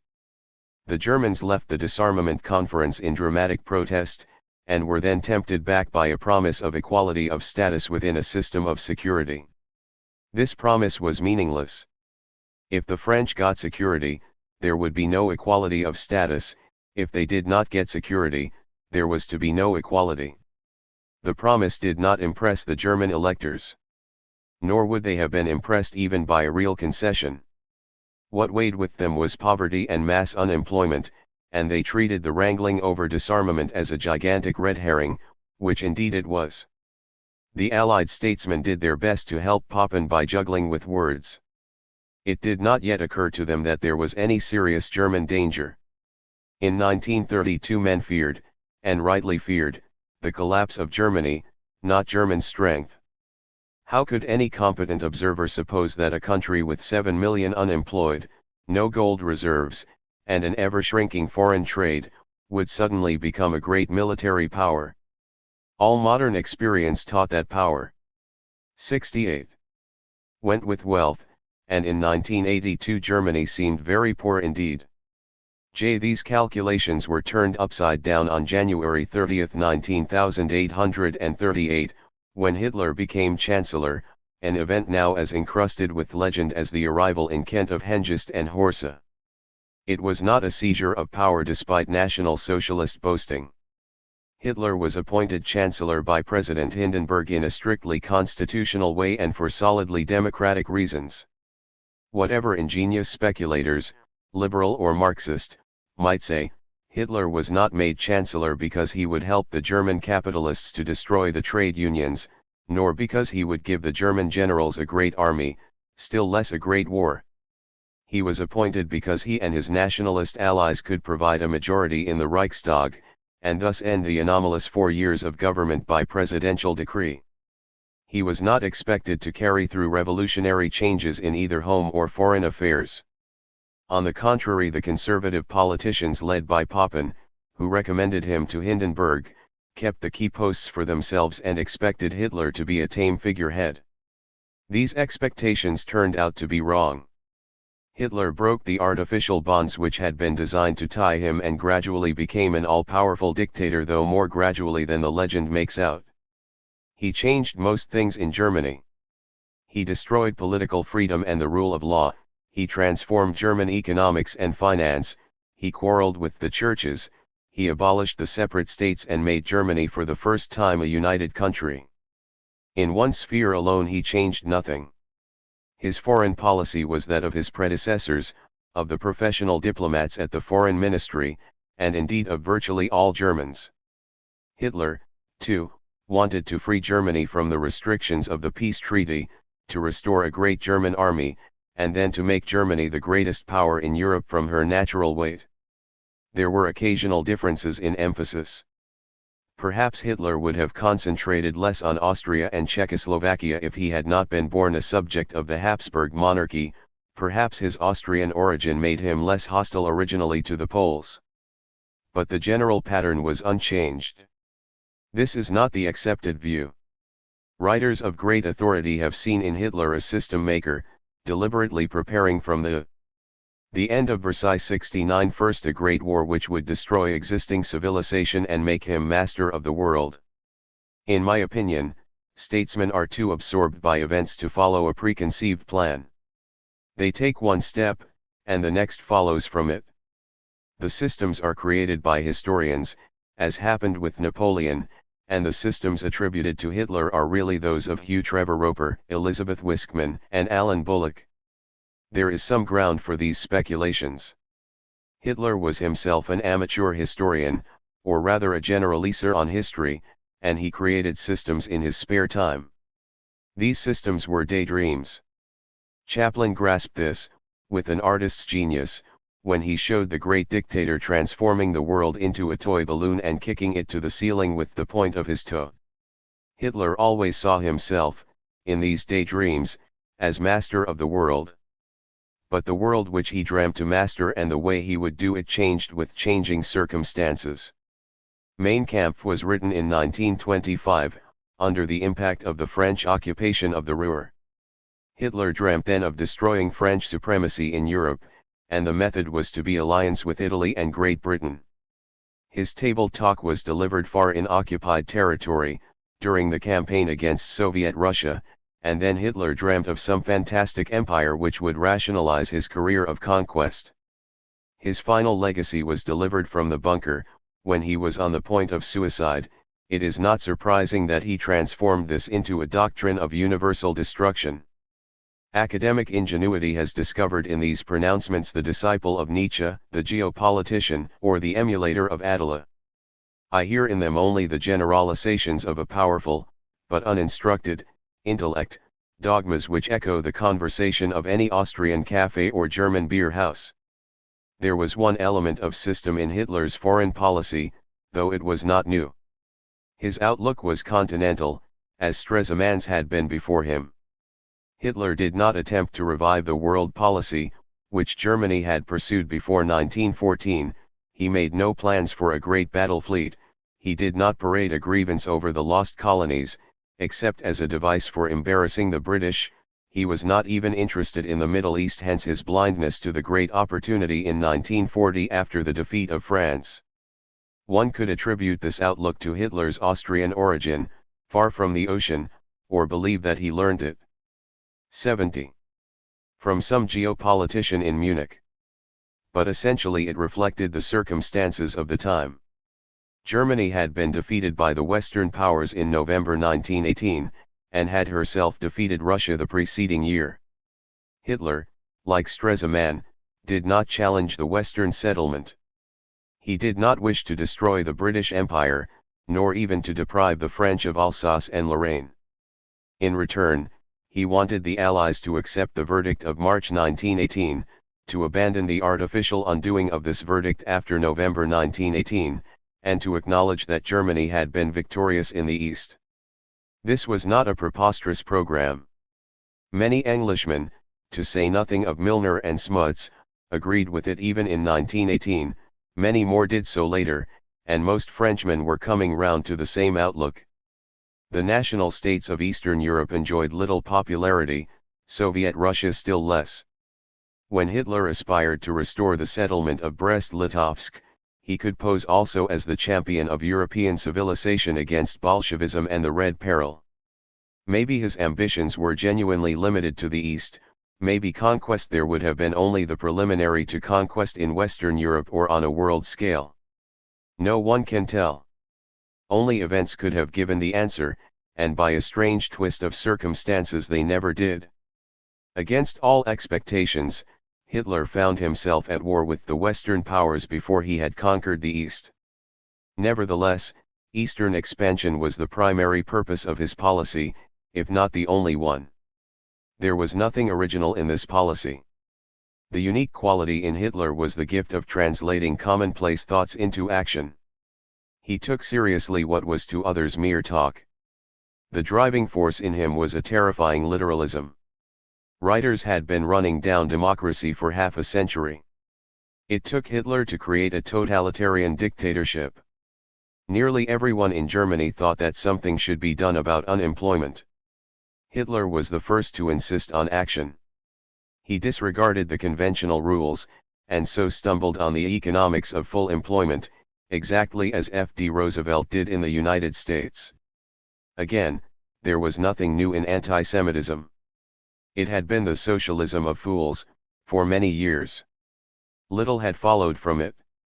Seipel, Austrian Chancellor in the 1920s, said of the anti-Semitism which his party preached but did not.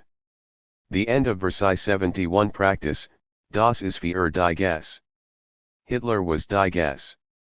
Many Germans had qualms as one act of persecution succeeded another, culminating in the unspeakable wickedness of the Gash embers. But few knew how to protest. Everything which Hitler did against the Jews followed logically from the racial doctrines in which most Germans vaguely believed. It was the same with foreign policy. Not many Germans really cared passionately and persistently whether Germany again dominated Europe. But they talked as if they did. Hitler took them at their word. He made the Germans live up to their professions, or down to them much to their regret. In principle and doctrine, Hitler was no more wicked and unscrupulous than many other contemporary statesmen. In wicked acts he outdid them all. The policy of Western statesmen also rested ultimately on force, French policy on the army, British policy on sea power. But these statesmen hoped that it would not be necessary to use this force. Hitler intended to use his force, or would at any rate threaten to use it. If Western morality seemed superior, this was largely because it was the morality of the status quo. Hitler's was the immorality of revision. There was a curious, though only superficial, contradiction in Hitler between aims and methods. His aim was change, the overthrow of the existing European order. His method was patience. Despite his bluster and violent talk, he was a master in the game of waiting. He never made a frontal attack on a prepared position, at least never until his judgment had been corrupted by easy victories. Like Joshua before the walls of Jericho, he preferred to wait until the forces opposing him had been sapped by their own confusions and themselves forced success upon him. He had already applied this method to gain power in Germany. He did not seize power. He waited for it to be thrust upon him by the men who had previously tried to keep him out. In January 1988, Papen and Hindenburg were imploring him to become chancellor, and he graciously consented. So it was to be in foreign affairs. Hitler did not make precise demands. He announced that he was dissatisfied, and then waited for the concessions to pour into his lap, merely holding out his hand for more. Hitler did not know any foreign countries at first hand. He rarely listened to his foreign minister, and one that is for the street or perhaps the gutter. 72. Never read the reports of his ambassadors. He judged foreign statesmen by intuition. He was convinced that he had taken the measure of all bourgeois politicians, German and foreign alike, and that their nerve would crumble before his did. This conviction was near enough to the truth to bring Europe within sight of disaster. Perhaps this waiting was not at first conscious or deliberate. The greatest masters of statecraft are those who do not know what they are doing. In his first years of power, Hitler did not concern himself much with foreign affairs. He spent most of his time at Berchtesgaden, remote from events, dreaming in his old feckless way. When he turned to practical life, his greatest concern was to keep his own absolute control over the National Socialist Party. He watched, and himself promoted, the rivalry between the principal Nazi leaders. Then came the maintenance of Nazi control over the German state and the German people, after that, rearmament and economic expansion. Hitler loved details of machinery, tanks, aeroplanes, guns. He was fascinated by road building, and even more by architectural schemes. Foreign affairs came at the bottom of the list. In any case, there was little he could do until Germany was rearmed. Events imposed upon him the weighting which he preferred. He could safely leave foreign policy to the old professionals of the Foreign Office. After all, their aims were the same as his.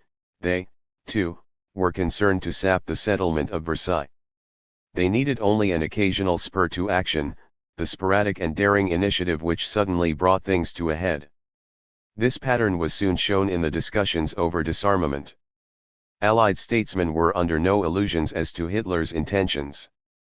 They were given precise and accurate information by their representatives at Berlin, information which Sir John Simon found terrifying. Point 1 For that matter, they could read the truth in any newspaper, despite the steady expulsion from Germany of British and American correspondents. There is no greater mistake than to suppose that Hitler did not give foreign statesmen plenty of warning. On the contrary, he gave them only too much. Western statesmen saw the problem all too clearly. Germany had now a strong government, and this government 1 minute by Simon on Phipps to Simon, January 31, 1934. British Foreign Policy, 2nd Series, 6.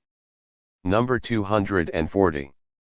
The end of Versailles 78 would again make Germany a great military power. But what were the Allied statesmen to do? They posed the question to themselves, and to each other, again and again. One obvious course was to intervene and to prevent German rearmament by force. This was suggested by the British military representative at the disarmament conference. It was constantly suggested by the French.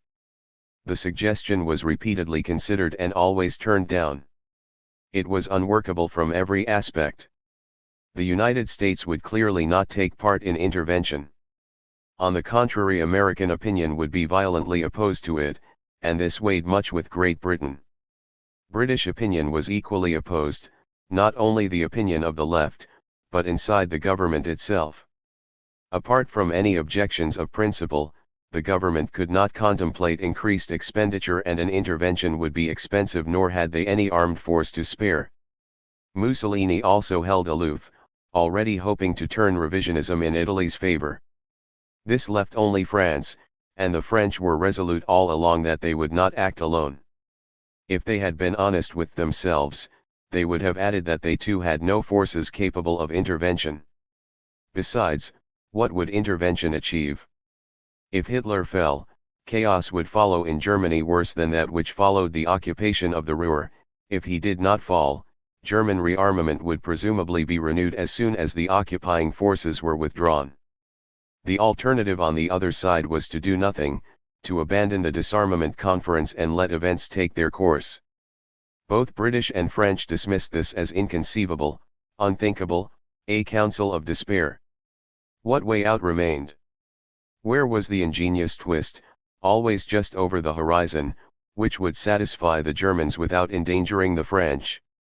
The French went on insisting that they could agree to equality of arms with Germany only if they had a solid British guarantee, backed by staff talks and an enlarged British army.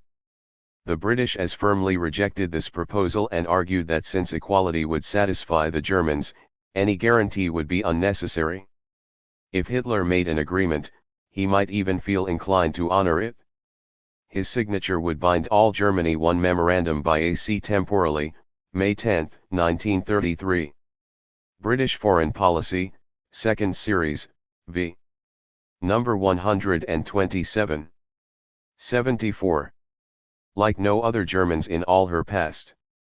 If Germany did not keep the agreement, the strength of world opposition to her cannot be exaggerated. The world will know what her real intentions are. It is impossible to tell whether the British took their own arguments seriously. Probably they still believed that French intransigence was the main obstacle to a peaceful Europe, and were not over-scrupulous how this obstinacy was removed. The precedent of 1871 was much in their minds. Then Russia had repudiated the clauses of the Treaty of Paris which imposed disarmament on her in the Black Sea, and the other powers had acquiesced on condition that Russia sought approval from an international conference. The public law of Europe was maintained. One conference had made the treaty, therefore another could tear it up.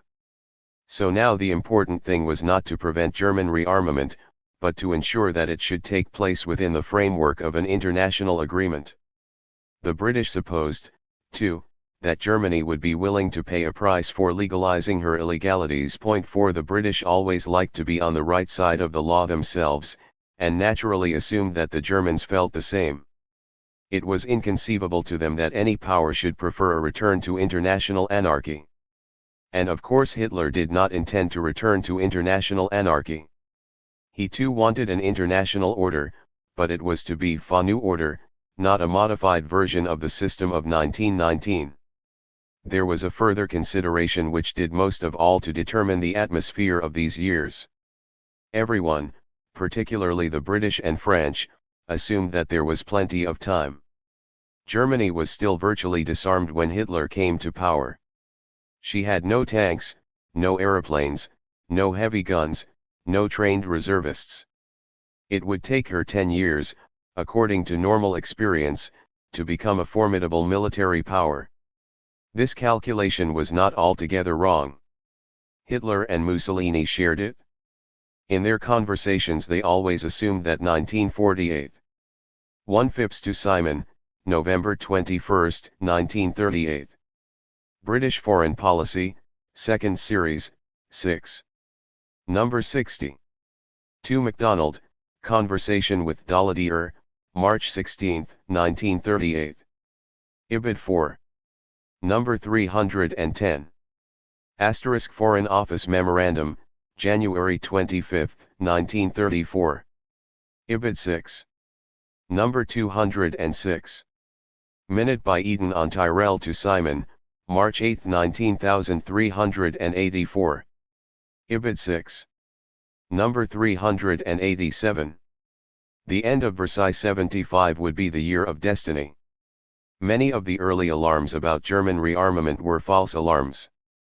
Thus, when Churchill claimed in 1984 that the German Air Force was much greater than the British government alleged, and Baldwin contradicted him, Baldwin, as we now know from the German records themselves, was right, and Churchill was wrong. Even in 1939 the German army was not equipped for a prolonged war, and in 1940 the German land forces were inferior to the French in everything except leadership. The Western powers made two mistakes. They failed to allow for the fact that Hitler was a gambler who would play for high stakes with inadequate resources. They also failed to allow for the economic achievement of Schacht, who ensured that German resources were less inadequate than they would otherwise have been. Countries with the more or less free economy of the time operated to 75% of their efficiency. Schacht first worked the system of full employment and so used German economic power almost to capacity. This is all commonplace now. It seemed wizardry beyond imagination then. The disarmament conference itself did not long survive Hitler's coming. During the summer of 1933 the British and Italians pressed the French to grant Germany a theoretical equality of armaments. After all, there was plenty of time before this equality became real. These promptings were nearly successful. The French almost took the plunge. On September 22 British and French ministers met in Paris. The French implied that they would agree to equality or something near it. Then Daladier, the French premier, asked, what guarantee would there be of the observance of the convention? The old difficulty was back again. Simon replied, His Majesty's government could not accept new responsibilities in the nature of sanctions. Public opinion in England would not support it. A more authoritative voice than Simon's was heard. Baldwin, leader of the Conservative Party and unacknowledged head of the British government, had come from Aix to attend the meeting. He had been brooding during his holiday on the European situation. Now he supported Simon. There could be no new British commitment. He added, if it could be proved that Germany was rearming, then a new situation would immediately arise, which Europe would have to face.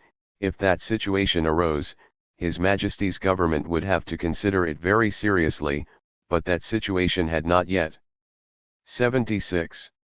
Arisen. The voice was the voice of Baldwin, the spirit still that of MacDonald. The French were being asked to give up a superiority which they imagined to be real, and were being offered only the prospect that something undefined might be done if the Germans misbehaved. This did not satisfy them. The French withdrew their tentative offer. When the conference resumed, they announced that they would agree to equality with Germany only if the Germans remained disarmed during a further trial period of 4 years. This was Hitler's opportunity.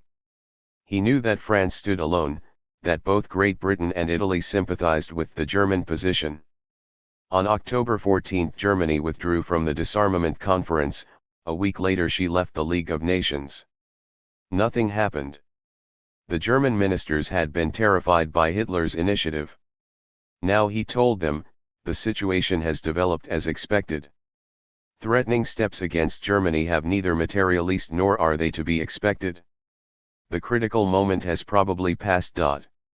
So it proved. Hitler had tried out his method in foreign affairs, and it had worked. He had waited until the opposition to Germany was inwardly demoralized and had then blown it away like thistledown. After all, the French could not very well march into Germany merely because the Germans had left the disarmament conference. They could act only when Germany actually rearmed, and then it would be too late. The British went on sympathizing with Germany's claims. As late as July 19384 the Times wrote, "In the years that are coming, there is more reason to fear for Germany than to fear Germany." The Labour Party continued to demand general disarmament as the preliminary to security. MacDonald still set the course for both government and opposition. So confident was Hitler that he teased the French by offering to accept in equality a German army limited to 800,000 men, and an air force half the size of the French. Hitler's confidence was justified. The French were now exasperated beyond endurance. On April 17, 1934, Bartho, right-wing foreign minister in the national government which followed the riots of 6 February, refused to legalize one Anglo-French meeting, 22 September 1988. British Foreign Policy, 2nd Series. v. Number 406. Asterisk Conference of Ministers, October 17, 1938. Documents on German Foreign Policy, Series C2. Number 9. The end of Versailles 77. Any German rearmament, and declared, France will henceforth assure her security by her own means. The disarmament conference was dead, despite some posthumous attempts to revive it. The French had fired the starting pistol for the arms race. Characteristically, they then failed to run it. Their arms estimates had been cut down during the preparations for the disarmament conference, and did not even return to the level of 1982 until 1936. The end of the disarmament conference did not necessarily mean war. There was a third course, despite British outcry to the contrary, a return to the traditional instruments of diplomacy. Everyone began shamefacedly to edge back to this course from the moment of Hitler's appearance. Mussolini was the first. He had never liked Geneva and all it stood for. As the senior fascist in Europe, he was flattered at Hitler's imitation of him, and supposed that Germany would always be Italy's jackal, never the other way round. No doubt he supposed that Hitler's threats and boasts were as empty as his own. At any rate, far from fearing the revival of Germany, he welcomed it as a lever with which to extract concessions for himself from France and perhaps later from Great Britain as well, a point conveniently overlooked by the British. Mussolini proposed a four-power pact. The four great powers, Germany, Great Britain, France, and Italy, were to set themselves up as a European directory, laying down the law to the smaller states and carrying through peaceful revision. The British were delighted. They too wanted to extract concessions from the French, though primarily for Germany's benefit. The idea of Great Britain and Italy benignly mediating between France and Germany was an old one. It was enshrined in Locarno, though then Mussolini had played a subordinate role. It had been advocated by John Morley in 1914, when he had tried to keep Great Britain out of war. It had been supported by Simon and MacDonald in 1914 and was welcomed by them now, so that former radicals were in the odd position of regarding Mussolini as the chief pillar of European peace. Hitler too was prepared to let Mussolini do the preliminary hunting for him. The French were indignant, imprisoned as it were between British and Italian warders. They first acquiesced, though insisting that revision could only be carried through by unanimous consent, including that of the interested parties. Then they used the 78 excuse of Germany's withdrawal from the League of Nations to wreck the pact altogether. It was never ratified. Nevertheless, it remained the basis of Italian policy for some years, and of British policy almost until the outbreak of war. Even odder, the French came round to it before the end of the story. The main importance of the pact at the time was in Eastern Europe. Both Soviet Russia and Poland took alarm, though with opposite results. Russia went over from the German side to the French, Poland, to some extent, from the French side to the German. An association of the four European powers had always been the nightmare of Soviet statesmen. It would be the prelude, they believed, to a new war of intervention. They had guarded against it until the coming of Hitler by encouraging German resentment against France and by promoting the economic and military cooperation with Germany which had been initiated at Rapallo. Now they changed round.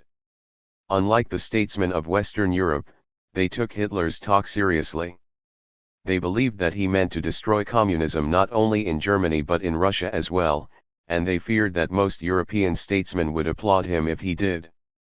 They were convinced that Hitler intended to seize the Ukraine. Their own interest was purely defensive.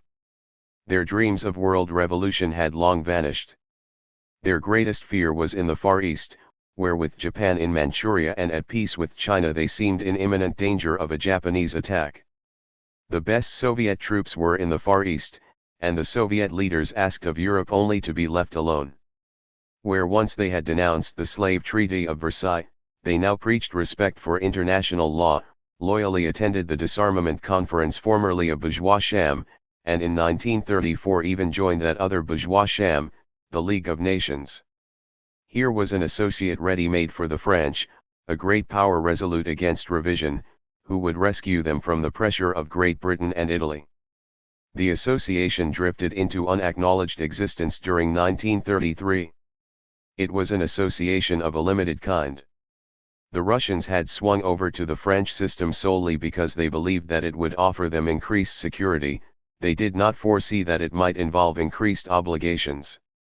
They overrated French strength, both material and moral, and, like everyone except Hitler, they overrated the strength of paper commitments. The end of Versailles 79 despite their ostensible freedom from bourgeois morality. They, too, thought it an asset to have international law on their side. The French, on the other hand, did not intend to restore the Russian alliance on any serious scale. They had little faith in Russian strength, and less in Soviet sincerity. They knew that friendship with Soviet Russia was much disapproved of in London, and though they were sometimes irritated at British promptings towards appeasement, they were still more terrified at losing even the thin shreds of British support. The Franco-Soviet rapprochement was a reassurance, no more. Even so, it was enough to alarm the directors of German foreign policy. In their eyes, the friendship of Rapallo had been an essential element in German recovery. It had given security against Poland, it had helped to extract concessions from the Western powers. On the practical level, it had assisted some measure of illegal rearmament. Neurath, the foreign minister, said, "We cannot do without Russia's cover for our rear." Bilo, his assistant, wrote, "Good German-Soviet relations are of essential importance to Germany." Hitler alone was unmoved. No doubt his anti-communism was genuine, no doubt, as an Austrian, he did not share the attachment to Russia common among Prussian conservatives. No doubt he saw that a breach between Germany and Soviet Russia would put up his stock as the defender of European civilization against communist revolution. His immediate motive, however, was one of practical calculation. Russia could do nothing against Germany. Not merely was she separated from Germany by Poland. The Soviet leaders did not want to do anything.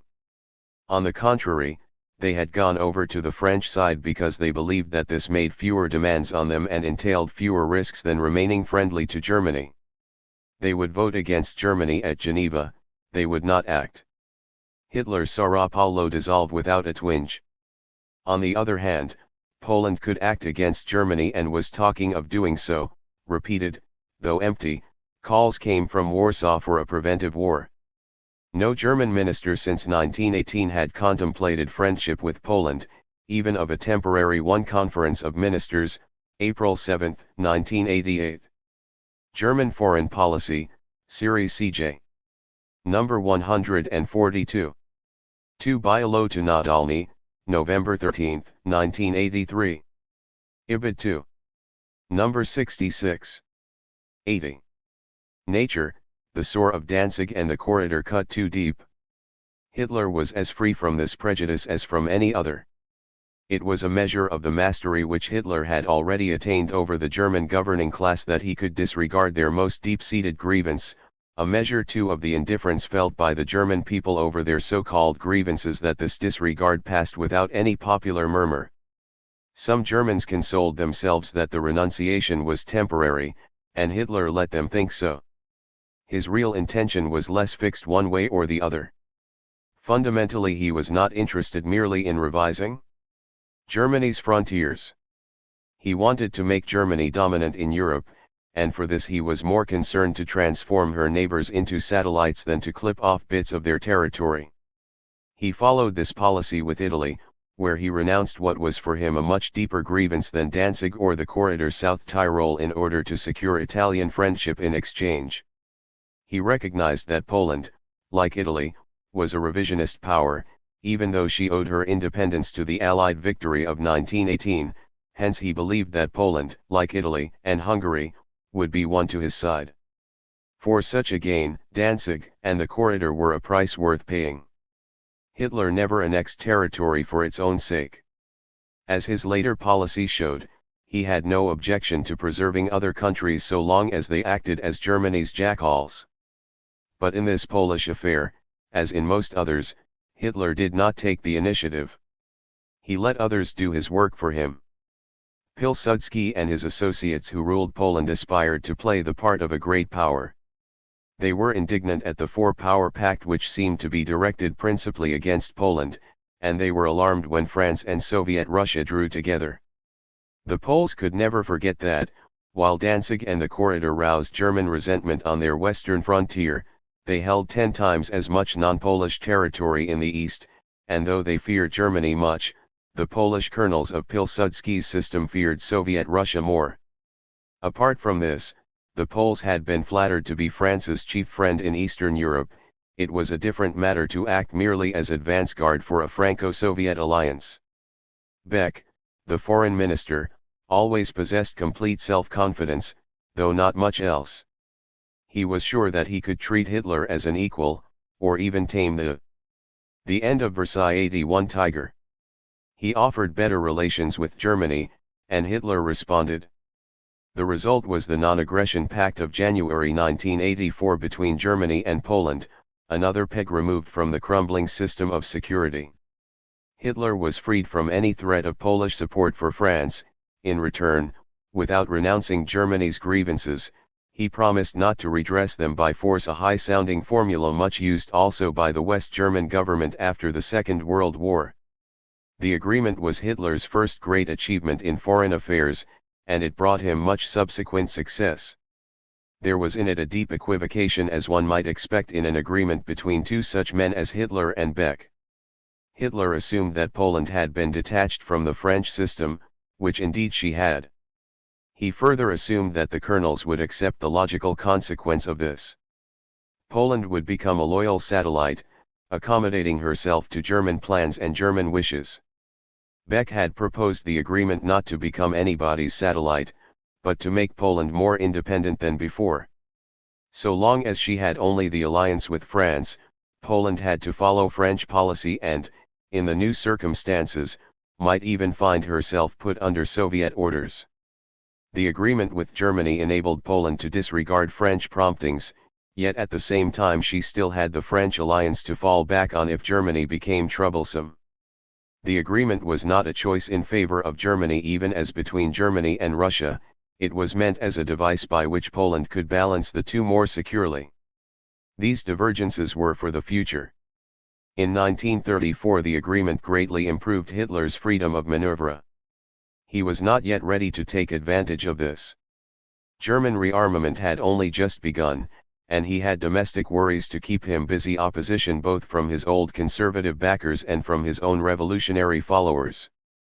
This domestic crisis was not overcome until 80 June, when those who had been making trouble were murdered on Hitler's orders. A month later Hindenburg died. Hitler succeeded him as president, another step on the road to supreme power. This was not the moment for an adventurous foreign policy, or indeed for any foreign policy at all. For once the drift of events, on which Hitler relied, turned against him. It was Austria, his own birthplace, which caused 82. The setback. This rump state, last fragment of the Habsburg Empire, had had independence artificially imposed upon it by the peacemakers in 1919. Independent Austria was the prime guarantee of Italy's security, the harmless buffer interposed between her and Europe. Italy would lose all aloofness from Europe if Austria were absorbed into Germany or fell under German control.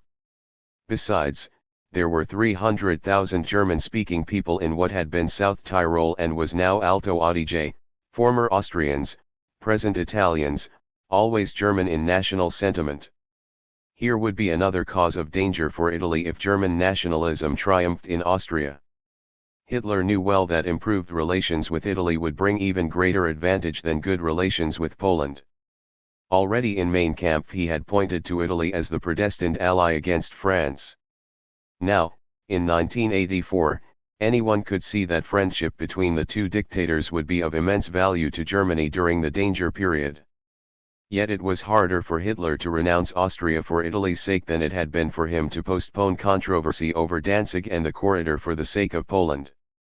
Not harder for him as leader of the German people, they cared little for this supposedly German cause, while many of them felt strongly about Danzig and the corridor. It was harder for him as a man, as one who had been a German nationalist in Austria long before he became the leader of nationalism in Germany. Besides, the Austrian question thrust itself forward even against the needs of high policy. Independent Austria was in poor shape. She had never found self-confidence since the peace treaties, though she had not done badly from an economic point of view. Austrian clericals and Austrian socialists remained incurably hostile one to the other, nor were they drawn together even by the threat from Nazi Germany. Instead Dollfuss, the clerical chancellor, put himself under Italy's guidance, and, prompted by Mussolini, destroyed both the Austrian socialist movement and the Democratic Republic in February 1934. This civil war stirred up in turn the Austrian Nazis. The clericalist dictatorship was unpopular, the Nazis hoped to capture much of the old socialist following. They received money and equipment from Germany, they were encouraged by Munich radio. Yet they were not, as foreign powers often thought, mere. The end of Versailles 88. German agents to be turned on and off at will. It was easy for Hitler to turn them on, difficult however for him to turn them off, particularly when he reflected that he would be an Austrian Nazi agitator himself if he had not become leader of Germany. The most that could be expected of him was that he should not actively push the Austrian question. He said in the Council of Ministers, "I am ready to write off Austria for years to come, but I cannot say so to Mussolini." 1. The German diplomatists themselves, unable to check Hitler, hoped that he might be pushed into concession if he met Mussolini face to face, and they therefore arranged a meeting of the two dictators at Venice on June 14. For the first time, though by no means the last, Mussolini was to perform the task that was too difficult for anyone else, he was to moderate Hitler. The meeting did not come up to expectations. The two men agreed in their dislike of France and Soviet Russia, and, in their pleasure at this, forgot to agree about Austria. Hitler renounced, truthfully enough, any desire to annex Austria. A personage of independent outlook should become Austrian Chancellor, then there should be free elections, and afterwards the Nazis would join the government. This was a simple solution, Hitler would get what he wanted without the trouble of fighting for it. Mussolini replied that the Nazis should drop their terroristic campaign, and then Dollfuss would treat them more sympathetically, as he well might once they became harmless. Hitler, of course, did nothing to fulfill Mussolini's demand. He did not attempt to check the Austrian Nazis, and they, excited by the events of June 30 in Germany, were eager to stage their own bloodbath. On July 25 the Nazis of Vienna occupied the Chancellery, murdered Dollfuss, and attempted to seize power. Hitler, though delighted by Dollfuss's death, could do nothing to help his Austrian adherents. Italian troops were demonstratively moved to the Austrian frontier, and Hitler had to stand helplessly by while Schuschnigg, successor to Dollfuss, restored order under Mussolini's protection. The Austrian revolt landed Hitler in a gratuitous humiliation. It also upset the nice balance from which Mussolini had expected to reap much profit. He had assumed that German policy would develop along its old lines, demanding concessions from France and next from Poland, but leaving Austria alone. He would balance happily between France and Germany, receiving rewards from both, committing himself to neither. Suddenly he found the position reversed. With Austria threatened, he needed backing from France instead of the other way round. Mussolini had to become the upholder of treaties and the champion of collective security, where he had previously been the advocate of revision at the expense of others. His conversion was welcomed by the British. They consistently exaggerated Italian strength. It is impossible to explain why. They never looked at the hard facts of Italy's economic weakness, at her lack of coal and her comparative lack of heavy industry. Italy was to them simply a great power, and of course millions even of half-armed men looked formidable when compared to their own limited forces. Also they were taken in by Mussolini's boasting. He called himself a strong man, a warrior chief, a great statesman. They believed him. The French were at first less forthcoming. Bartho, the foreign minister, hoped to thwart Germany without paying Mussolini's price. His solution was an Eastern Locarno, France and Russia jointly guaranteeing the existing settlement to the east of Germany, as Great Britain and Italy guaranteed it on the west. This scheme was unwelcome to Germany and Poland, the two powers most concerned. Germany did not want any extension of French influence in Eastern Europe. The Poles were determined that Russia should not be allowed to re-enter European affairs. Hitler, with his usual gift for waiting, sat back and eyed the Poles wreck the Eastern Locarno for him.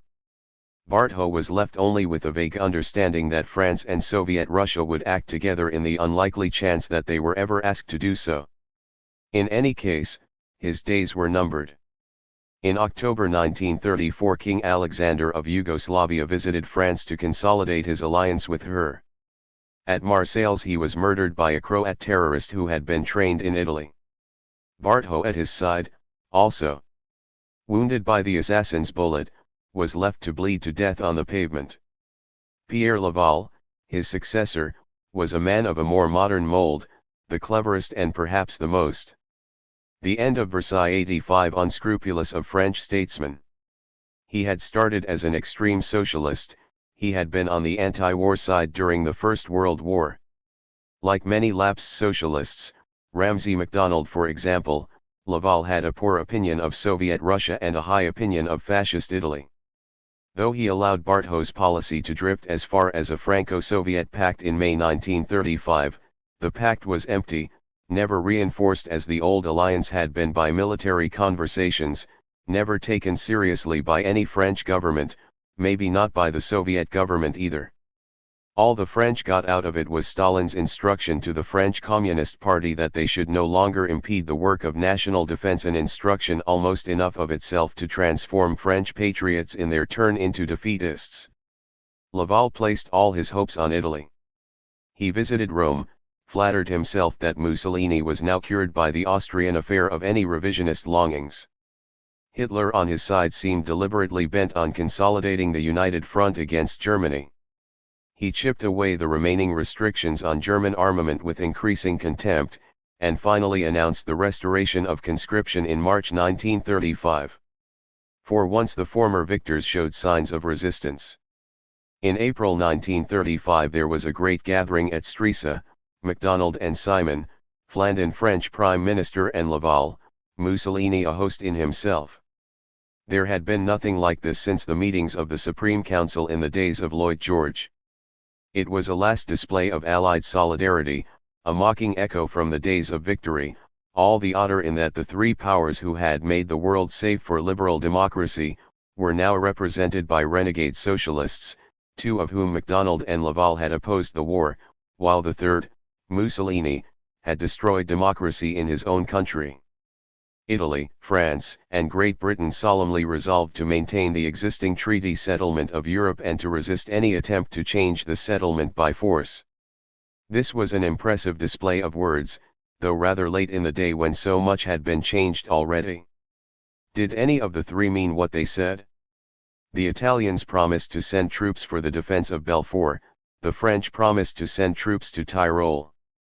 But in truth each of the three powers hoped to receive help from the others without providing any in return, and each rejoiced to see the others in difficulty. 86. Hitler, on his side, had just received a powerful reinforcement of sentiment. In January 1985, the Tsar detached from Germany in 1919 held a plebiscite on its future destiny. The inhabitants were mostly industrial workers, Social Democrats or Roman Catholics. They knew what awaited them in Germany: dictatorship, destruction of trade unions, persecution of the Christian churches. Yet, in an unquestionably free election, 90% voted for return to Germany. Here was proof that the appeal of German nationalism would be irresistible in Austria, in Czechoslovakia, in Poland. With this force behind him, Hitler did not worry about old-fashioned diplomatic demonstrations. Less than a month after the meeting at Stresa, he repudiated the remaining disarmament clauses of the Treaty of Versailles, given that the other powers had not fulfilled the obligation to disarm, incumbent upon them. At the same time he promised to respect the territorial settlement of Versailles and the provisions of Locarno. The artificial system of security was dead, striking proof that a system cannot be a substitute for action, but can only provide opportunities for it. Hitler had shaken off the restrictions on German armament in just over 2 years, and there had never been a moment when he had had to face real danger. The experience of these 2 years confirmed what he had already learned from German politics.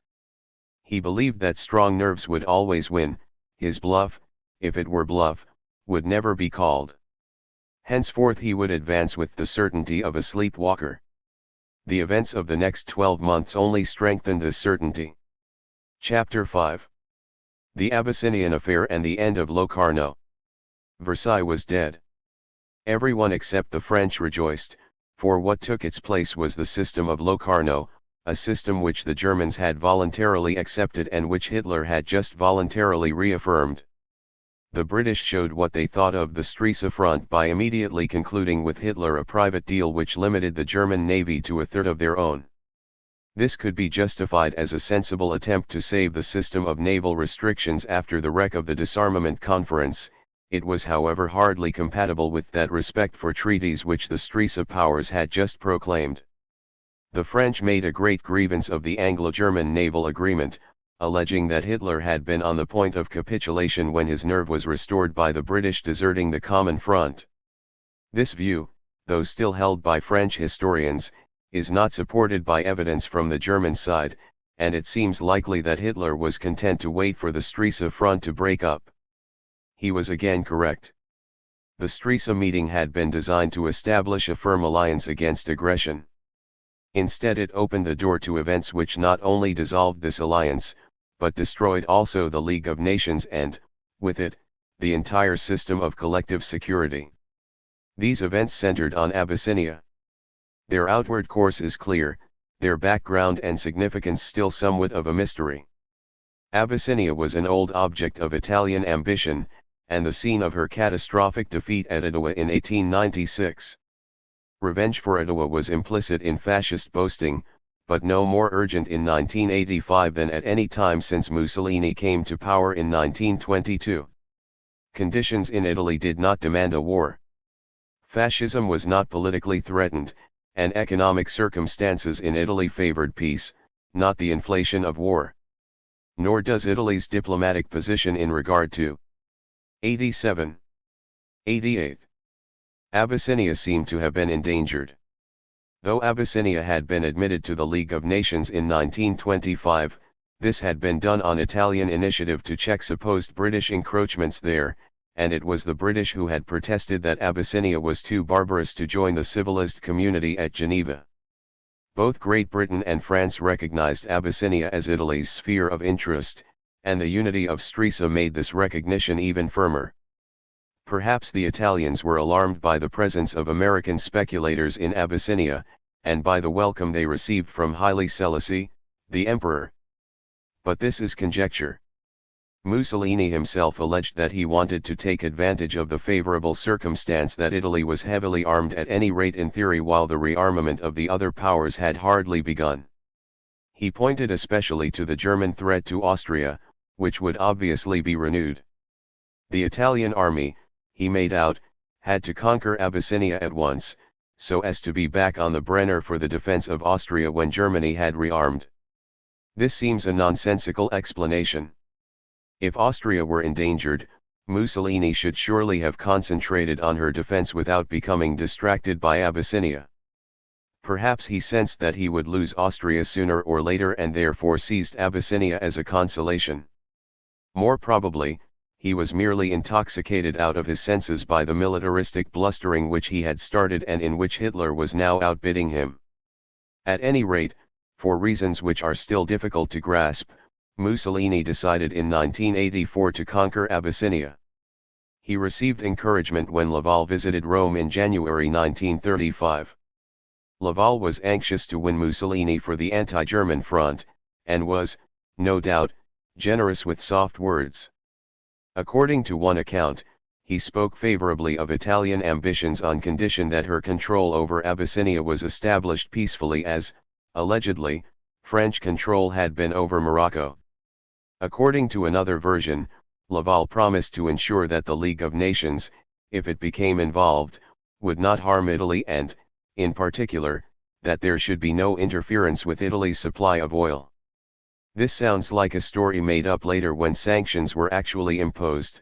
In January 1935 Laval could not foresee that this would happen. Probably Laval merely encouraged Mussolini in a general way, so as to keep him in a good temper. The Stresa meeting gave Mussolini a chance to sound the British. It is impossible to say whether he did so or what he learned from them. One story has it that Mussolini ran over the various topics of European policy with MacDonald and Simon, and then asked whether there was anything else which the British wished to discuss. MacDonald and Simon shook their heads, and Mussolini concluded that they had no objection to his Abyssinian adventure. On the other hand, the African expert at the Foreign Office accompanied the British ministers to Stresa, and it is difficult to believe that he found nothing to say to his Italian colleagues. However that may be, the British could not ignore the increase in Italian armaments in the Red Sea. A Foreign Office committee was set up to consider the implications, and it reported that an Italian conquest of Abyssinia would not affect Great Britain's imperial interests. There was one awkward point: Abyssinia was a member of the League of Nations, and the British government did not want to see a repetition of the difficulties which had been caused by Japan's action in Manchuria. For one thing, they genuinely wished to maintain the League as an instrument for coercion and for conciliation against Germany. For another, they were increasingly hampered by their own public opinion. Propaganda for the League of Nations and for collective security was at its height. The two phrases solved many a moral dilemma. Supporting the League of Nations provided an altruistic cover for all those who would have turned with horror from defending the treaty settlement of Versailles. Collective security, which was supposed to assemble the forces of 52 nations, presented a way of resisting aggression without an increase in British armaments. In the autumn of 1934 the miscalled peace ballot showed that 10 million people in Great Britain favoured economic sanctions, and 6 million favoured even military sanctions, against an aggressor condemned by the League of Nations expression of opinion very far from pacifist. It would be unfair to suggest that the British government merely exploited this sentiment. British ministers usually share the principles and prejudices of their contemporaries, and to some extent they did so now. Still, it was not irrelevant to their calculations that a general election was approaching. Collective security offered a wonderful opportunity for splitting the Labour opposition. 90. Where one section, the majority indeed, favoured the League of Nations, while another, the more vocal, still opposed any support for this capitalist institution or any cooperation with a British imperialist government. These are all conjectures. No one knows why the British government took the line they did, probably they did not know themselves. They were committed to riding two horses, they wanted to conciliate Mussolini and yet to sustain the authority of the League of Nations. In June 1985 Eden, at that time a junior minister in charge of League of Nations affairs, went to Rome in the hope of sorting the tangle out. He brought a solid offer: Great Britain would give Abyssinia access to the sea through British Somaliland, and Abyssinia in return would surrender some of her outlying territory to Italy. He also brought a warning: there must be no flagrant challenge to the covenant of the League of Nations. The professionals at the Italian Foreign Ministry wished to accept the British offer. Mussolini was unmoved.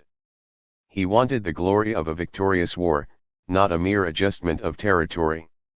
There was a stormy meeting between Mussolini and Eden. Mussolini denouncing British hypocrisy as shown in the Anglo-German naval treaty, Eden reiterating his high principles.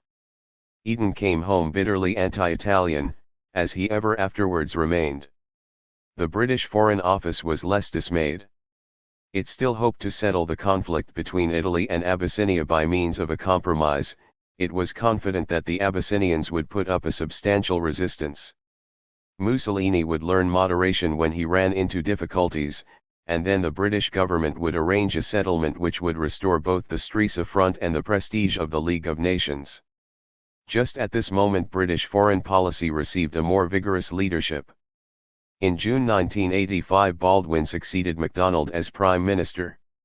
The opportunity was taken for a general reshuffle.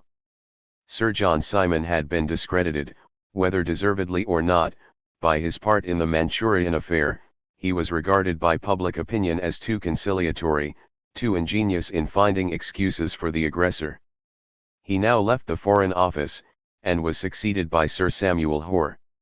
Hoare was as able intellectually as any British Foreign Secretary of the 20th century, perhaps not a very high standard.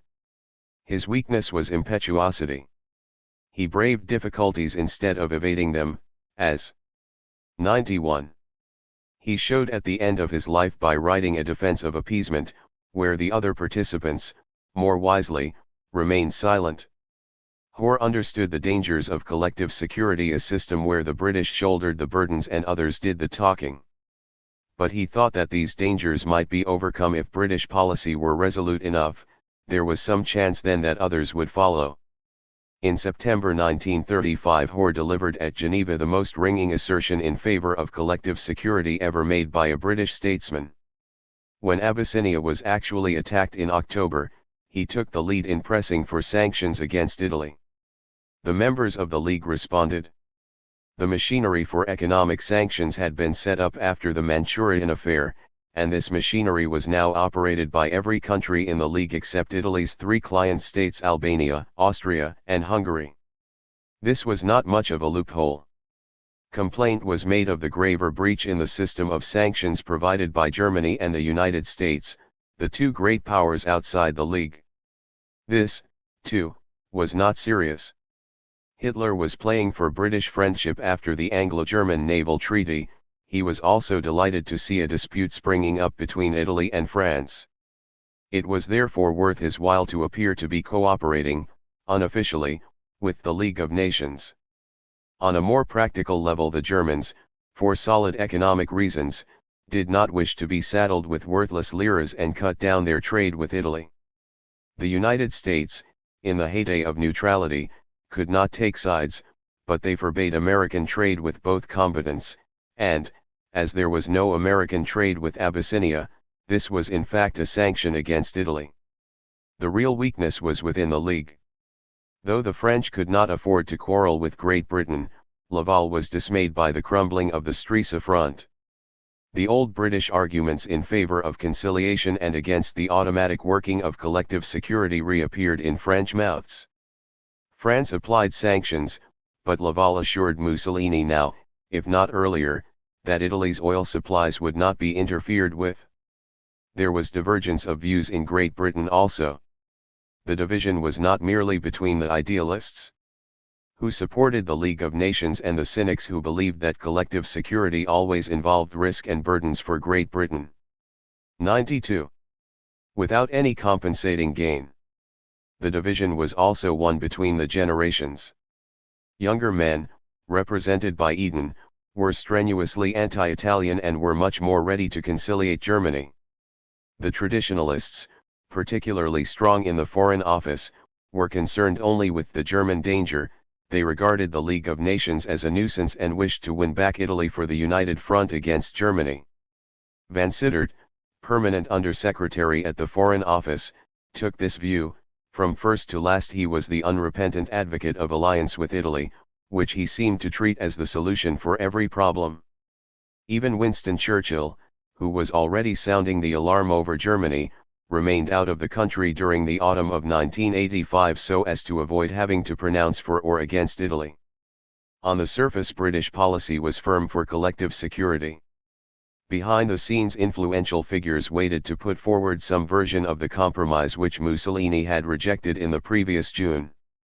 At that time, the Emperor of Abyssinia, too, had been obstinate, confident that a martyr's adherence to collective security would strengthen his tottering throne, as indeed it did, though in a longer run than he expected. The British advocates of compromise were not discouraged by their initial check. Military experts, in Great Britain and elsewhere, were confident that the Italian conquest of Abyssinia, though likely, would take a long time, at least 2 winter campaigning seasons. Before then, economic difficulties would tame Mussolini, and defeat would tame the Emperor of Abyssinia. The way to compromise would be open.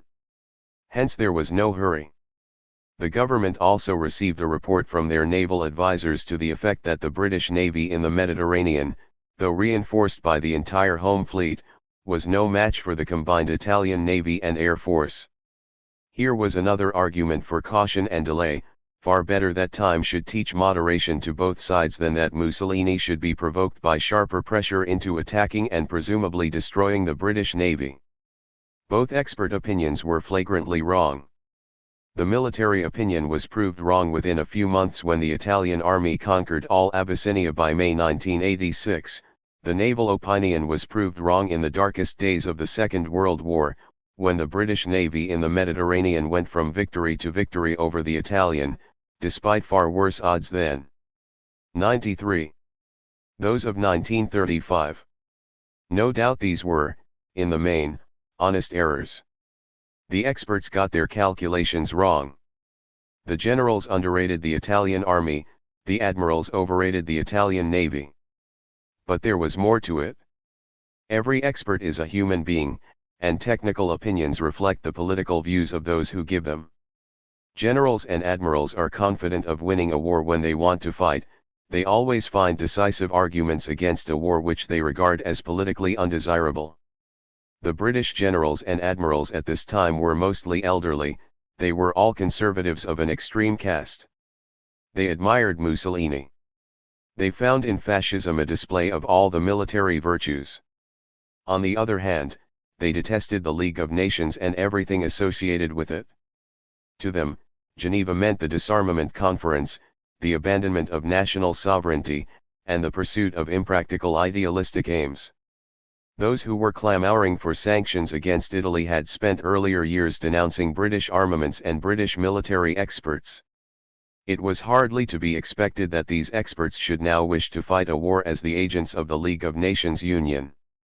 For the admirals in particular, the temptation was irresistible to round on those who had harassed them, and to declare that, thanks to the agitation for disarmament, Great Britain was now too weak to run the risk of war.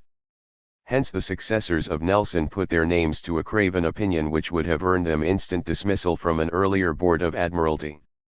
Cautious support for the League of Nations, though inadequate to restrain Mussolini, proved a triumphant maneuver in domestic politics. During the previous 2 years, the labor opposition had made all the running in foreign affairs. It caught the national government both ways round, denouncing at one moment the failure to assert collective security and at the next the alleged sabotage of the disarmament conference. Thus Labour hoped to win the votes both of pacifists and of enthusiasts for the League. With casual adroitness, Baldwin turned the tables. All sanctions short of war, which Hoare was supposed to be advocating at Geneva, presented Labour with a terrible dilemma. Should they demand stronger sanctions, with the risk of war, and thus lose the votes of the pacifists? Or should they denounce the League as a dangerous sham, and thus lose the 94 votes of the enthusiasts for it? After fierce debate, Labour decided to do both, and the inevitable result followed. In November 1985 there was a general election. The government had done enough to satisfy the supporters of the League, not enough to alarm those who disliked the thought of war. Labour, with its demand for more sanctions, was branded as the war party. The national government was returned with a majority of nearly 250. This seemed later a triumph of hypocrisy. Yet all sanctions short of war, was the policy favoured by most Englishmen, including the supporters of the Labour Party. They were in favour of the League, but not to the point of war. There was sense in this view. What was the good of an institution for preventing war, if war were the result of its activities? This was a new form of the problem which had confronted the victors ever since 1919. They had fought a war to end war. How then could they fight another? With the election out of the way, the British government had to face the consequences. There was a growing demand at Geneva for cutting off Italy's supplies of oil. This could be answered only by producing a compromise which would end the war. The way was clear to revive the scheme which Eden had taken to Rome in June, and which Mussolini had then rejected. Vansittart revised it, making it more generous to Italy. She would receive a mandate for the fertile plains which Abyssinia had conquered quite recently, the emperor would retain his old kingdom in the mountains, and the British would give him access to the sea by means of a port in British Somaliland. Early in December Hoare took the plan to Paris. Laval welcomed it. Mussolini, warned by his equally erring experts that the war was going badly, was ready to accept it. The next step was to present it at Geneva, then, with the League's concurrence, to impose it on the Emperor of Abyssinia, a beautiful example, repeated at Munich, of using the machinery of peace against the victim of aggression. But something went wrong. Hardly had Hoare left Paris on his way to Geneva than the so-called Hoare-Laval plan appeared in the French press. No one knows how this happened. Perhaps Laval doubted whether the national government were solidly behind Hoare and therefore leaked the plan in order to commit Baldwin. 95. And the rest beyond redemption. Perhaps Herriot, or some other enemy of Laval's, revealed the plan in order to ruin it, believing that, if the League were effective against Mussolini, it could then be turned against Hitler. Maybe there was no design at all, merely the incorrigible zest of French journalists to exploit their contacts with the Quai d'Orsay. At any rate, the revelation produced an explosion in British public opinion. The high-minded supporters of the League who had helped to return the national government felt cheated and indignant. Hoare himself was out of action, having broken his nose when he overrated his proficiency as a skating champion on the Swiss ice. Baldwin first admitted that the plan had been endorsed by the government, then repudiated both the plan and Sir Samuel Hoare. Eden took Hoare's place as Foreign Secretary. The Hoare-Laval plan disappeared. Otherwise nothing was changed. The British government were still resolved not to risk war. They inquired of Mussolini whether he would object to his oil being cut off. When told that he would, they successfully resisted oil sanctions at Geneva. Compromise was still in the air, another version of the Hoare-Laval plan waiting to be produced when the campaigning season was over. Mussolini was too quick for the British military experts and his own. The Italian General Staff had gloomily advocated withdrawal to the old frontier after the initial difficulties. Instead Mussolini sent out Badoglio, the Chief of Staff, with orders to finish the war quickly, and, for once, his orders were obeyed. It was said that the Abyssinian armies were demoralized by the use of gas. But these armies, like the empire itself, were more pretense than reality. They soon crumbled into nothing. On May 1 the Emperor Haile Selassie left Abyssinia. A week later Mussolini proclaimed the foundation of a new Roman Empire. This was the death blow to the League as well as to Abyssinia. 52 nations had combined to resist aggression. All they accomplished was that Haile Selassie lost all his country instead of only half. Incorrigible in impracticality, the League further offended Italy by allowing Haile Selassie a hearing at the assembly, and then expelled him for the crime of taking the covenant seriously.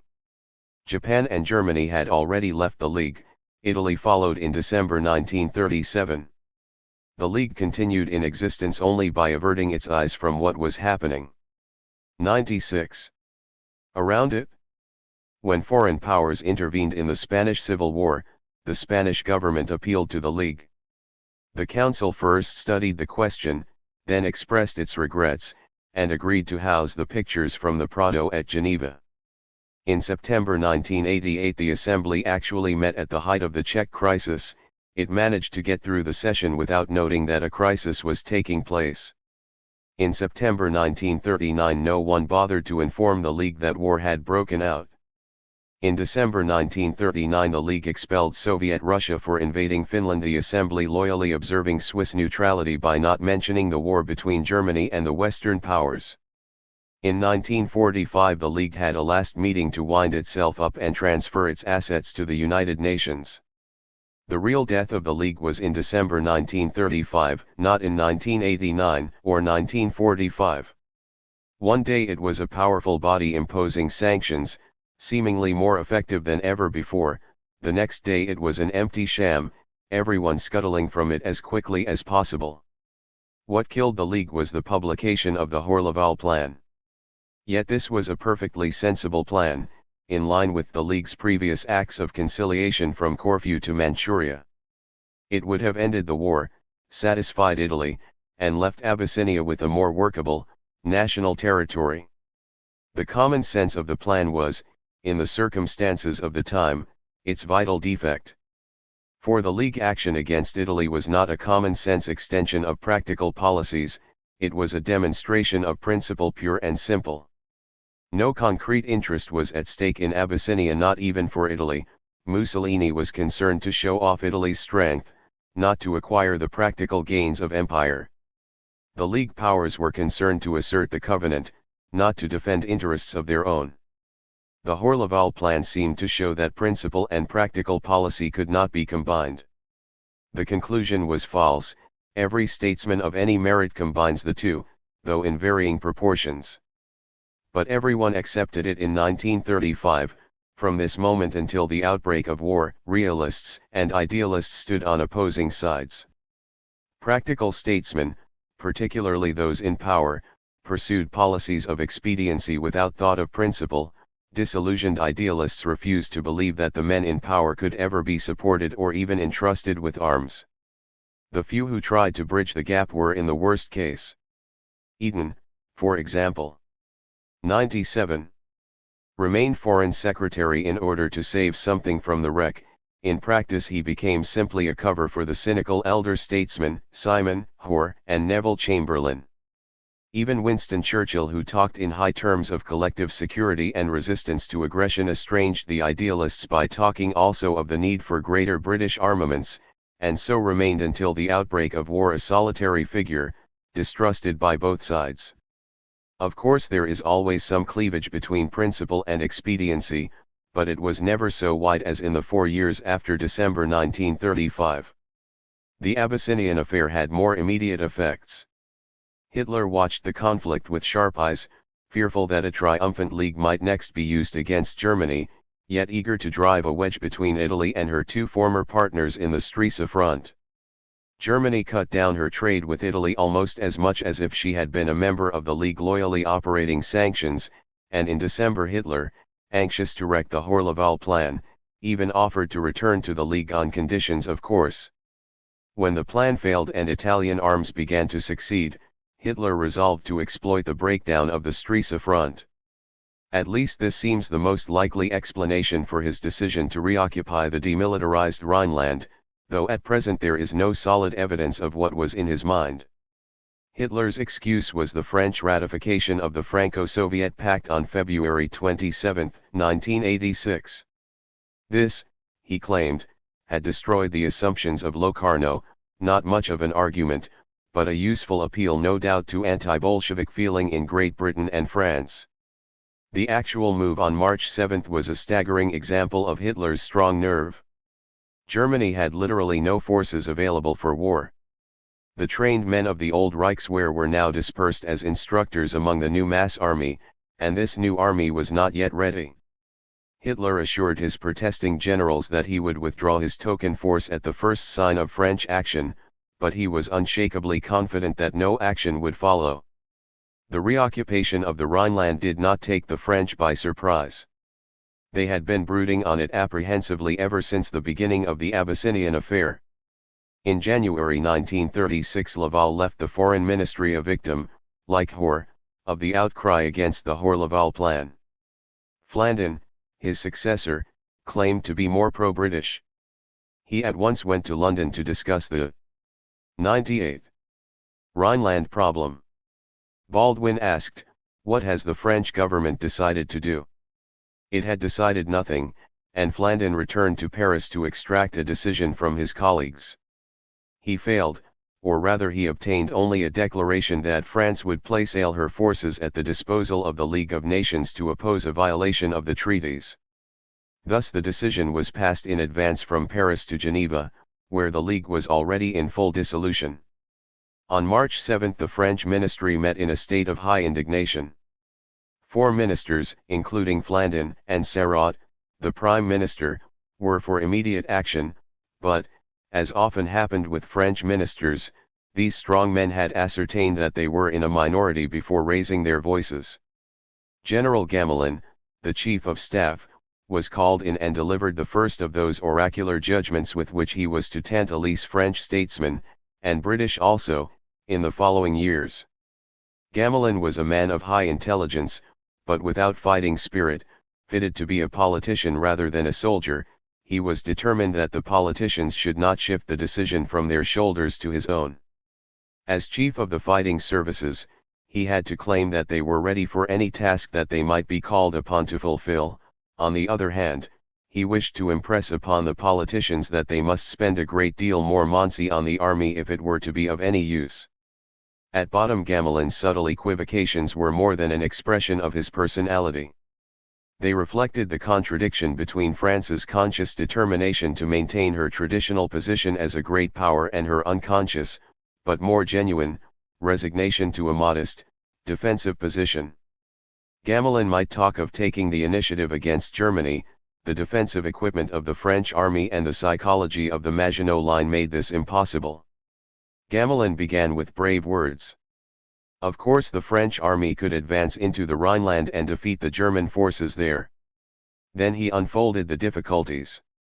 Germany, he claimed, had nearly 1 million men under arms, of whom 300,000 were already in the Rhineland.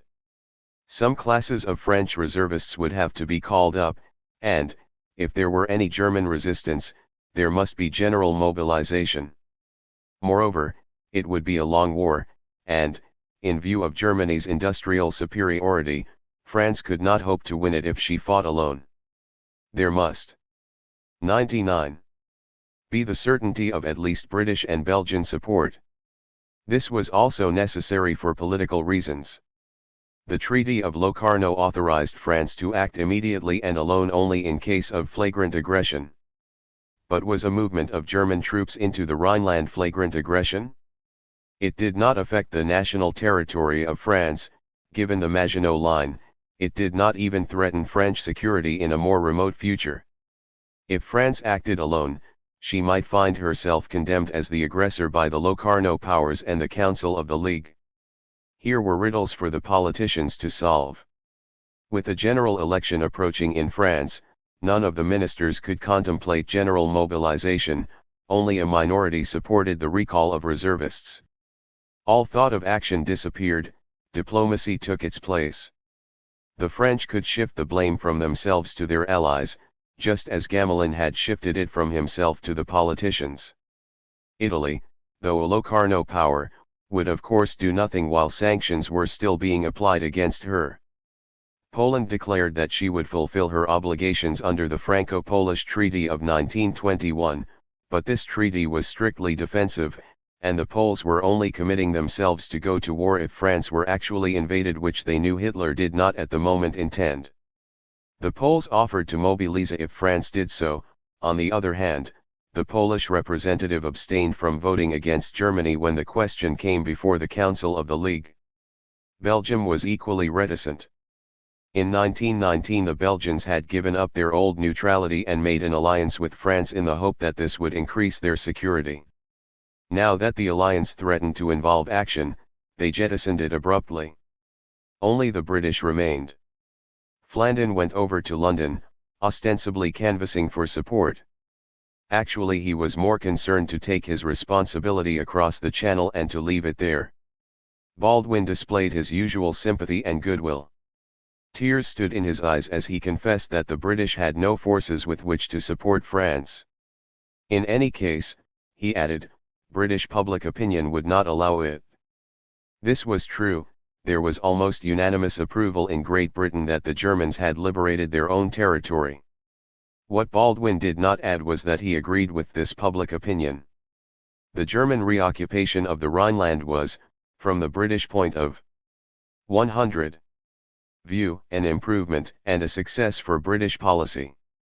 For years past, ever since Locarno if not before, the British had been urging France to adopt a strictly defensive policy and not to be drawn into war for some remote eastern cause. As long as the Rhineland remained demilitarized, the French could still threaten Germany, or so it appeared. The British were haunted by the fear that the situation of 1914 might be repeated, that they might be dragged into war for the sake of Czechoslovakia or Poland as, in 1914, they supposed they had been dragged into war for the sake of Russia. The German reoccupation of the Rhineland removed this fear. Henceforward France had a defensive policy imposed upon her, whether she would or no, and most Frenchmen made no great complaint. Flandin accepted Baldwin's veto without much argument. He never contemplated independent action by France. Any attempt to emulate the French statesmen of 1914 would, he believed, involve a breach with Great Britain, and Gamelin had laid down that action was impossible in such conditions. The British insisted on diplomacy. Therefore diplomacy there must be. The Council of the League met in London. Only Litvinov, the Soviet Foreign Commissar, proposed sanctions against Germany, and his advocacy was in itself enough to damn the proposal. The Council resolved, though not unanimously, that the treaties of Versailles and Locarno had been broken. Hitler was invited to negotiate a new arrangement of European security, to replace that which had been destroyed. He responded to the invitation. He had no territorial claims in Europe, wanted peace, proposed a 25-year pact of non-aggression with the Western powers. The British in their turn sought further definition with a list of precise questions. To this Hitler did not reply at all. Silence followed. The last remnants of Versailles had gone, and Locarno with them. It was the end of an epoch. The capital of victory was exhausted. March 7, 1986 marked a turning point of history, but more in appearance than in reality. In theory, Germany's reoccupation of the Rhineland made it difficult, or even impossible, for France to aid her eastern allies, Poland and Czechoslovakia. In fact, she had abandoned any such idea years ago, if indeed she had ever had it. The reoccupation of the Rhineland did not affect France from the defensive point of view. If the Maginot Line were all it 101 claimed to be, then her security was as great as before. If the Maginot Line was no good, then France had never been secure in any case. Nor was the situation all loss for France. Germany, by reoccupying the Rhineland, used up the priceless asset which had brought her so many advantages, the asset of being disarmed. The purpose of armies is to defeat other armies. The defeat in itself has political consequences, it shakes the national will of the conquered people and so makes them ready to obey the conqueror. But what can an army do when there is not another army to defeat? It can invade the disarmed country, but the national will of the invaded is unshaken. That will can be broken only by terror, the secret police, the torture chamber, the concentration camp. This method is hard to apply in peacetime. The Germans found it difficult to apply, even in wartime, with countries such as Denmark which they had overrun without fighting. Democratic countries particularly cannot develop the machinery of terror, except to some extent in their colonies outside Europe. Hence France and her allies had been baffled what to do with Germany so long as she remained disarmed. Once she reoccupied the Rhineland and built up a great army, it was possible to envisage coercing her in the normal way by war. The Western powers did not prepare for this war with much competence, but before the reoccupation of the Rhineland they did not prepare for it at all.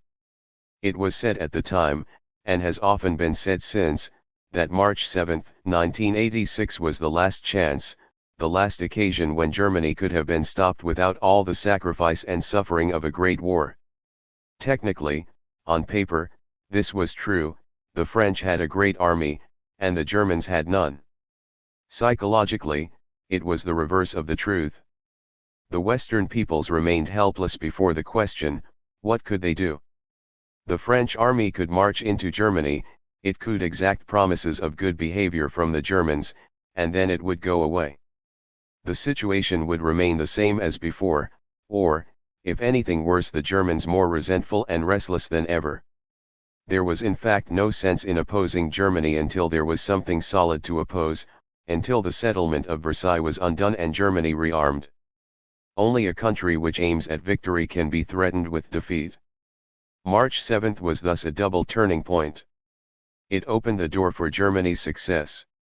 It also opened the door for her ultimate failure. Chapter 6, 1936–38. The German reoccupation of the Rhineland marked the end of the devices for security which had been set up after the First World War. The League of Nations was a shadow, Germany could rearm, free from all treaty restrictions, the guarantees of Locarno were no more. Wilsonian idealism and French realism had both failed. Europe returned to the system, or lack of system, which had existed before 1914. Every sovereign state, great or small, again had to rely on armed strength, diplomacy, and alliances for its security. The former victors had no advantage, the defeated, no handicap. International anarchy was restored. Many people, including some historians, believe that this in itself is enough to explain the Second World War. And so, in a sense, it is. So long as states admit no restriction of their sovereignty, wars will occur between them, some wars by design, more by miscalculation. The defect of this explanation is that, since it explains everything, it also explains nothing. If international anarchy invariably caused war, then the states of Europe should never have known peace since the close of the Middle Ages. In fact, there have also been long periods of peace, and before 1914 international anarchy gave Europe its longest peace since the end of the Roman Empire. Wars are much like road accidents.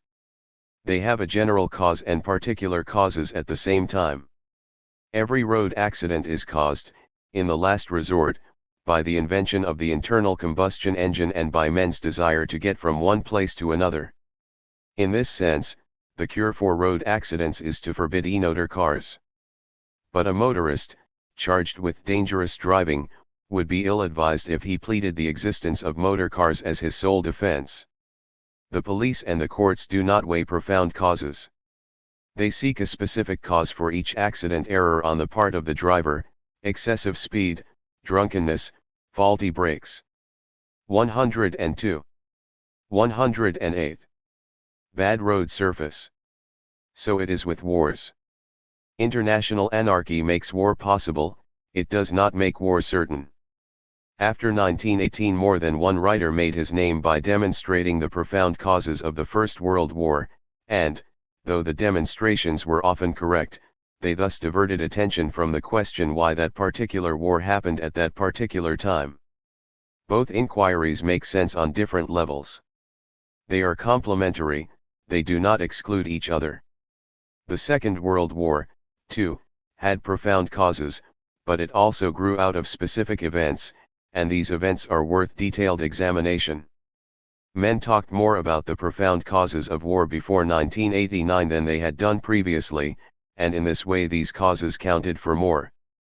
It became a commonplace after 1919 that future wars could be avoided only if the League of Nations succeeded. Now the League had failed, and men were quick to say that henceforth war was inevitable. Many even felt that it was wicked to try to prevent war by the old-style instruments of alliances and diplomacy. Men said also that fascism inevitably produced war, and there was no denying this, if one believed the pronouncements of the two fascist leaders themselves. Hitler and Mussolini glorified war and the warlike virtues. They used the threat of war to promote their aims. But this was not new. Statesmen had always done it. The rhetoric of the dictators was no worse than the saber-rattling of the old monarchs, nor, for that matter, than what English public schoolboys were taught in Victorian days. Yet there had been long periods of peace then despite the fiery talk.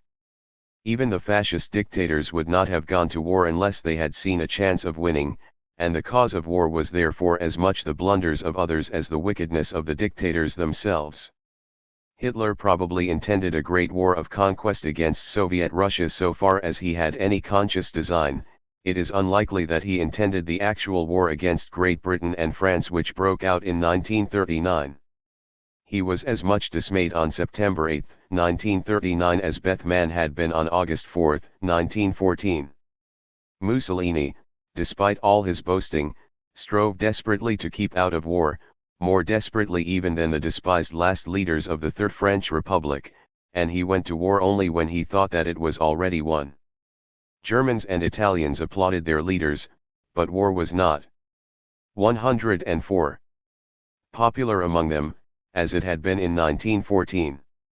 Then cheering crowds everywhere greeted the outbreak of war. There was intense gloom in Germany during the Czech crisis of 1938, and only helpless resignation the following year when war broke out. The War of 1989, far from being welcome, was less wanted by nearly everybody than almost any war in history. Another type of profound cause was much discussed before 1989.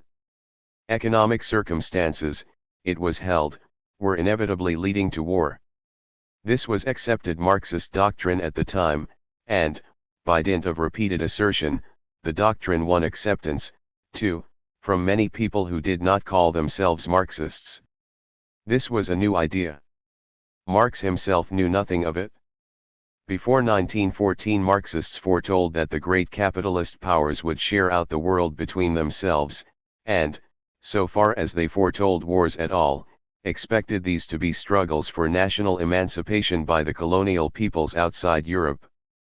Lenin was the first to discover that capitalism inevitably caused war, and he discovered this only when the First World War was already being fought. Of course he was right. Since every great state was capitalist in 1914, capitalism obviously caused the First World War, but just as obviously it had caused the previous generation of peace. Here was another general explanation which explained everything and nothing. Before 1939 the great capitalist states, England and America, were the most anxious to avoid war, and in every country, including Germany, capitalists were the class most opposed to war. Indeed, if one were to indict the capitalists of 1939, it would be for pacifism and timidity, not for seeking war. However, capitalism could be found guilty in a more limited way. Though the successful imperialist powers were perhaps sated and pacific, fascism, it was claimed, represented the last aggressive stage of capitalism in decline, and its momentum could be sustained only by war. There was an element of truth in this, but not much. The full employment which Nazi Germany was the first European country to possess, depended in large part on the production of armaments, but it could have been provided equally well by other forms of public works from roads to great buildings. The Nazi secret was not armament production, it was freedom from the then orthodox principles of economics. Government spending provided all the 105 happy effects of mild inflation, while political dictatorship, with its destruction of trade unions and rigorous exchange control, prevented such unfortunate consequences as a rise in wages, or in prices. The argument for war did not work even if the Nazi system had relied on armament production alone. Nazi Germany was not choking in a flood of arms. On the contrary, the German generals insisted unanimously in 1989 that they were not equipped for war and that many years must pass before rearmament in depth had been completed. Hence there was no need to worry about full employment. In fascist Italy, the economic argument was altogether irrelevant. There was no fascist system of economics, only a poor country ruled by a mixture of terror and glamour. Italy was quite unprepared for war, as Mussolini admitted by remaining non-belligerent. In 1939, when he finally took the plunge in 1940, Italy was worse equipped for war, in every way, than she had been when she entered the First World War in 1915. An economic explanation of a different sort was popular before 1939. Germany and Italy, it was argued, were have-not powers, with inadequate access to foreign markets or to raw materials. The British government were being constantly urged by the Labour opposition to redress these economic grievances instead of entering the race for rearmament. Maybe Germany and Italy were have-not powers. But what did they want to have? Italy had conquered Abyssinia. Far from drawing profit from this, she found its pacification and development an almost impossible drain on her limited resources. Though some Italians settled there, this work of colonization was done for reasons of prestige. It would have been cheaper and more profitable to maintain them at home. Immediately before the outbreak of war, Mussolini repeatedly demanded Corsica, Nice, and Savoy. None of these, except possibly Nice, offered any economic advantage. Even Nice could not help in solving Italy's real problem of a poor country and a dense population. Hitler's claim to living space, Lebensraum, sounded more plausible enough to convince Hitler himself. But what did it amount to in practice? Germany was not short of markets. On the contrary, Schacht used bilateral agreements to give Germany practically a monopoly of trade with southeastern Europe, and similar plans were being prepared for the economic 106 conquest of South America when the outbreak of war interrupted them. Nor did Germany suffer from a shortage of raw materials. Scientific ingenuity provided substitutes for those which she could not readily buy, and Germany was never handicapped by any shortage of raw materials during the Second World War, despite the British blockade, until her synthetic oil plants were destroyed by Allied bombing in 1944. Lebensraum, in its crudest sense, meant a demand for empty space where Germans could settle. Germany was not overpopulated in comparison with most European countries, and there was no empty space anywhere in Europe. When Hitler lamented, "If only we had a Ukraine," he seemed to suppose that there were no Ukrainians. Did he propose to exploit, or to exterminate, them? Apparently he never considered the question one way or the other. When Germany actually conquered the Ukraine in 1941, Hitler and his henchmen tried both methods, neither to any economic advantage.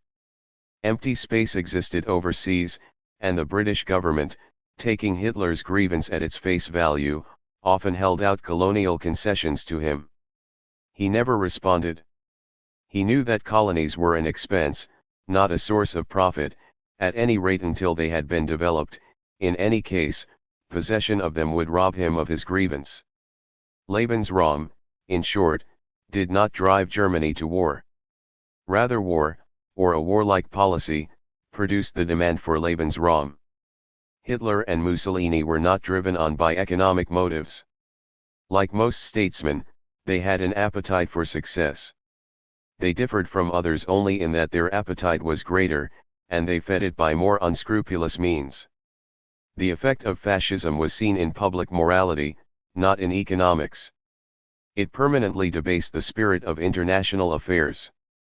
Hitler and Mussolini boasted of their freedom from accepted standards.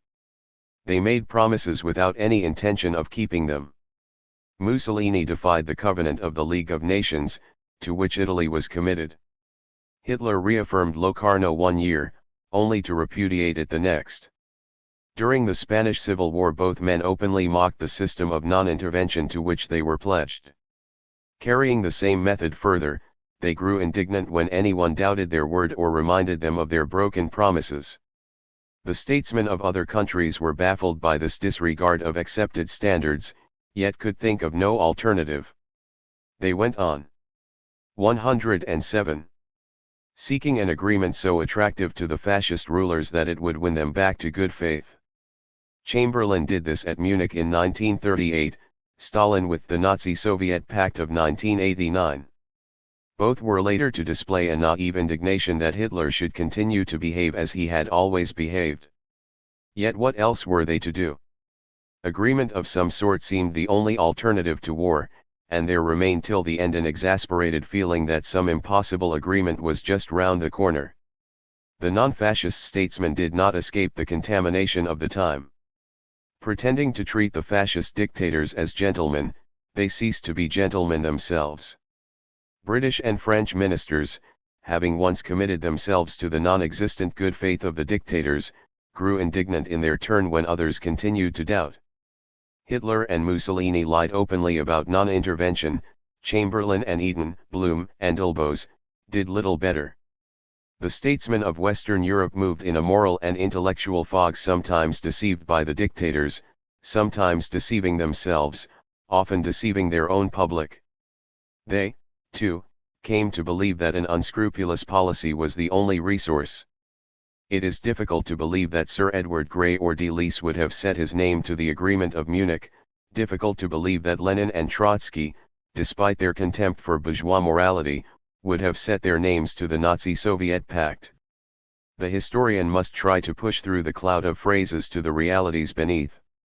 For there were still realities in international affairs, great powers attempting, however ineffectually, to maintain their interests and independence. The European pattern had been profoundly modified by the events of 1985 and 1986. The two Western powers had followed the worst of all possible courses in the Abyssinian affair. They had straddled indecisively between two contradictory policies, and had failed in both. They would not sustain the League of Nations at the risk of war or even of ruining Mussolini in Italy, yet neither would they openly jettison the League for his sake. These contradictions continued even when the war in Abyssinia was over, and the emperor in exile.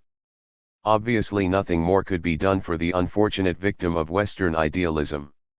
Sanctions were ended, Neville Chamberlain dismissing them as the very midsummer of madness. But Italy still stood condemned as an aggressor, and the two Western 108 powers could not bring themselves to recognize the King of Italy as Emperor of Abyssinia. The Stresa front was gone beyond recall, Mussolini forced onto the German side. This outcome was unwelcome to him. In attacking Abyssinia, Mussolini had intended to exploit the international tension on the Rhine, not to opt for Germany. Instead he had lost his freedom of choice. Hitler found freedom just when Mussolini lost it. The ending of Locarno made Germany a fully independent power, no longer hampered by artificial restrictions. Further initiatives in international affairs might have been expected to follow. Instead, German policy remained quiet for almost 2 years. This loaded pause, as Churchill called it, was in part due to the inescapable fact that armament plans take a long time to mature, and Hitler therefore had to wait until Germany was truly rearmed, a moment which he usually fixed as 1943. But he was also at a loss what to do next, even if he had the power to do it. Whatever his long-term plans, the mainspring of his immediate policy had been the destruction of Versailles. This was the theme of Mein Kampf and of every speech which he made on foreign affairs. It was a policy which won the unanimous support of the German people. It had also the great advantage that, in practical terms, it virtually wrote itself. After each success, Hitler had only to look into the peace treaty, and there he found another clause ripe for destruction. He had assumed that the process would take many years and that he would encounter great difficulties. Triumph over these would provide a running stock of mounting prestige. Actually, the destruction of Versailles and Locarno alike took only 3 years, and it raised so few alarms that we now wonder why Hitler did not do it more quickly. After March 1936 there was no more prestige to be squeezed out of attacking Versailles. When Hitler later denounced one of the few unequal clauses remaining, the internationalization of German rivers, nobody noticed either at home or abroad. The days of easy success were over. It was one thing to destroy the legal provisions of a peace treaty, quite another to destroy the independence of other countries, even small ones. Besides, it was never Hitler's method to take the initiative. He liked others to do his work for him, and he waited for the inner weakening of the European system, just as he had waited for the peace settlement to crumble of itself. Things might 109. Have been different if Hitler had had an urgent, concrete grievance after the reoccupation of the Rhineland. But German grievances were, for the time being, in short supply. Many Germans felt strongly about Danzig and the Polish corridor, but the non-aggression pact with Poland was scarcely 2 years old. It was Hitler's most original stroke in foreign policy, and he was reluctant to move against it. The Germans of Czechoslovakia were hardly aware as yet that they were an oppressed minority. Only Austria remained. The blundering Nazi revolt of July 25, 1984 and the murder of Dollfuss which accompanied it had been a bad knock for Hitler, one of the few which he experienced. He pulled out of the setback with remarkable agility. Papen, the frivolous conservative who had helped to make Hitler Chancellor, was sent as German ambassador to Vienna. The choice was peculiarly appropriate.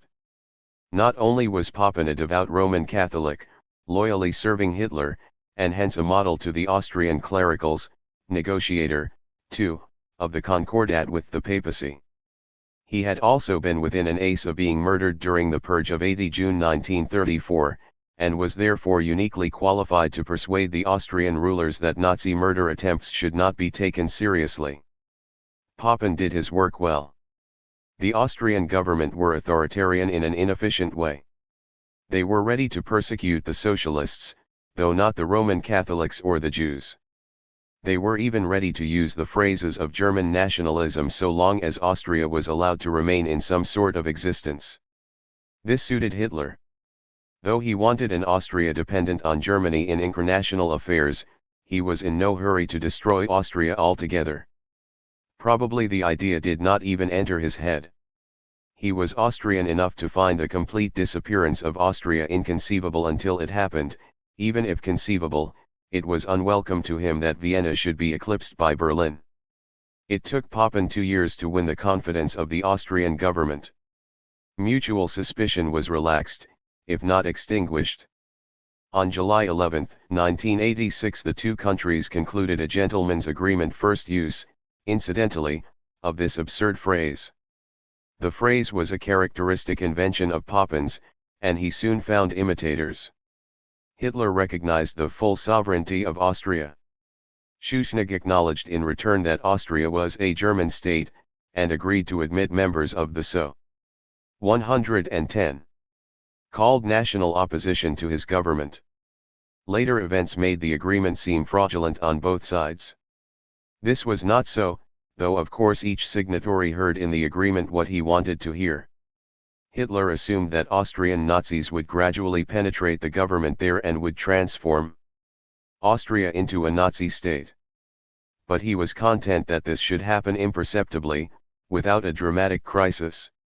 The agreement of July 1986 gave him almost exactly what he had proposed to Mussolini at the Venice meeting 2 years previously, except that Schuschnigg did not make way for a personage of independent outlook.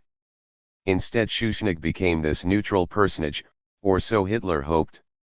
He was confident that the walls of Vienna would fall of themselves. As late as February 1988 he told the Austrian Nazi leaders, "The Austrian question can never be solved by a revolution. I want the evolutionary course to be taken, not a solution by violent means, since the danger for us in the field of foreign policy becomes less each year." Schuschnigg, on his side, was relieved to escape from dependence on Italy, a dependence which all Austrians disliked and which most of them knew to be unreliable. There was no democracy to save in Austria, only a separate name. Schuschnigg could stomach everything the Nazis wanted except his own disappearance, and he supposed that he was now secured from this. The agreement of July 1986 gave Schuschnigg the shadow, and Hitler the substance. With this both men were satisfied. Mussolini was satisfied also. He could not defend the independence of Austria except by a humiliating reconciliation with the Western powers, and perhaps not even then. He, too, was content with the shadow, the preservation of Austria's name. Underneath there was still conflict between German and Italian policy. Mussolini wished to maintain his protectorate over Austria and Hungary, and to extend Italian power in the Mediterranean, principally at the expense of France. Hitler intended to make Germany the leading power in Europe, with Italy as, at best, a junior partner. Neither was eager to promote the ambitions of the other, each planned to exploit the other's challenge to the Western powers in order to extract concessions for himself. In such circumstances, discussion of practical questions might. One memorandum by Kepler, February 28, 1988. German Foreign Policy, Series DI. Number 388. 111. Easily lead to a quarrel. Instead, therefore, they stressed their ideological similarity, the modern and creative spirit of their two states, which allegedly made them superior to the decadent democracies. This was the Rome-Berlin axis, loudly announced by Mussolini in November 1986, round which European politics were henceforward expected to revolve. Hitler was following the same policy at this time with Japan. Here also the two powers did not see eye to eye in practical affairs. Hitler wanted to push Japan forward against Russia and Great Britain, without himself sacrificing Germany's close connection with China, whose army was still being organized by German generals. Japan would no more tolerate Germany in the Far East than any other European power. Each intended the other to provide the conflict so that it could collect the reward.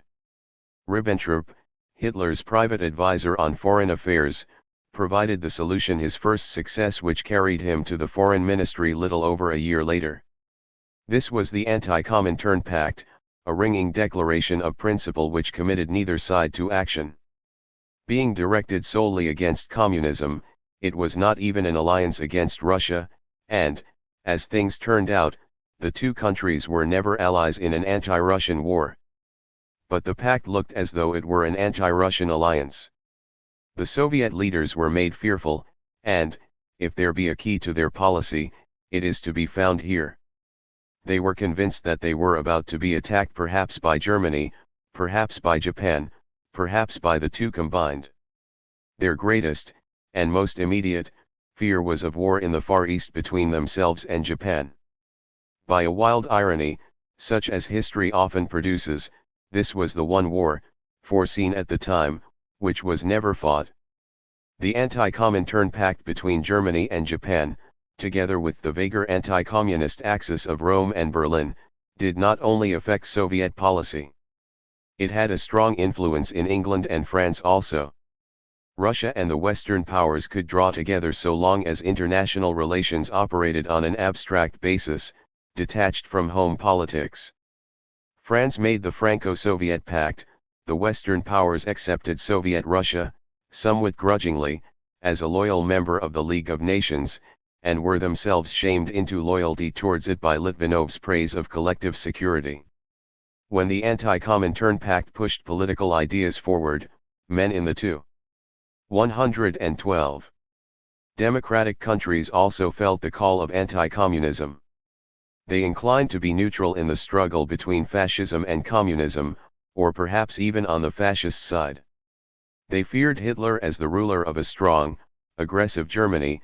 They welcomed him, or many did, as the protector of European civilization against communism. There was a difference of attitude here between Englishmen and Frenchmen. Many Englishmen, particularly in the Conservative Party, said, "Better Hitler than Stalin." It did not occur to any Englishman, except the fascist leader, Sir Oswald Mosley, to say, better Hitler than Baldwin or Chamberlain or even Italy. In France, the general election of May 1986 produced a left-wing majority of radicals, socialists, and communists. When a government of the Popular Front followed, conservative, well-to-do Frenchmen said not merely, better Hitler than Stalin, but better Hitler than Leon Blum.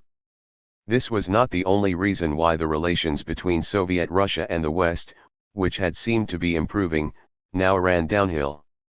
1986 saw the beginning of the Great Purge in Russia. Practically every old Bolshevik leader was executed or imprisoned, thousands, perhaps millions of lesser Russians sent off to Siberia. In the following year the purge extended to the armed forces. Tukhachevsky, the chief of staff, 3 out of 5 marshals, 18 out of 15 army commanders, and many others, were shot after a secret trial or none at all. No one knows the reason for this slaughter. Was Stalin mad with autocratic power? Had he grounds for supposing that the generals or his political rivals were planning to enlist German backing for an anti-Stalinist revolution? Or was he himself planning a reconciliation with Hitler, and did he therefore remove possible critics? According to one story, President Benes of Czechoslovakia discovered that Tukhachevsky and others were negotiating with Hitler, and passed the evidence on to Stalin. According to another, the German Secret Service itself manufactured this evidence, and planted it on Benes. We do not know anything about it, and perhaps we never shall. But the effect was unmistakable.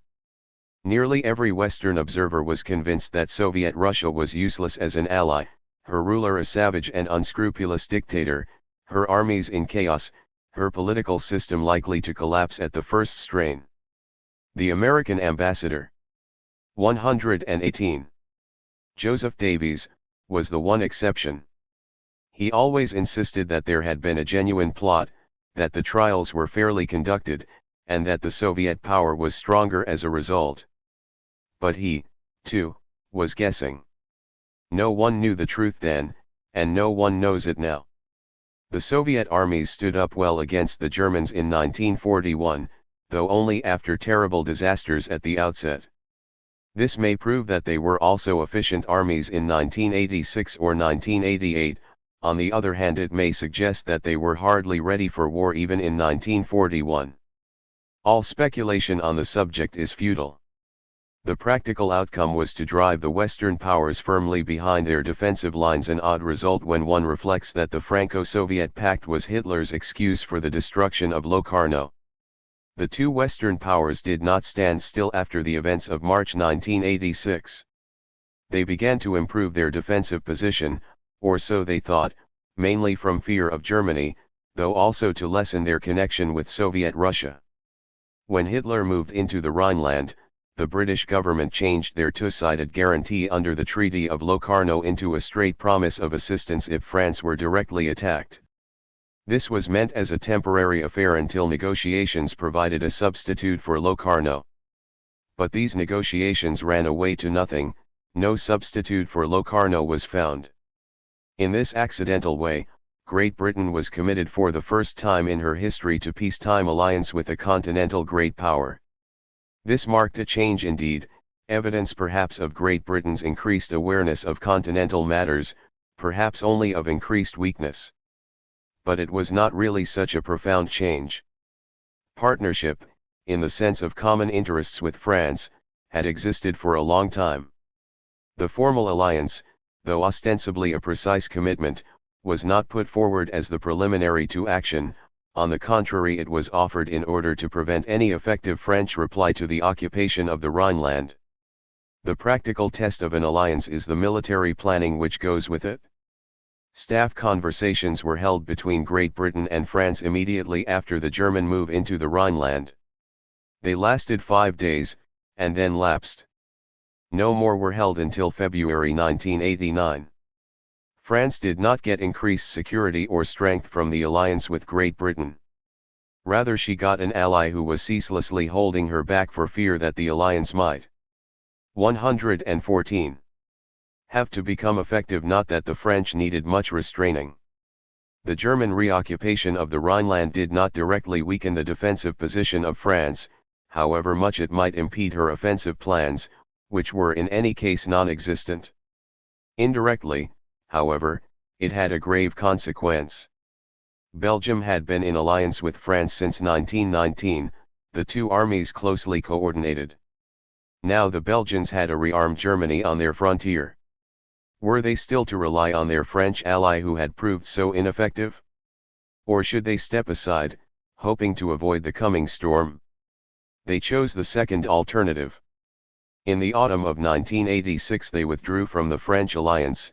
Early in 1987 they reverted to the neutral position which they had held before 1914. This created a terrible strategical problem for the French. The Maginot Line, a most formidable defense, extended only from the Swiss frontier to the Belgian. Hitherto the French had assumed, though without much justification, that the Belgians would provide some similar fortification on the short frontier between Belgium and Germany. What were they to do now? They could not insist on Belgian defenses, or even inquire about them, without infringing her neutrality. The frontier between France and Belgium was enormously long. The cost of fortifying it was prohibitive. Besides, the French could not attempt it without implicitly admitting both that they had renounced the defense of Belgium and that they regarded her as a possible enemy. They therefore did what men often do when faced with an insoluble problem: they closed their eyes to it and pretended that it did not exist. No attempt was made to protect the French frontier with Belgium. This neglect continued even after the outbreak of war. British forces were stationed on the Belgian frontier during the winter of 1989 to 1940, and many officers reported on its defenseless state. Their complaints reached Horbelische, the Secretary of State for War. When he raised the question in high quarters, he was dismissed from office.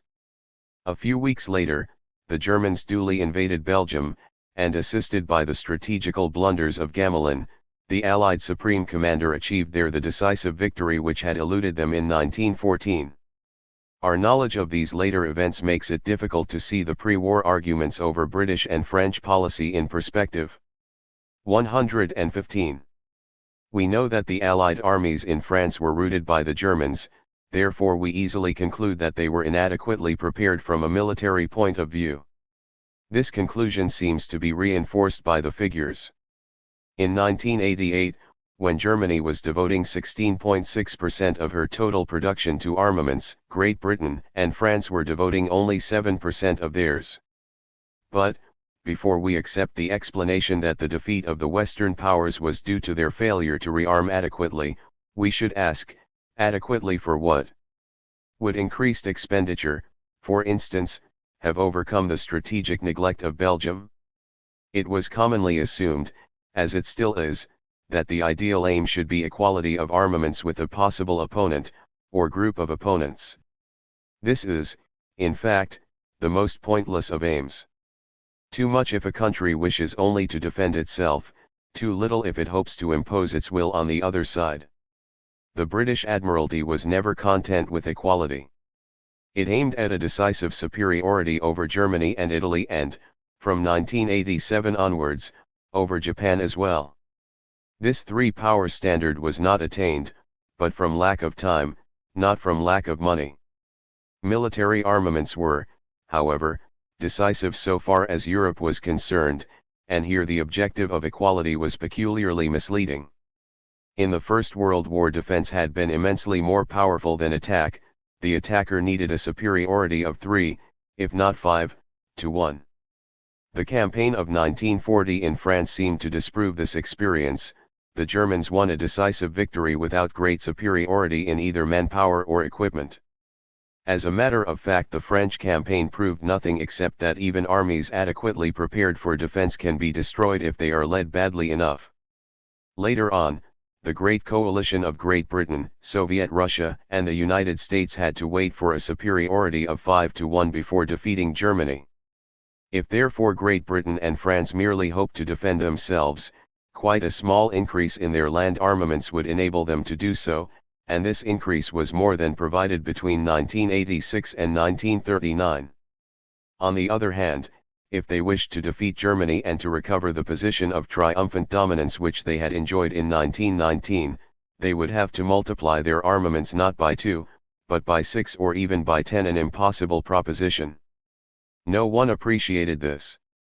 Men clung to the misleading concept of equality, believing that this would sum. 116. How give them not merely security, but power? Ministers talked of defense, yet implied that a successful defense was the same thing as victory, and their critics assumed that a successful defense was either impossible or no better than defeat. There is therefore no simple answer to the question, were British and French armaments adequate before 1989? They were adequate to defend the two countries. If properly used, they were inadequate to prevent the extension of German power in Eastern Europe. In one aspect of armaments the normal calculation of 3-1 did not seem to apply. It was the universal belief that there was no defense against attack from the air. Baldwin expressed this when he said, "The bomber will always get through." It was expected that every great city would be leveled to the ground immediately on the outbreak of war, and the British government, acting on this assumption, made preparations for more casualties in London alone during the first week of war than in fact the entire British people suffered during 5 long years. The only answer was supposed to be the deterrent, a bomber force as large as the enemy's. Neither Great Britain nor France claimed to possess such a force in 1986 or even in 1989, hence, in large part, the timidity of their statesmen. All these calculations turned out to be wrong. The Germans had never planned for independent bombing. Their bomber force was an auxiliary for the army on the ground, and they had to improvise the air attack on Great Britain in the summer of 1940. The Germans were answered and defeated not by British bombing, but by fighter command, which had been despised and comparatively neglected before the war. When the British, in their turn, went over to the bombing of Germany, this did more harm to themselves than to the Germans, that is, it used up more British men and materials than it destroyed German. No one could grasp this before the event, as many indeed failed to grasp it afterwards. The pre-war years ran their course under the shadow of hideous misapprehension. Wars, when they come, are always different from the war that is expected. Victory goes to the side that has made fewest mistakes, not to the one that has guessed right. In this sense, Great Britain and France did not prepare adequately. The military experts gave the wrong advice and pursued the wrong strategy. 117. Ministers did not understand what they were told by their experts, politicians and the public did not grasp what they were told by ministers. The critics were not much nearer the correct course. Winston Churchill, for instance, was right only in demanding more of everything. He did not demand arms or strategy of a different kind, and on many subjects such as the power of the French army and the efficacy of bombing he was peculiarly obstinate in error. Technical misjudgments were the main cause of Anglo-French failure. Political difficulties played some part as well, though less than is often claimed. In France the government of the Popular Front, which took office in June 1986, might have been expected to be specially resolute against the fascist powers, but it was also concerned to introduce social reforms which were long overdue. These modest reforms caused bitter resentment among the propertied classes, and French armaments paid the penalty. When the French military leaders, themselves conservatives, demanded more expenditure on the armed forces, they voiced no doubt genuine needs, but they also hoped that this increased expenditure would ruin the program of social reform. The supporters of the Popular Front, that is, the majority of French people, replied in kind, recognizing that some of the arms expenditure was demanded in order to prevent social reform. They refused to believe that any increase was necessary. British armament was retarded for a different reason. The government, it is true, sometimes claimed that they were held back by the unpatriotic pacifism of the labor opposition, and this excuse was greatly exaggerated later, when events revealed the government's shortcomings. In fact, the British government deliberately chose to limit expenditure on armaments to a modest figure. It had an enormous majority in the House of Commons, 2350 in all, and Labour would have been helpless to resist government proposals, quite apart from the fact that many Labour men actually wanted increased arms.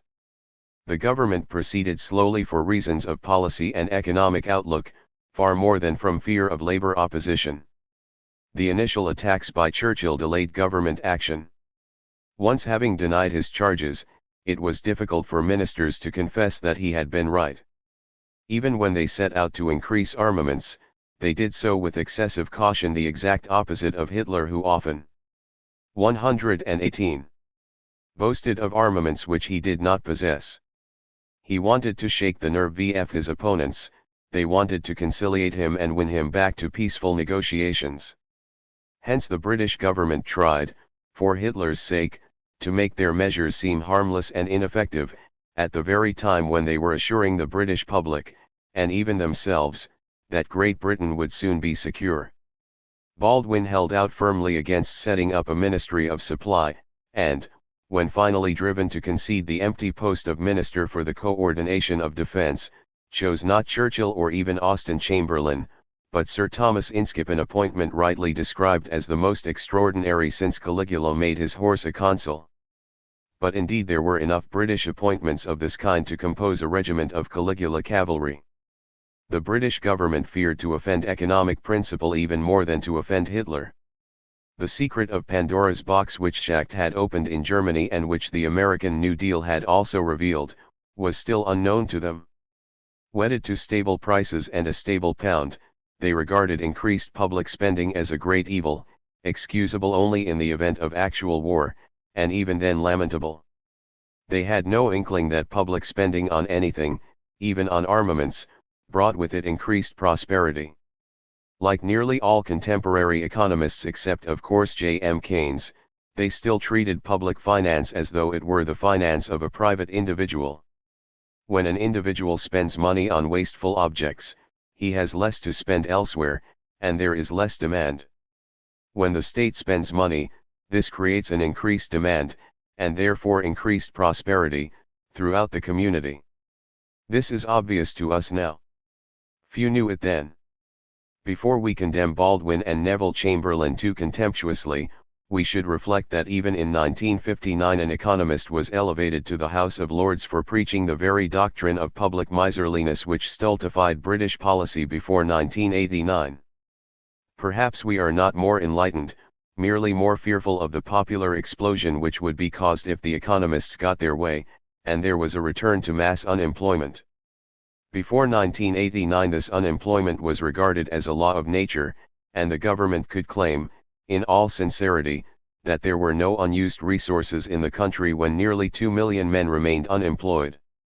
119. Here again, Hitler had a great advantage over the democratic countries. His principal achievement was the conquest of unemployment, and most Germans did not mind what heretical methods he used, so long as he did it. Moreover, even if German bankers objected, they had no effective means of saying so.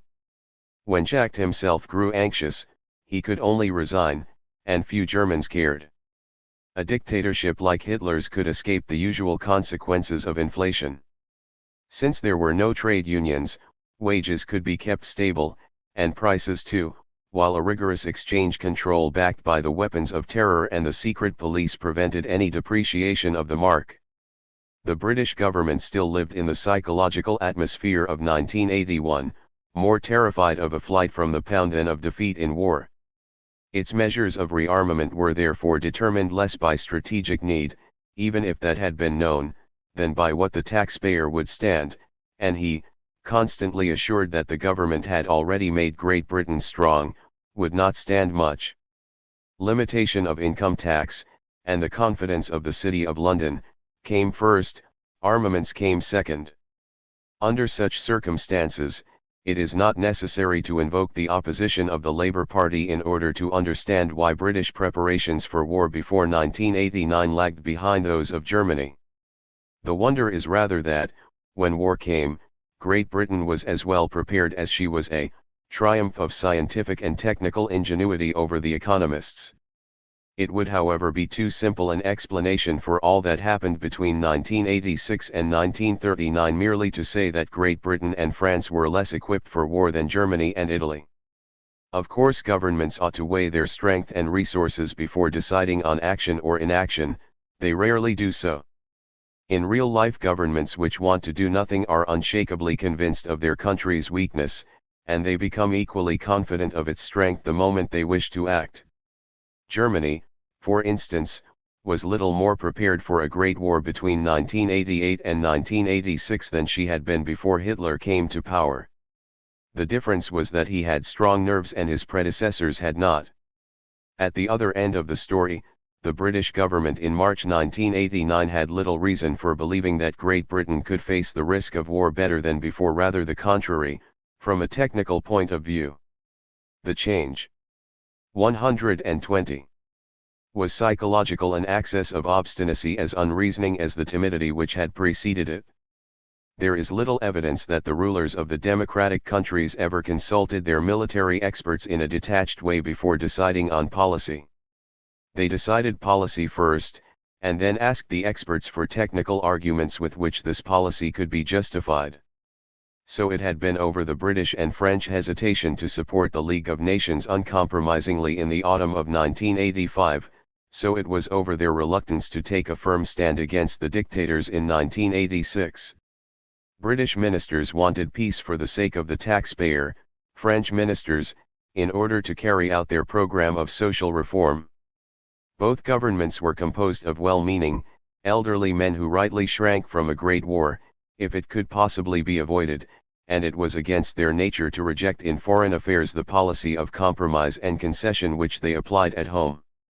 Their response might have been different if Hitler had followed the reoccupation of the Rhineland with a further, more direct, challenge to the existing territorial settlement of Europe, or if Mussolini had sought further fields of conquest immediately after overrunning Abyssinia. But Hitler remained quiet. Italian strength was exhausted. The great happening of 1986 was elsewhere a conflict of ideologies, or so it seemed, instead of a direct clash of power. This was the Spanish Civil War. In 1981 Spain had become a republic. In 1986 a general election gave power there, as in France, to a coalition of radicals, socialists, and communists, another popular front. Its program was more anti-clerical and democratic than socialist. Even this was enough to provoke the old vested interests monarchist, military, and fascist. Plans for an anti-democratic revolt had been laid as early as 1984, and had received a rather vague blessing from Mussolini. In July 1936 these plans exploded as a full-scale military rebellion. It was universally believed at the time that this rebellion was the next stage in a deliberate fascist strategy of conquest, Abyssinia the first step, reoccupation of the Rhineland the next, and now Spain.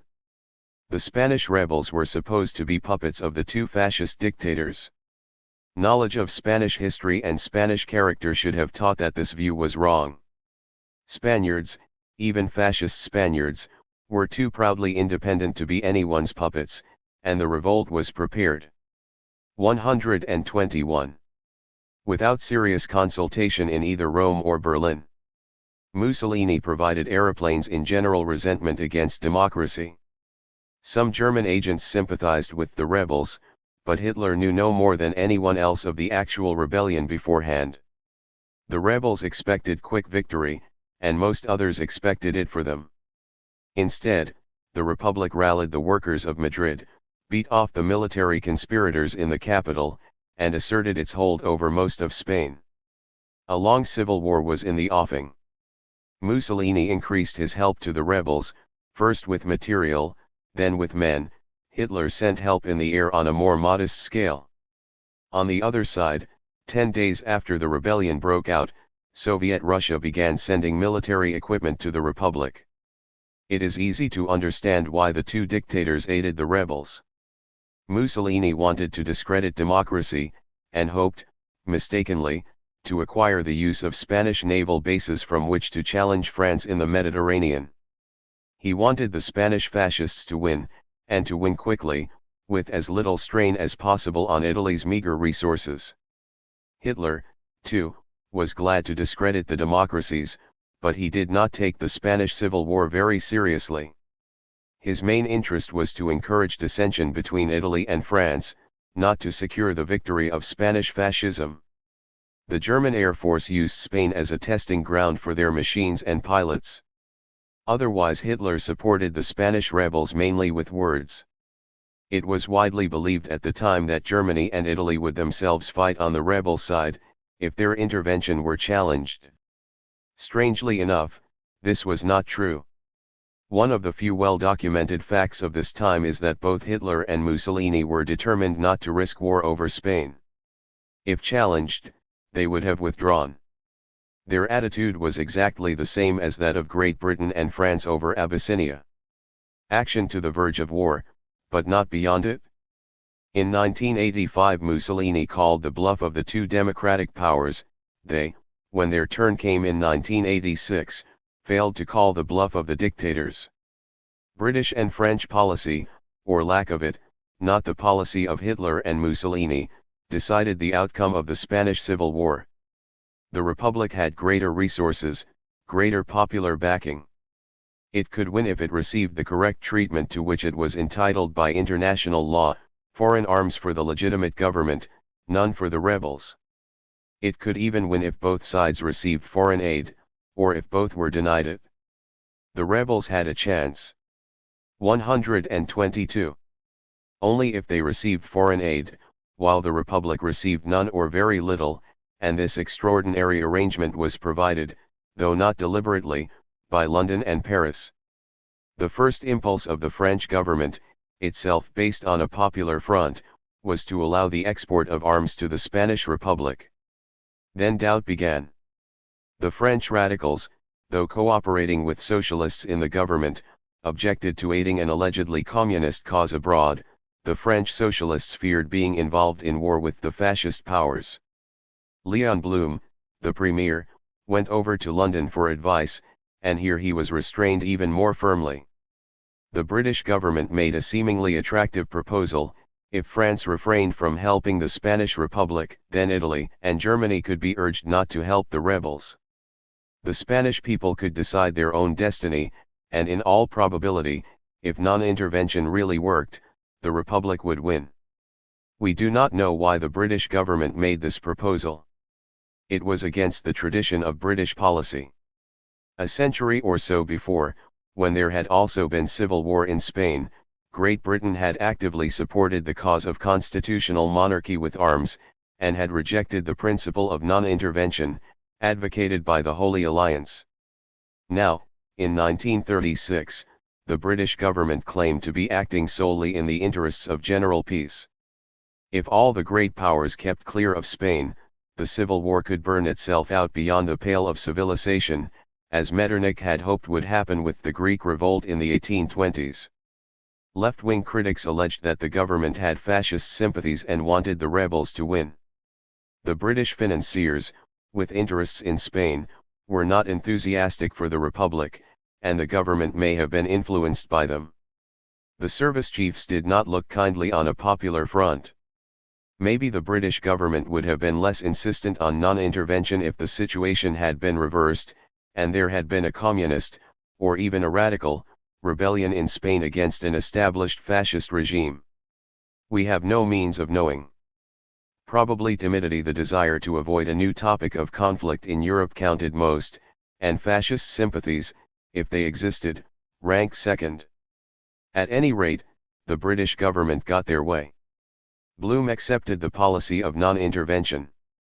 More than this, he persuaded the leaders of the Labour Party to support this policy also, so as not to make his position difficult in France. Thus, the 123 national government first imposed non-intervention on Blum, he imposed it on the Labour leaders, and they imposed it on their followers, all in the name of European peace. A non-intervention committee was set up in London. All the European great powers were represented, and solemnly devised schemes to prevent the import of arms into Spain. Germany and Italy made no pretense of keeping their promises. Arms went continuously from both countries, and from Italy military formations as well. The Spanish Republic seemed doomed to early destruction. Then Soviet Russia upset this neat expectation. The Russians announced that they would keep their promise of non-intervention only to the extent that Germany and Italy kept theirs. Soviet arms went to Spain, though never on the fascist scale, and these ATMs enabled the Republic to keep going for more than 2 years. It is unlikely that Soviet Russia intervened in Spain on grounds of principle. Soviet policy had not been remarkable, under Stalin's guidance, for its backing of communism, let alone of democracy. It had allowed Chiang Kai-shek to butcher the Chinese communists without a murmur, and it would have continued friendly relations with Nazi Germany, if Hitler had been willing. Schulenburg, the German ambassador in Moscow, thought that Soviet Russia aided the Spanish Republic in order to restore its prestige with the communists of Western Europe after the shock of the Great Purge. Probably there were more solid reasons. Conflict in Spain was more welcome to the Russians than conflict near their own border. They hoped, too, that this conflict would cause estrangement between the two Western democracies and the fascist powers. But of course the Russians did not intend to run any risk of being involved in the war themselves. Their interest was to keep the Spanish Civil War going, not that the Republic should win exactly the same attitude as Hitler took up towards Spanish fascism. The Spanish Civil War became the dominating topic of international affairs and, in Great Britain and France, the theme of passionate domestic controversy as well. The great issue of the age between democracy and fascism seemed to be at stake in Spain. This appearance was misleading. The Spanish Republic had never been securely democratic and, as the war went on, Nat Rally fell one Schulenburg to Foreign Ministry, October 12, 1936. German Foreign Policy, Series D3. No. 7 yen. 124. Increasingly under the direction of the communists who controlled the supply of arms. On the other side, the rebels were certainly enemies of democracy, but they were concerned with Spain, not with the Fascist International, and Franco, their leader, had no intention of tying Spain to any foreign power or foreign cause. Though he paid Hitler and Mussolini with high-sounding declarations of ideological solidarity, he was a hard bargainer when it came to economic concessions and, in strategical matters, made no concessions at all. The rebels won the Civil War, and, to everyone's surprise, their victory did not affect the general balance in Europe. The French did not need to move forces to the Pyrenees, despite the talk of their being weakened by a third hostile frontier. The British never needed to be anxious about Gibraltar. Franco proclaimed his neutrality during the Czech crisis of 1988 to Hitler's annoyance. Spain duly remained neutral during the Second World War, except in regard to Russia, and even here the Spanish Blue Division was never more than a moral gesture. This strange outcome was foreseen by few, and the Spanish Civil War had great international effect while it was being fought. It did much to prevent national unity in Great Britain and France. Perhaps the bitterness, caused by the electoral victory of the Popular Front, made French unity impossible in any case, but there had been serious efforts towards a true national government in Great Britain after Hitler's reoccupation of the Rhineland. The controversy over non-intervention ended these efforts. Liberals and Labour accused the government of betraying the democratic cause, and ministers in their turn, excusing the pretenses of the non-intervention committee, grew exasperated when its dishonesty was exposed. The Spanish Civil War distracted attention from the graver problems, raised by the revival of German power. Men felt that all would be well if Franco were defeated, they ceased to consider how Hitler should be checked. One ingenious speculators have even argued that Hitler would have gone straight on to invade Spain after his conquest of France if the Republic had won, and that therefore Franco's victory brought gain to the Allies. These asterisk ifs of history are unrewarding. One might as well argue that a Republican victory would so have shaken fascism that there would have been no war. Hitler stopped at the Spanish frontier partly from lack of resources, partly because he was not interested in the Western Mediterranean. The character of the Spanish regime did not much affect him. 125.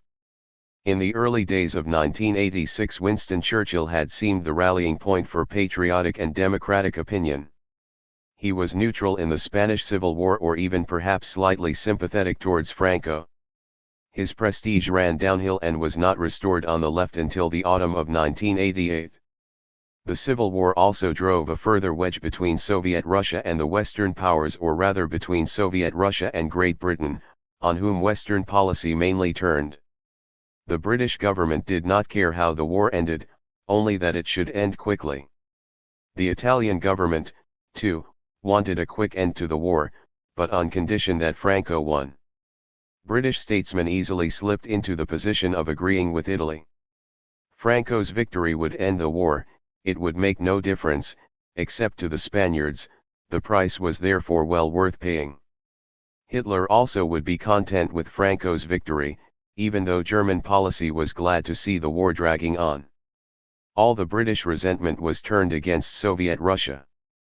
Maysky, the Soviet representative on the Non-Intervention Committee, exposed its shams, and talked in high terms of democracy. Soviet supplies sustained the Republic. What, British statesmen felt, did Soviet Russia care about democracy? Why did she gratuitously intervene in Spain, so far from her own borders?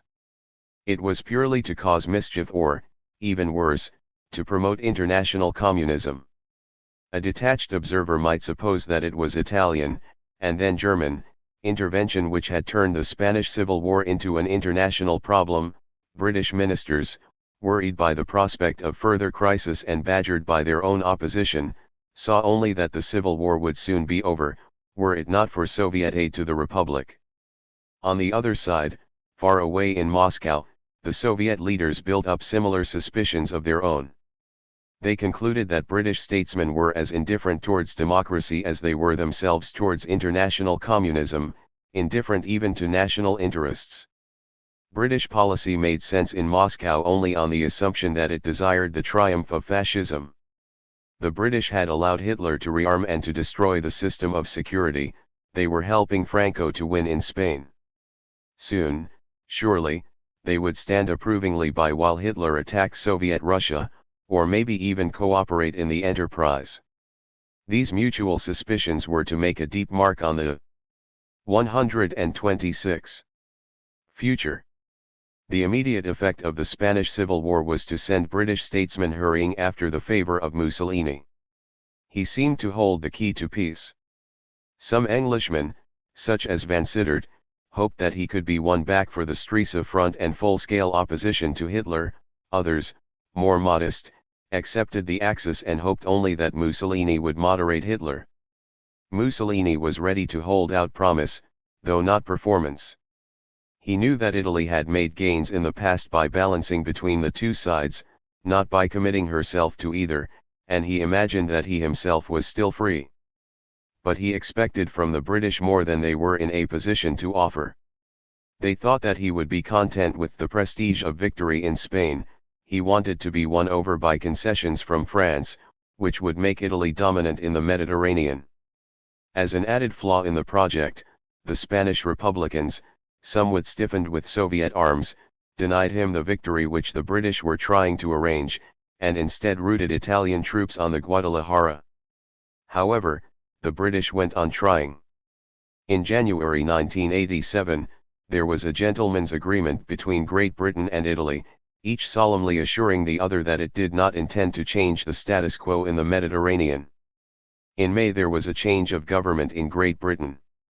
Baldwin, adept at overthrowing kings though less successful with dictators, resigned, and Neville Chamberlain took his place as Prime Minister. Chamberlain was a harder, more practical man, impatient with drift in foreign affairs and confident that he could stop it. Agreement with Mussolini seemed to him the urgent need. On July 27 he wrote personally to Mussolini, regretting that Anglo-Italian relations were unsatisfactory and proposing conversations to improve them. Mussolini replied graciously in his own hand, quite as in old times, to Austen Chamberlain or Ramsay MacDonald. An unfortunate setback followed. Unknown submarines took to torpedoing the Soviet ships, which supplied the Spanish Republic. Some torpedoes hit British ships as well. For once, the British Admiralty stirred in its sleep. Eden, the Foreign Secretary, stirred too. He had not hitherto been a strong man. Though carried to office by general indignation against the Horleval plan, he had urged the League to abandon Abyssinia. he had acquiesced in Hitler's reoccupation of the Rhineland without 127 serious protest, he had sponsored the pretenses of the Non-Intervention Committee. Perhaps he was weak while Baldwin left the responsibility to him, resentful and even resolute when Chamberlain took it over. Or maybe he had lost faith in Mussolini's promises. At any rate, Great Britain and France summoned a conference at Nyon, and there set up a naval patrol of the Mediterranean which ended the ravages of the mysterious submarines. Here was a demonstration, never repeated, that Mussolini would respect a show of strength. Yet this show could by itself settle nothing.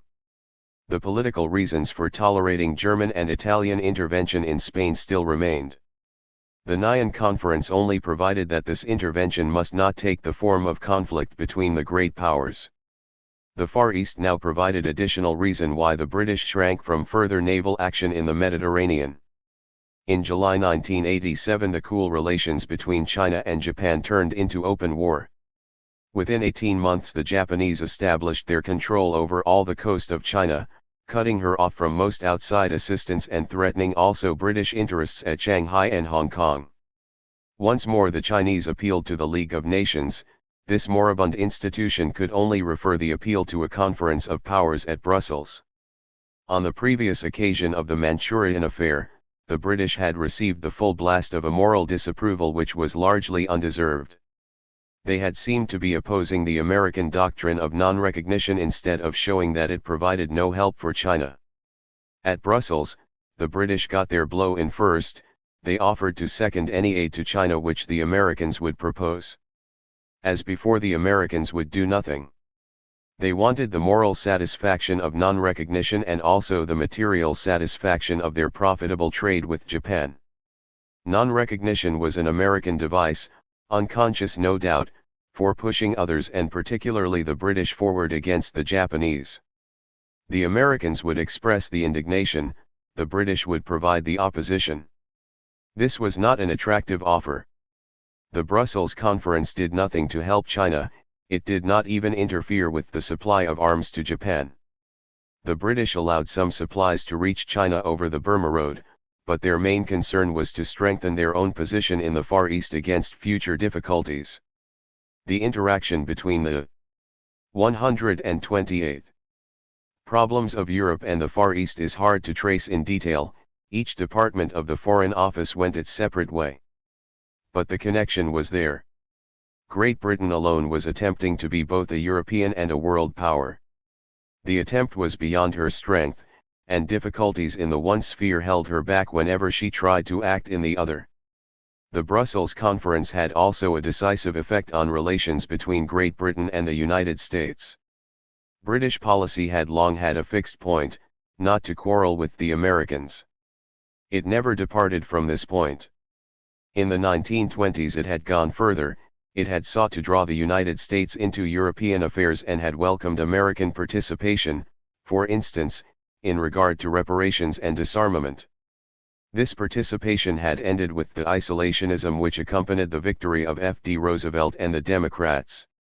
The Americans had been too busy with the New Deal to have time for Europe or even for the Far East. All they had to offer was moral disapproval, and this was turned less against the dictators than against the powers who failed to resist them. Great Britain and France were condemned for their failure to save Abyssinia, for their timidity over the Spanish Civil War, for their general cravenness towards Hitler. Yet in none of these cases had the United States done anything at all, except to maintain an even-handed neutrality which usually benefited the aggressor. The Brussels Conference showed that it would be the same in the Far East. The powers were invited to commit themselves to non-recognition for the sake of the United States. But there was no chance of American assistance if they resisted Japan. On the contrary, Japan would overcome them with American equipment. American isolationism completed the isolation of Europe. Academic commentators observed, rightly, that the problem of the two dictators would be solved, if the two world powers, Soviet Russia and the United States, were drawn into European affairs. This observation was a desire, not a policy. Western statesmen would have grasped eagerly at material backing from across the Atlantic. This was not on offer. The United States were unarmed except in the Pacific, and neutrality legislation made it impossible for them to act even as a base of supply. President Roosevelt could provide only moral exhortation, and this was the very thing which Western statesmen feared. It would tie their 129 hands in dealing with Hitler and Mussolini. It would work against the concessions which they were ready to make. Great Britain and France had already too much moral capital, what they lacked was material strength. None was P.D. Barony from the United States.